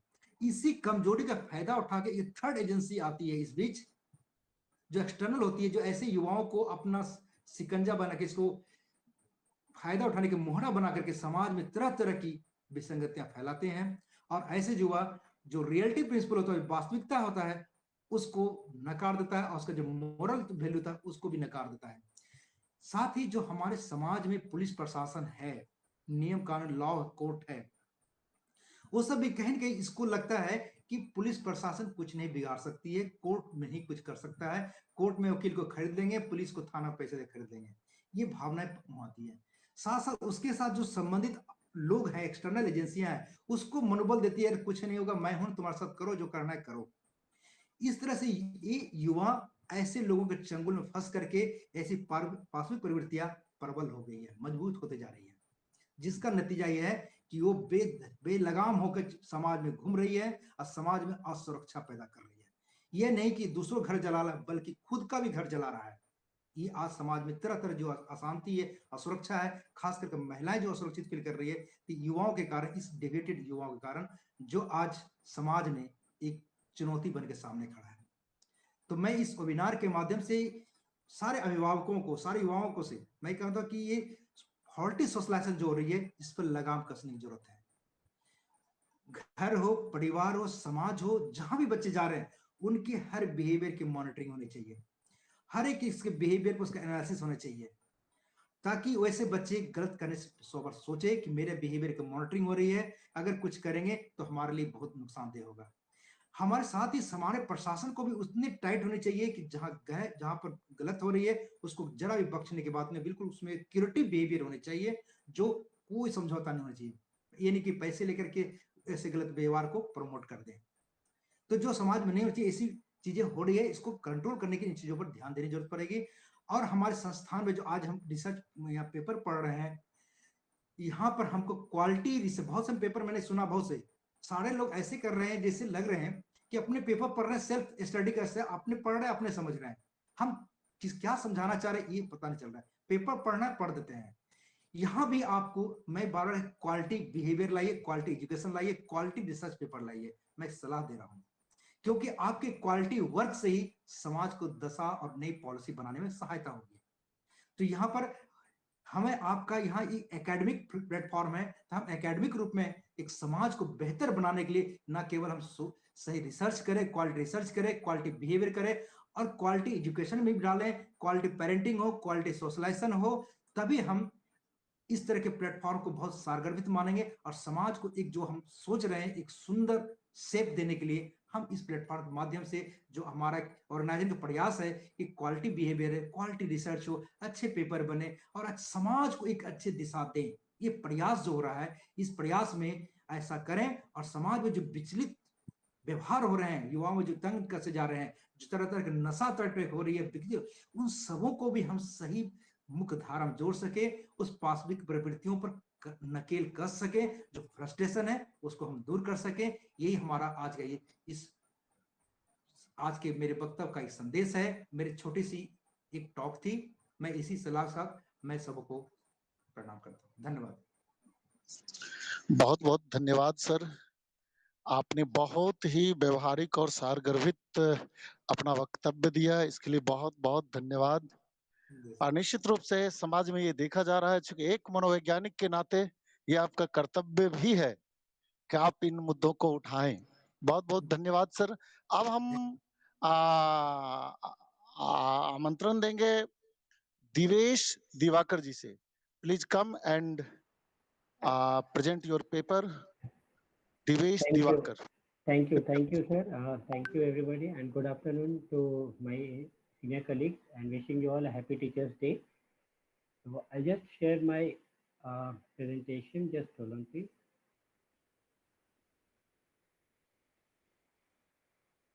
Hello, continue. Present your paper. Okay. Thank you, sir. So my topic is succession planning and business continuity practices in automobiles. So basically, what I believe is that people are the most important factors in the growth and decline of the businesses. And in most of the organization, there are many identified critical positions whose timely replacements are not planned. A person employed in current role enjoys the monopoly of being a critical for the business. This results in organizations to go beyond their organization values and process to retain them. This dependency can be overcome by successful identification of a right successors timely. To identify and prepare the successors in the organization timely will help in reducing the threat of slowing down the business if any of the critical resources exist. This results into a continuous operation without affecting the business at large. A good successor planning is not just looking at who is next in the pipeline, but identifying and nurturing people early in their careers and determining what kind of training they need to become a leaders. So it's in a very highly competitive environment. Each talented human resources is an important asset for their organization. And in many automobile companies in India, where they are hiring a right talent in a right time and imparting right training as an ongoing effort to develop a strong and capable workforce. The need for identifying right and timely successor in any business is a key to protect the business from sudden and unexpected change and smooth knowledge transfer and process refinement. Hence, identifying the successor sometimes depends on the kind of the organization, what it is. Organizations which runs on humane and rational approach finds the talent easily attracted to them. Organizations which normally follow their tradition, long legacy, policies, values, mission and vision statements, internal and external, talents get attracted and are highly self-motivated to perform better. So hence, succession planning is a business strategy that has recently gained attention in everywhere. And traditionally, BCP consists of two main aspects being business impact analysis and risk assessments. However, this approach does not seem to be sufficiently addressing the complex and elaborate nature of supply chain network in the automobile industry. In a current scenario where we see that the pandemic has resulted in a very unprecedented pandemic was a very unprecedented challenges, and it has shown that conventional approach to the succession planning falls short of what is needed now and in the post pandemic era. The pandemic has brought about unprecedented global uncertainty, which has given an impacted in the economic activity and had created unparalleled health crisis. As the COVID-19 has proven to be especially dire for the older age group, many senior CXOs leaders have succumbed to the virus, while others have been out of action as they recover and re-energize. Furthermore, some leaders and employees want to pause and heal as the situation gets overwhelming to deal with. All of this, along with the coming of the second and third waves of the outbreak, has brought the war on talent to the forefront with an urgency that most did not anticipate. This pandemic has not only highlighted the importance of succession planning in organizations, but also emphasized the need for HR leaders to be more visionary, agile, and proactive. In current scenario, I see sudden rise in demand from business heads and a rush from HR leaders to have a succession plans in the place. I must emphasize that there is a rather deep subject and robust succession plans cannot be put in place overnight or in a short time span. In the current great resignation wave, which we are seeing is overall annualized attrition number for 21-22 stands at an outstanding more than 20%, which is a which has recorded a high since 2011. The voluntary attrition is more than 15.4%, and hence it is termed as a great resignation era. So the highest attrition rate which have seen into the entry level, which is close to 33%, and where the CXOs level, which is close to 15%. So there's a huge attrition which has come across and which has led to the importance of having a succession planning. And a good succession planning will obviously help the organization to be in a continuous practice, continue to follow the continuous practice, and be in a competitive way. Thank you.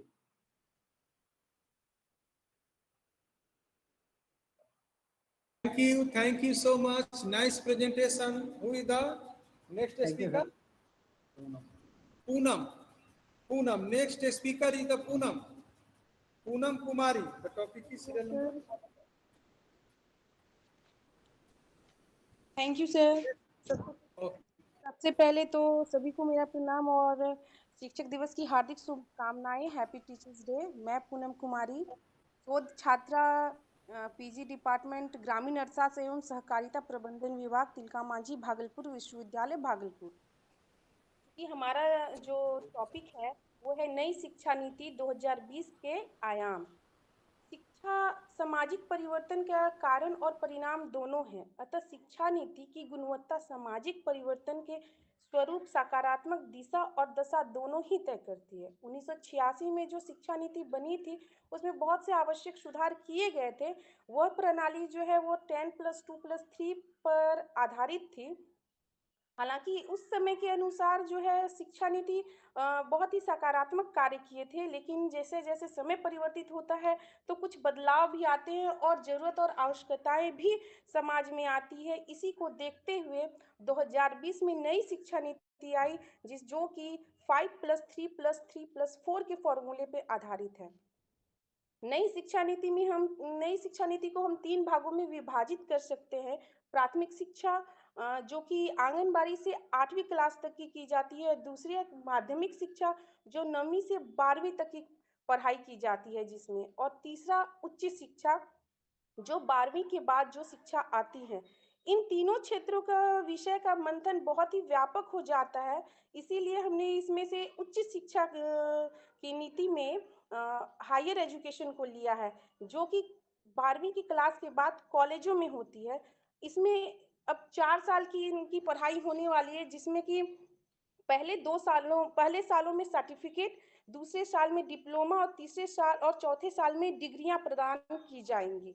Degree के मामले में यह सुधार काबिले तारीफ है, क्योंकि बहुत से ऐसे स्टूडेंट छात्र छात्रा होते थे जिसकी की पढ़ाई आधी में छूट जाती थी। उसके कारण उन लोगों को अगर पुनः पढ़ाई को अपने स्टार्ट करना पड़ता था तो री एडमिशन कराना पड़ता था, परंतु अब ये नई शिक्षा नीति में ऐसा नहीं है। अगर हमने पहले साल पढ़ाई कर ली और बाद में किसी कारणवश पहला या दूसरा पढ़ाई को हमने अगर ड्रॉप आउट छोड़ दिया और फिर से पढ़ना चाहें, तो इसमें एक चीज की खासियत है कि हमें 2 साल का व्यर्थ की डिग्रियां नहीं जाएगी, उसमें सर्टिफिकेट और डिप्लोमा काम आ जाएंगी। दूसरी यह कि इसमें वैकल्पिक चुनाव भी विषयों का दिया गया है, जो कि इसमें सौंदर्यीकरण के रूप में जो है इसे सभी ने स्वीकारा है। उदाहरण के लिए यदि कोई छात्र विज्ञान के गणित में रुचि रख रहा है और उसे साथ साथ इतिहास में रुचि है, तो इस विषय को वैकल्पिक विषय के रूप में चुन सकता है।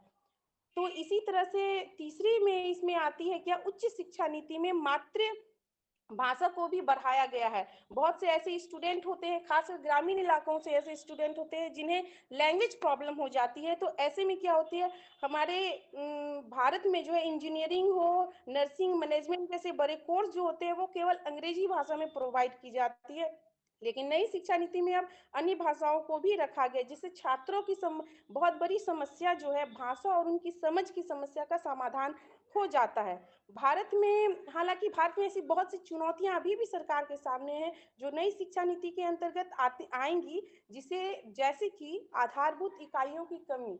हमारे भारत में उच्च शिक्षा के अंतर्गत आधारभूत चीजों की बहुत सारी कमियां सामने हैं, जैसे कि भवन की कमी, प्रयोगशालाओं की कमी। सबसे बड़ी समस्या है शिक्षकों की कमी। दिल्ली जैसे एम्स, उदाहरण के लिए दिल्ली जैसे एम्स जैसे संस्थाओं में डॉक्टरों के 1/3 पद जो है वो अभी तक रिक्त है, और जो नए एम्स खुले हुए हैं उनकी स्थिति का अंदाजा जो है वो इसी बात से लगाया जा सकता है कि अभी की स्थिति में जब इतने पद पहले एम्स के खाली हैं तो अभी में क्या हाल उनका रहा होगा।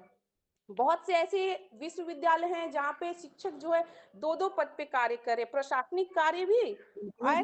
Conclude yourself in 1 minute. It is late. Okay, conclude yourself.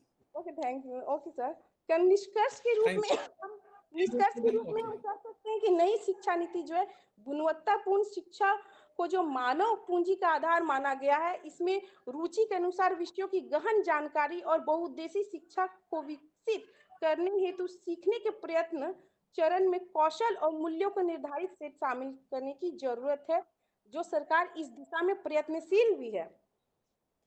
Thank you. Very nice presentation. So, any other presenter want to present? Sorry, sir, no present. No sir. presenter. I think all have presented the paper. I am seeing also the Ajay ji. So, what is the case of your principal, sir? There was the problem in the Sir, team. Okay. Yes. Sir, principal sir की एक prior appointment है with the doctor, तो थोड़ा सा वो हाँ health issues है। Teacher day के चलते सभी लोग कहीं ना कहीं बिजी हैं, तो हाँ चूंकि आप आ गए हैं तो आप भी ठीक है। ये डॉक्टर ये अजय गुप्ता जी हैं, ये श्यामलाल कॉलेज में एसोसिएट प्रोफेसर हैं, श्यामलाल कॉलेज दिल्ली यूनिवर्सिटी। ये प्रोग्राम कोऑर्डिनेटर हैं, कोऑर्डिनेटर ऑफ द कॉन्फ्रेंस। सो अच्छा है आपने आ गए, तो हम सोच रहे हैं कि अभी इसको कंक्लूड कर दें वैलिडिटी भी करके। तो हम वैलिडिटी के लिए अभी हम डॉक्टर माहेश्वर सर विभागाध्यक्ष शास्त्र विभाग कोसी कॉलेज। हाँ बोलिए। नमस्कार सर। सर मेरा प्रेजेंटेशन जो बच गए उनका नहीं हो गया क्या?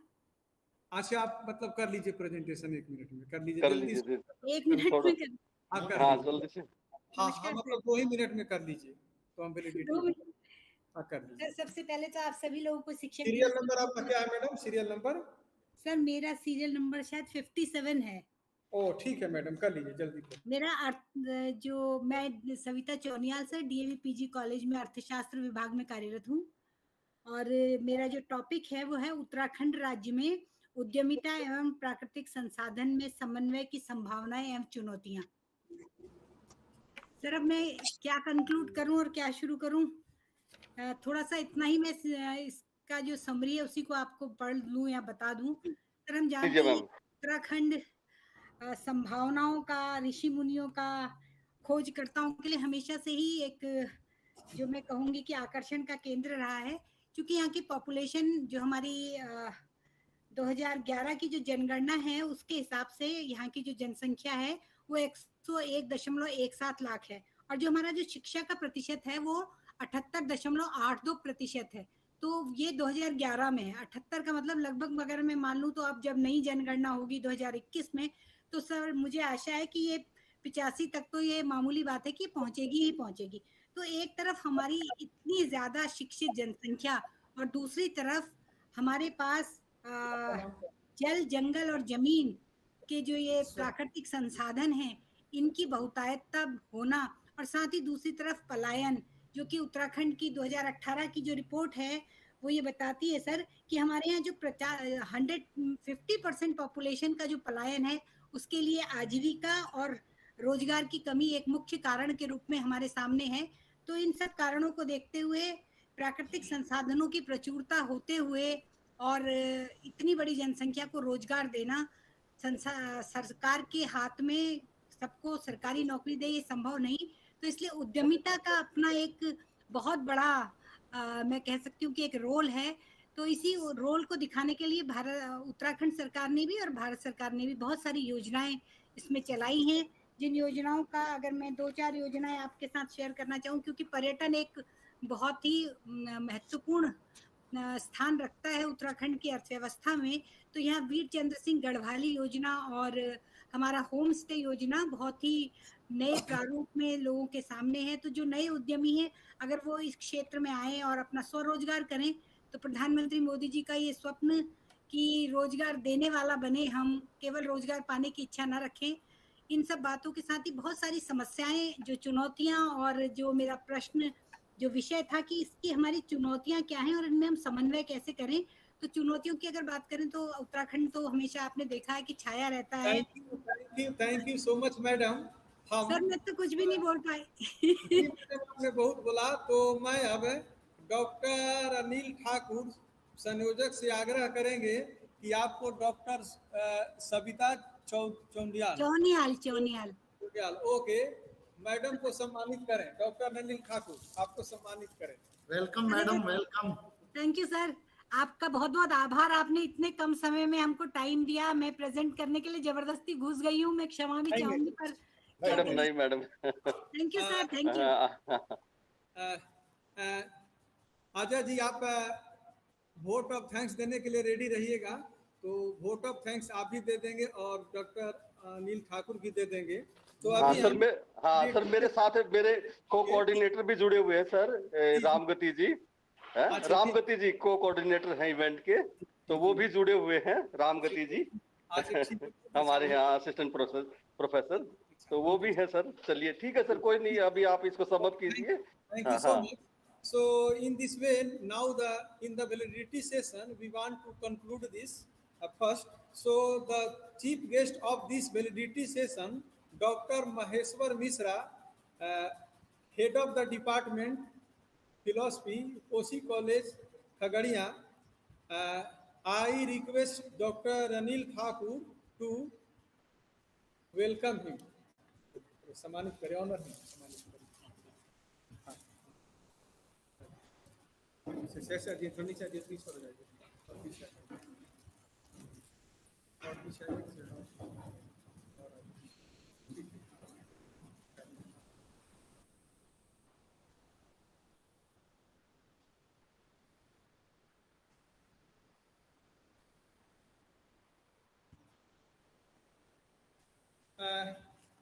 इसी क्रम में I will request the doctor Anil Thakur to honour doctor Ishwar Chandra, former HOD department of philosophy, Kosi college Khagaria. He is the guest of honour of this वैलिडिटी सेशन। कम सी सर यहाँ ऐसा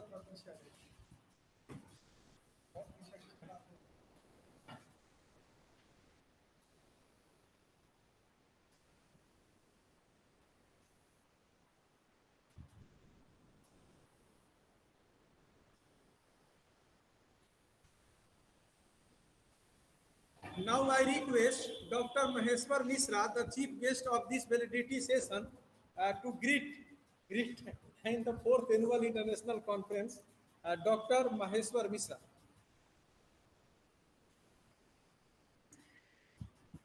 माता भगवती सरस्वती के भी प्रज्वलन से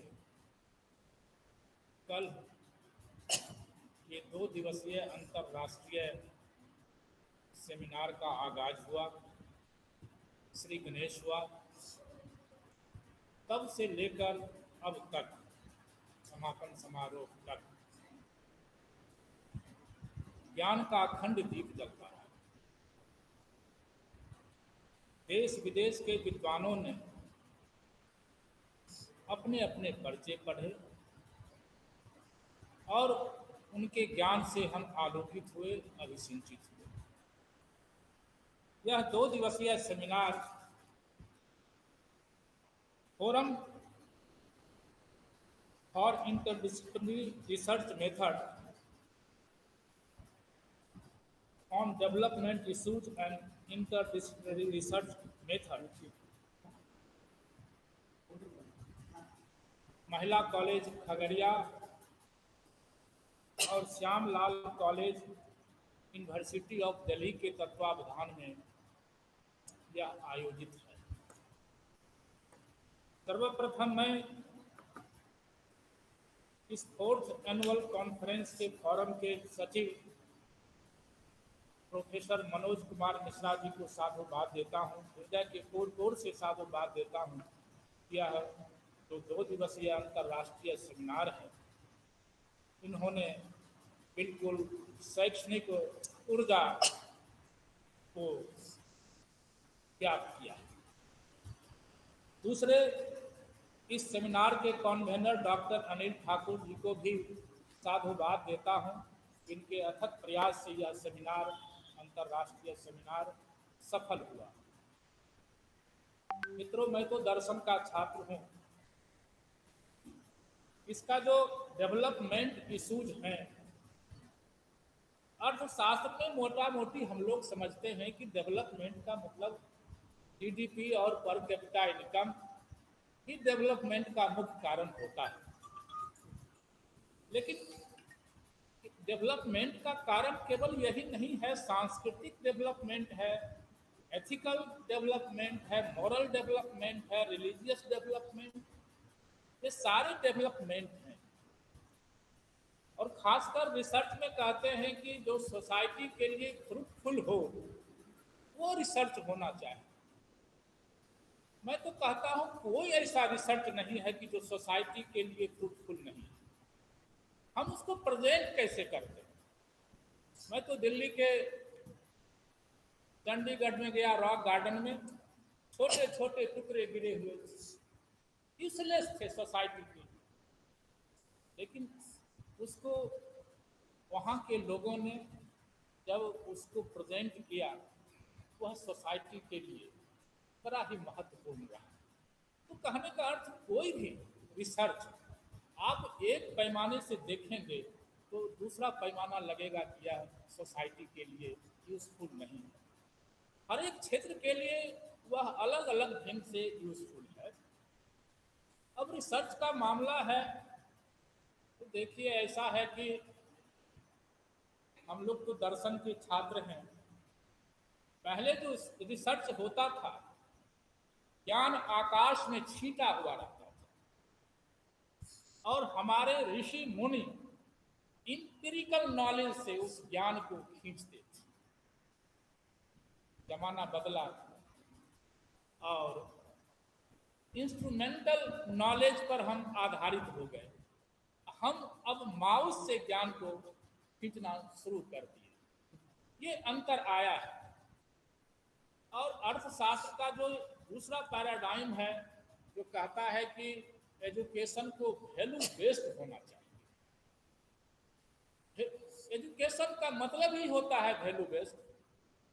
और आजकल तो भारत में चल रहा है 2000 का NEP। मेरे कहने का अर्थ यह है कि जब ग्लोबलाइजेशन का युग आया तो सारे कुछ बाजार आधारित हो गए। ग्लोबलाइजेशन बाजार केवल पहले ट्रेड को निर्धारित करता था, अब बाजार केवल ट्रेड को निर्धारित नहीं करता, यह साहित्य को निर्धारित करता है, लिटरेचर को निर्धारित करता है, आर्ट को निर्धारित करता है, इवन एथिक्स को भी अब बाजार ही निर्धारित करता है। तो जहां बाजार ही हावी है तो आप एथिकल डेवलपमेंट की बात कैसे कर सकते हैं? वैल्यू बेस्ड एजुकेशन की बात कैसे कर सकते हैं? एक तरफ बाजार एथिक्स को निर्धारित कर रहा है और दूसरी तरफ वैल्यू बेस्ड एजुकेशन की बात कर रहे हैं। तो अब एथिक्स तो time to time, person to person, place to place vary करता है। बाजार का भी एक अपना एथिक्स है, बिजनेस एथिक्स है, टू प्रॉफिट। लेकिन वैल्यू तो चेंज करता नहीं। वैल्यू कभी चेंज नहीं करता है, वह इटर्नल होता है। दया, ईमानदारी, सदाशयता, प्रेम, ये तो कभी चेंज करने की बात नहीं है। तो जब बाजार निर्धारित करता है और बाजार टाइम टू टाइम चेंज हो रहा है और दूसरी तरफ वैल्यू इटर्नल है, वह चेंज होना नहीं है, ये दो किनारे पर ये थ्योरी आधारित है। तो यहाँ एक प्रश्नवाचक चिन्ह उपस्थित होता है, तब वैल्यू बेस्ड एजुकेशन कैसे हो? एथिकल इंप्रूवमेंट कैसे हो? आज वैल्यू लैक होने के कारण आप देखेंगे कि लाखों हमारे बुजुर्ग ओल्ड एज होम में जीवन बसर कर रहे हैं। आप सोसाइटी का डेवलपमेंट किस तरह का चाहते हैं? बाजारवाद से चाहते हैं? ये कौन सा डेवलपमेंट इशू होगा जो समाज को वैल्यू बेस्ड बनाएगा? वो बनाएगा हमारी पुरातन संस्कृति ही। हमारे यहाँ यूनिवर्सिटी में, कॉलेजेस में CBS कोर्स लागू है और स्किल बेस्ड एजुकेशन होना चाहिए। कैसे स्किल बेस्ड होगा? हिंदी के साथ साथ हम फिजिक्स भी पढ़ेंगे, हम ऑब्जेक्टिव किसके होंगे? हम कैसे कौशल विकास कर पाएंगे? और सिटी तो तभी हम होंगे जब हम किसी स्पेशलाइज्ड एरिया पर आधारित होंगे और हम यहाँ सब कुछ पढ़ लेना चाहते हैं। तो यहाँ ऑब्जेक्टिव की बात नहीं रह गई। यहाँ कौशल विकास का मतलब केवल रोजगार मुखी शिक्षा से है और हम कारपेंटर बन जाएं, हम कोई मैकेनिक बन जाएं, तो हाँ ये स्किल बेस्ड है। लेकिन अब वो ज्ञान और इंफॉर्मेशन की जहाँ तक बात, हम इंफॉर्मेशन गेन कर रहे हैं लेकिन नॉलेज, वह नॉलेज पीछे छूटता जा रहा है। इंफॉर्मेशन और नॉलेज में अंतर होता है। तो इन्हीं सब बातों को लेकर यह डेवलपमेंट इशूज पर इतना बड़ा सेमिनार हुआ और यह बड़ा ही सफल रहा। पुनः यहाँ के आयोजकों को, इस कॉलेज के प्राचार्य को और इकोनॉमिक्स डिपार्टमेंट की अध्यक्षा डॉक्टर शोभा रानी जी को हम बधाई देते हैं, शुभकामना देते हैं। इन्हीं सबों के साथ श्यामलाल कॉलेज दिल्ली को भी इनके इंप्लोरेशन में यहाँ सेमिनार, राष्ट्रीय सेमिनार आयोजित हुआ, उनको भी हृदय के कोर से बधाई। Okay. Now I invite the guest of honor, Dr. Ishwar Chandra. Dr. Ishwar Chandra, former HOD, Department of Psychology, Kosi College, Khagadia, to say some words.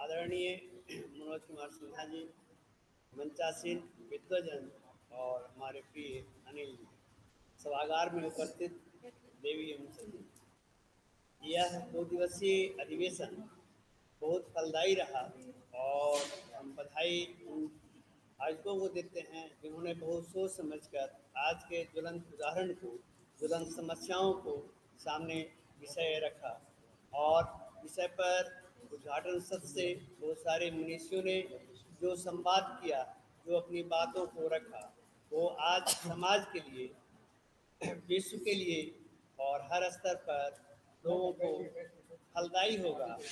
और मैं इन आयोजकों को और सभागार में जो भी प्रत्यक्ष और अप्रत्यक्ष रूप से जुड़े रहे, नहीं ऐसा नहीं आएगा। उन लोगों ने जो अपनी बातें रखी वो बहुत ऐसा करिए कि सबका चेहरा फलदायी रहा। और ये जो अंतर्राष्ट्रीय अधिवेशन हुआ, मुझे जो है शिरकत करने का मौका मिला, जब मैं अपने को सौभाग्यशाली समझता हूँ। और जो ऑनलाइन बहुत सारे विद्वजनों ने, बहुत सारे रिसर्च स्कॉलर ने जो अपनी बात रखी, उसे हमने बहुत गौर से सुना, समझा और अपने जीवन में उसे उतारने के लिए प्रयास करूँगा। धन्यवाद। अब इसके बाद हम, धन्यवाद सर, बहुत। अब हम डॉक्टर नूतन कुमारी से आग्रह करेंगे कि डॉक्टर अनिल कुमार ठाकुर इस कॉन्फ्रेंस के कन्वेनर और डॉक्टर शोभा रानी ऑर्गेनाइजिंग सेक्रेटरी दोनों लोगों को सम्मानित करें।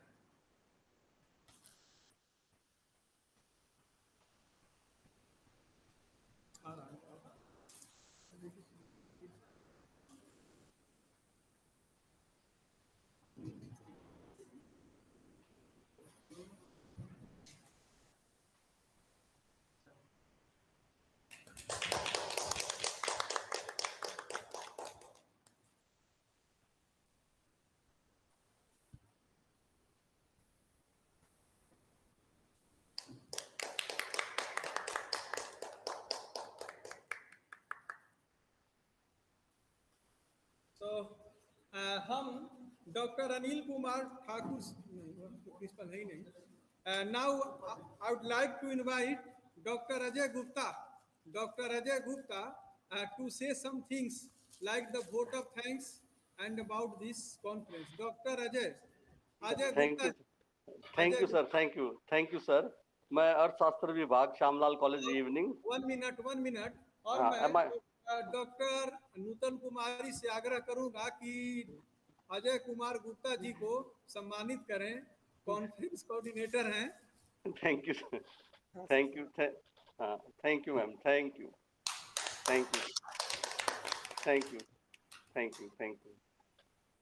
आभासी दुनिया में सब कुछ हाँ, भाषी मंच है सर इसमें. हाँ सर, बिल्कुल आपने मौका दिया, इसके लिए धन्यवाद सर. मैं अर्थशास्त्र विभाग श्यामलाल कॉलेज इवनिंग की तरफ. हाँ सर, बिल्कुल 2-3 बातें कहना चाहूंगा सर वोट ऑफ थैंक्स से पहले, कि जो इस कॉन्फ्रेंस की जो थीम है development issues and interdisciplinary research method, बहुत ही रेलिवेंट है. और आज के टाइम पे जैसे कि 15 अगस्त को हमारे प्रधानमंत्री जी ने भी एक जो स्लोगन था जय जवान जय किसान और जय विज्ञान, उसमें एक नया वर्ड ऐड किया है, जय अनुसंधान. तो इसका मतलब ये है कि रिसर्च और डेवलपमेंट जो है वो एक बहुत ही इम्पोर्टेंट इशू है और उसके ऊपर लगातार काम हम कर रहे हैं और समय सीमा को देखते हुए बहुत अच्छे से कर रहे हैं सर. क्योंकि हम पढ़ते भी हैं और अक्सर पढ़ाते भी हैं इकोनॉमिक्स में कि हम उत्पादन या प्रोडक्शन को कैसे बढ़ा सकते हैं. या तो हम इनपुट को बढ़ा सकते, स्केल साइज को बढ़ाएंगे एग्जिस्टिंग टेक्नोलॉजी का यूज करके, या फिर हम अपना प्रोडक्टिविटी जो है स्किल के थ्रू वो आएगी रिसर्च और डेवलपमेंट से, तो उसके थ्रू हम बढ़ा सकते हैं अपने प्रोडक्शन को, उत्पादन को. तो जो आपका कैपिटल डीपनिंग, या हम डिटेल में ना जाते हुए, तो रिसर्च और डेवलपमेंट जो ये कि हमने एक ज्वलंत समस्या भी है और इसके ऊपर फोकस भी होना चाहिए. और ये जो हमारी फोरम भी है और जो थीम भी है इस इंटरनेशनल कॉन्फ्रेंस की, तो इसमें इन चीजों को कवर किया है. और कल मैं उनके विचार जो हैं अपनी मुंगेर यूनिवर्सिटी की वाइस चांसलर साहिबा, तो मैडम का उनके भी सुन रहा था विचार.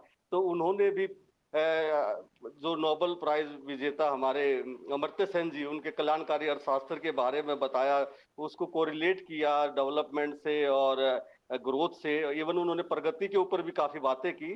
तो उनका विषय ना होते हुए भी इकोनॉमिक्स, बट फिर भी उन्होंने काफी मेहनत की और काफी चीजें बहुत सिंपल वे में बताने की कोशिश की है. तो देखते हुए, क्योंकि समय सीमा बहुत कम थी सर, और जो ये ऑर्गेनाइज किया गया है इतने शॉर्ट नोटिस पे, तो उसके लिए बहुत ही एफर्ट की जरूरत है. तो मैं इसमें जो ऑर्गेनाइजिंग टीम है वो तो है ही है बधाई के पात्र, साथ ही साथ जो ये वाइस चांसलर मैडम है जो कि हमारी चीफ संरक्षक और चीफ पैट्रन थी, या दोनों कॉलेज के प्रिंसिपल, और जो आप अब मंच पर हैं मनोज कुमार मिश्रा जी, अनिल ठाकुर जी, और महेश्वर मिश्रा जी, ईश्वर चंद्र जी, शोभा मैडम, और कुछ नाम हो सकता है मुझसे मिस भी हो जाएं, क्योंकि ये आर्टिफिशियल मंच है, ऑनलाइन मंच जो है आभासी मंच है. तो इसमें तो समय सीमा को देखते हुए, और सबसे ज्यादा जो मेरे कॉलेज में जो शॉर्ट नोटिस पे जैसे एकदम से प्रिंसिपल सर ने भी हमें फ्री हैंड दिया, और जो ऑर्गेनाइजिंग टीम हमारी कॉलेज की रही उसमें मेरे को कन्वीनर रामगति जी जुड़े हुए हैं हमारे साथ, और साथ में निकोलिन हॉकिप सर हैं, और अनिल कुमार जी हैं इकोनॉमिक्स डिपार्टमेंट के, जो ज्वाइंट ऑर्गेनाइजिंग सेक्रेटरी रहे. तो उनका भी योगदान रहा है. और सब इतना अच्छा, इतने शॉर्ट नोटिस पे एक ये किस्म से सभी बधाई के पात्र हैं. और ये चीजें सर मैं एक बार फिर सभी का तहे दिल से स्वागत भी करता हूं और धन्यवाद भी देता हूं कि इतनी अच्छी कॉन्फ्रेंस हुई 2 दिन, और इसमें प्रतिभागियों ने भी समय सीमा को देखते हुए अपने विचारों को बहुत संक्षेप में रखा. और मुझे लगता है कि ऐसी इवेंट फिर भी होती रहेंगी, और जो गुरुजन हैं उनका आशीर्वाद मिलता रहेगा. तो मैं एक बार फिर सभी का धन्यवाद करता हूं, ज्यादा समय ना लेते हुए, और शिक्षक दिवस की सभी गुरुजनों को बधाई sir. Thank you so much. Now I invite Dr. Shobha Rani, Head Department of Economics, Mahila College, and Organizing Secretary of this 4th Annual International Conference of Forum for Interdisciplinary Research Method, say some things. For the thanks, vote of thanks. For all of you, आप लोग इस तरह से जुड़े और इस विषय को इतने सीरियसली से किया, सब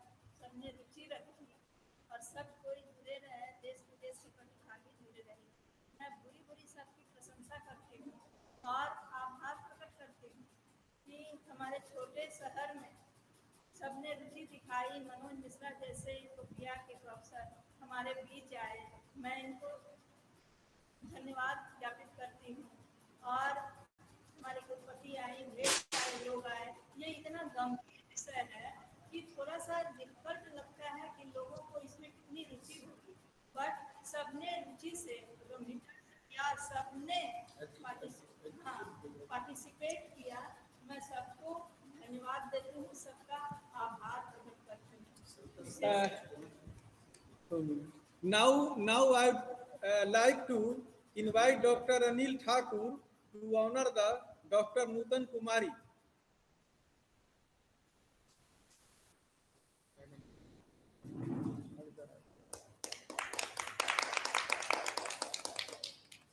And I have seen that I am seeing the members of the Syam Lal College. They are doing very nice.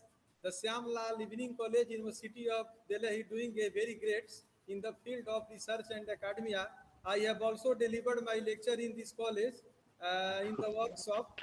All the head of the departments, I think the name I am not knowing, and Dr. Ram Gati Singh, co-convener, co-coordinator, and all the members of the Syam Lal Evening College. I thanks them. I thanks all the members of Mahila College Kagadia and all the participants from the India, different states of India, and from the different country, like particularly the Ethiopia, Eritrea, Uganda, Nigeria, and UK also, and in India, North India, maximum participants were from the North India, and some were from the South India also. And so thanks all these things. The hospitality was very nice. So I thanks this college very nice. So finally, I would like to say Dr. Anil Thakur, the convener of this 4th annual international conference, to say something. The last.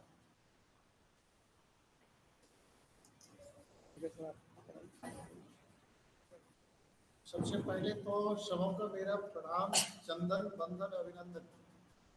आप लोगों का बहुत सहयोग रहा और खास करके हमने इतने शॉर्ट नोटिस पर सारे लोगों ने अपने पेपर दिए और खासकर सविता चौनियाल जी को देखने इन्होंने काफी ये इनको देखिए अभी भी ये प्रेजेंट हैं, तो इस सारे लोगों ने कॉपरेट किया, शेयर भी किया और खास करके अजय गुप्ता सर का भी जैसे जैसे नजदीक आते गया इनकी एक्टिविटीज भी काफी बढ़ती गई। तो मैंने देखा कि रिसर्च फील्ड में आप लोगों ने जो कंट्रीब्यूट किया, जो आप लोगों ने सहयोग दिया, इन सारे सहयोग को हम कभी नहीं भुला सकते और हम आशा करते हैं कि भविष्य में हम अपने कॉलेज में कभी स्पेशल लेक्चर के रूप में आप लोगों को बुलाएं और आप लोग आए, निश्चित रूप से वो बहुत अच्छा लगेगा और आप सबों को बहुत बहुत धन्यवाद। So by this Thank you, sir. Thank you. Okay, thanks all of you.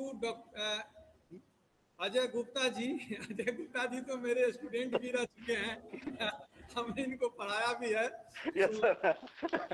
अच्छे स्टूडेंट रहे। आपके कॉन्फिडेंस पे सर शॉर्ट नोटिस पे सर ये सब कुछ हो पाया, क्योंकि आपकी काबिलियत पे कोई भी संदेह नहीं है। तो doctor Maheshwar Mishra, doctor Ishwar Chandra, doctor Anil Thakur, doctor Shobha Rani, doctor Nutan Kumari, and all the members of this Mahila College Kagadia and all the members of Syam Lal College Delhi, Dr. Ram Gati Singh, and all the members of this college. So I thanks all the persons who have directly and indirectly involved in this 2 days international conference, the hospitality management and all the event managements. So all the persons, I thanks so much. I thanks to the Durgesh also, he has worked hard in this conference. So all the participants, I am seeing the Sabita, Dr. Sabita, BNMU Samvad, Ajay Gupta ji, Pankaj Kumar ji, Ashish Kesari ji, Rajiv Madhepur, and Dr. Kapil Dev Mahato ji, Anshu Agarwal ji, and two other presenters, I am not seeing name.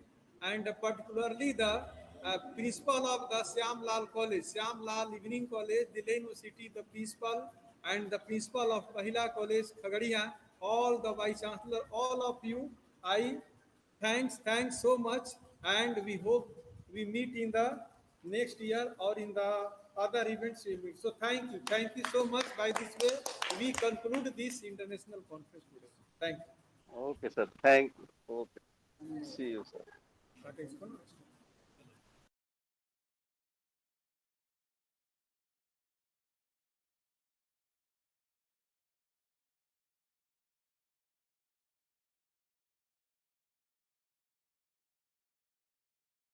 birthday.